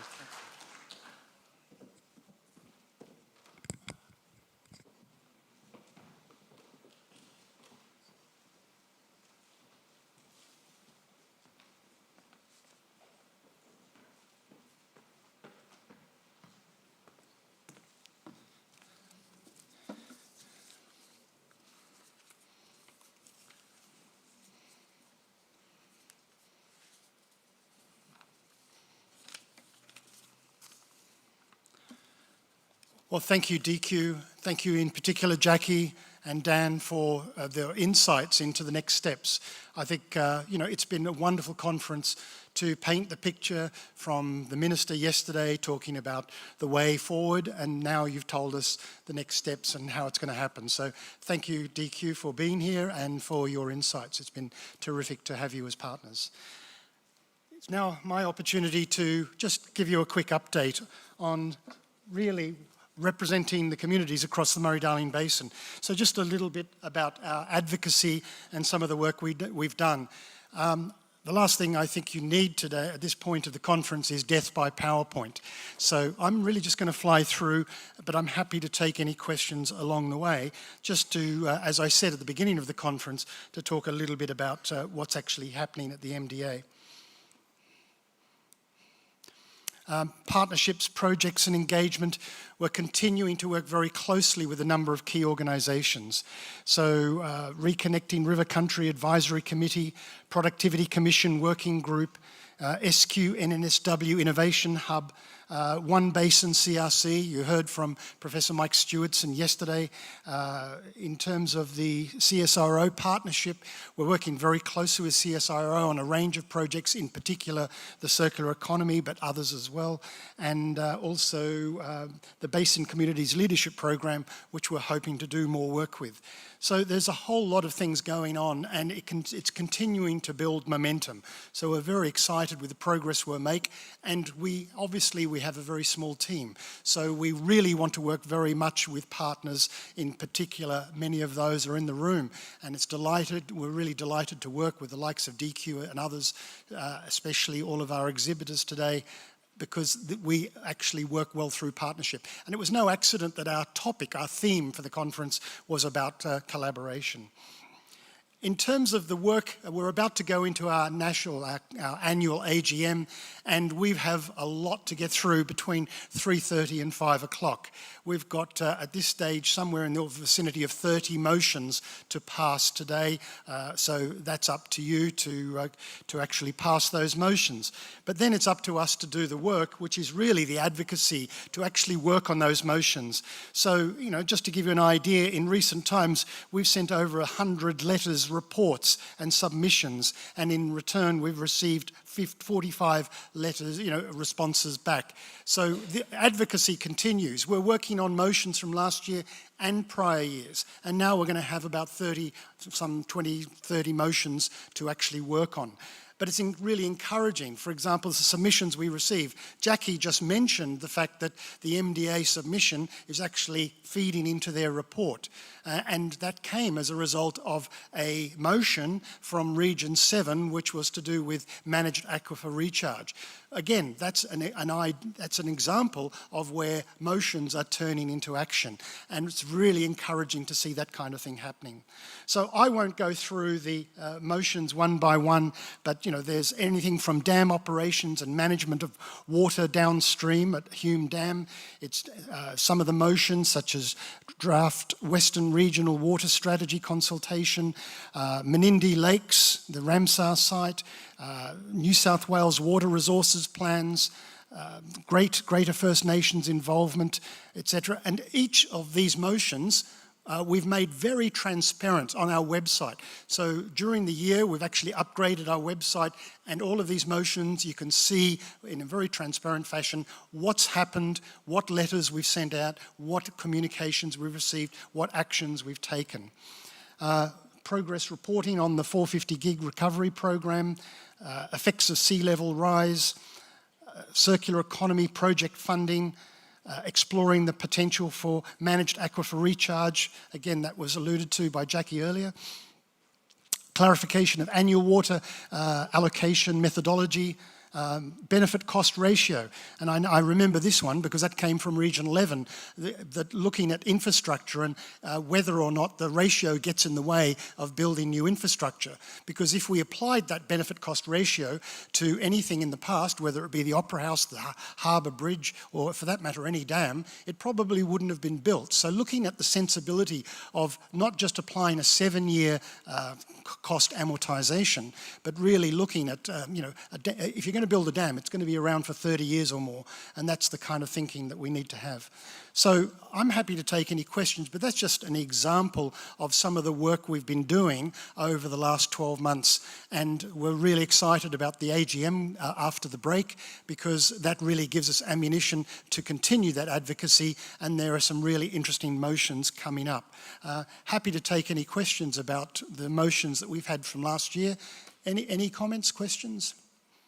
In that case, it actually gives me an opportunity to move on and make up some time. So thank you. I'd really like to wrap up this year's conference by saying thank you. First of all, for the people online, I'd like to say thank you for staying with us for the last 2 days. I know that many of you have been with us for the entire conference, so thank you for your participation. And some of you I know wanted to be here in person but couldn't make it. So thank you again for being with us. I'd like to say a very, very big thank you to Murray Bridge. You have blown us away. You know, I know that the Bureau claimed credit for the weather, but you've turned on stunning weather this week. And, you know, from Monday night when we met up at the Murray Bridge Rowing Centre, and we had a delightful evening enjoying some drinks and canapes by the beautiful Murray River. But what a beautiful venue. The town has really done you proud, and I'd also like to thank the whole Murray Bridge, because everywhere we've gone, everyone has been incredibly welcoming, and I think it's testament to Murray Bridge and Murray Bridge Council that you have made us feel so welcome. Thank you. You said, I actually commented to a few of our board members that Murray Bridge has set a very high bar for the next town, which I'll talk about shortly. Thank you to the MDA board members. I know that some had to leave early, but if I could I ask, just for a bit of exercise, could I ask the MDA board members to stand, please? I just want to say thank you for the board members who put in a lot of time and effort. So thank you. The MDA board members, the regional chairs right across the 12 regions, they are your representatives, and what you often don't see is the amount of work and effort that they put in. But I also thank for all the regional executives from around the regions who do so much work behind the scenes. I'd like to thank in particular Wayne Thorley for hosting us, but not only Wayne, if he's still in the room. Thank you, Wayne. Sorry, I couldn't see you there. But Mayor Thorley, you know, you've done your town proud, but also a very big thank you to Heather Barclay and Stephen Packer, who have worked tirelessly to bring this to Murray Bridge and to make it all happen. So my thanks. I'd like to thank all the mayors, councillors, CEOs and GMs who are here with us, and we really appreciate you making the effort. But most of all, I'd like to thank you, the members, because without you, we wouldn't be here and this wouldn't happen. I'd also like to thank, there's actually, at this time, I'm a few minutes ahead of schedule, but if I could ask the ladies from the kitchen and the IT team to come down here, please. Just give me a moment while I get organised.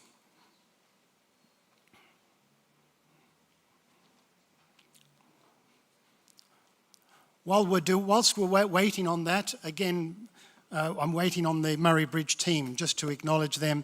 I'd like to thank you all, but I'd also like to thank a very important person who does a lot of, well, the real work. I know I'm up on stage, but the guy who does the real work is our own Tim Phillips. So, Tim, thank you very much, Tim. And Tim, would you be so kind as to assist me, please? And hopefully the ladies from the kitchen are coming out. Thank you.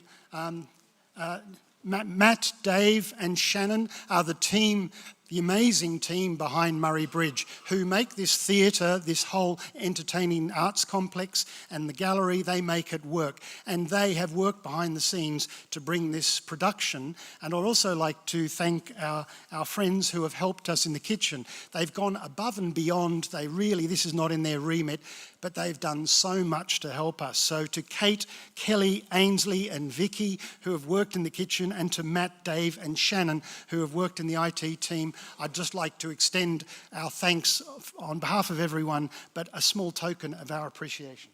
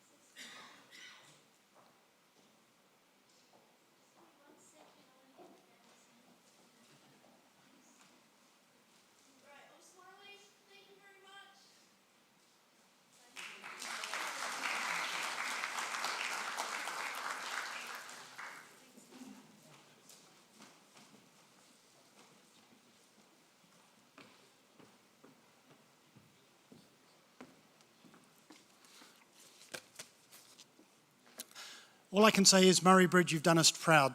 These amazing young people have really helped us through the conference. We could have done the conference at the Bridgeport Hotel where we had dinner last night. I actually felt this was such a beautiful venue that Murray Bridge should be proud of it. To have this town hall with the theaterette and the gallery is just such a wonderful asset. And I think it really, really worked well. But it needed that support. So again, thank you, Mayor Thorley. Thank you, Heather. Thank you, Stephen. And Stephen has worked so well behind the scenes. Really appreciate your help. So once again, thank you.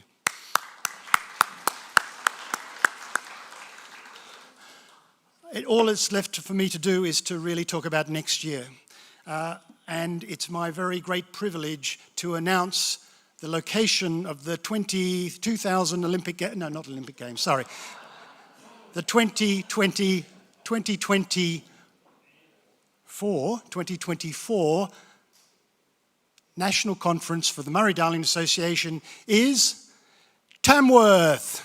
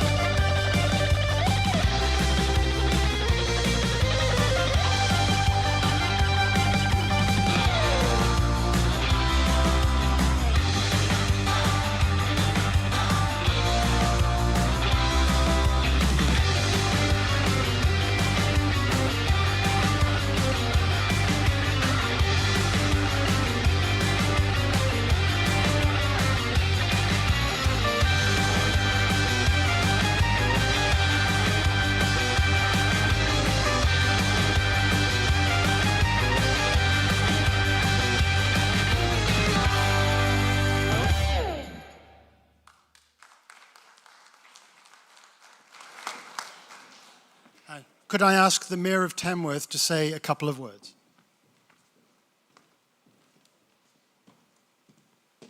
Mayor Russell Webb, thank you. Thanks, Mark. Well, how excited I am to know that we're going to have this conference in Tamworth next year. It's fantastic. Zone 11, Chair Jamie Chaffey, does so much work for so many different organisations, and this is another one that he's so heavily involved in. I thank Jamie for the work that he's done to help us get to where we are. I'd like to thank my director, Bruce, who's here with us today. He supports me with all of the things that we do in terms of water and other stuff within our council. So thanks to Jamie, thanks to Bruce, and thanks to the team. A special thanks to the board that actually chose Tamworth. I think you'll be very happy when you come next year to the dates in July that will be announced shortly. I would also encourage all of you sitting around this room at the moment, you saw what it's like in Tamworth and country music. Why don't you just have a preview? Come to Tamworth for country music, get a feel for what it's going to be like when you come to this water conference in July. So, look, again, thank you to everybody that supported us to be chosen for this particular event. I think it'll be great to have an event in the Northern Basin. I would like to say that it's been wonderful to be here down at Murray Bridge, seeing some of the challenges that we don't see up there for you guys in the southern part of the basin. And I'm very happy to be able to take you up to Tamworth and show you some of the challenges that we face. Thank you. Thank you, Russell. Could I ask our President and also Mayor Thorley to come out just so for a photo opportunity? Thank you.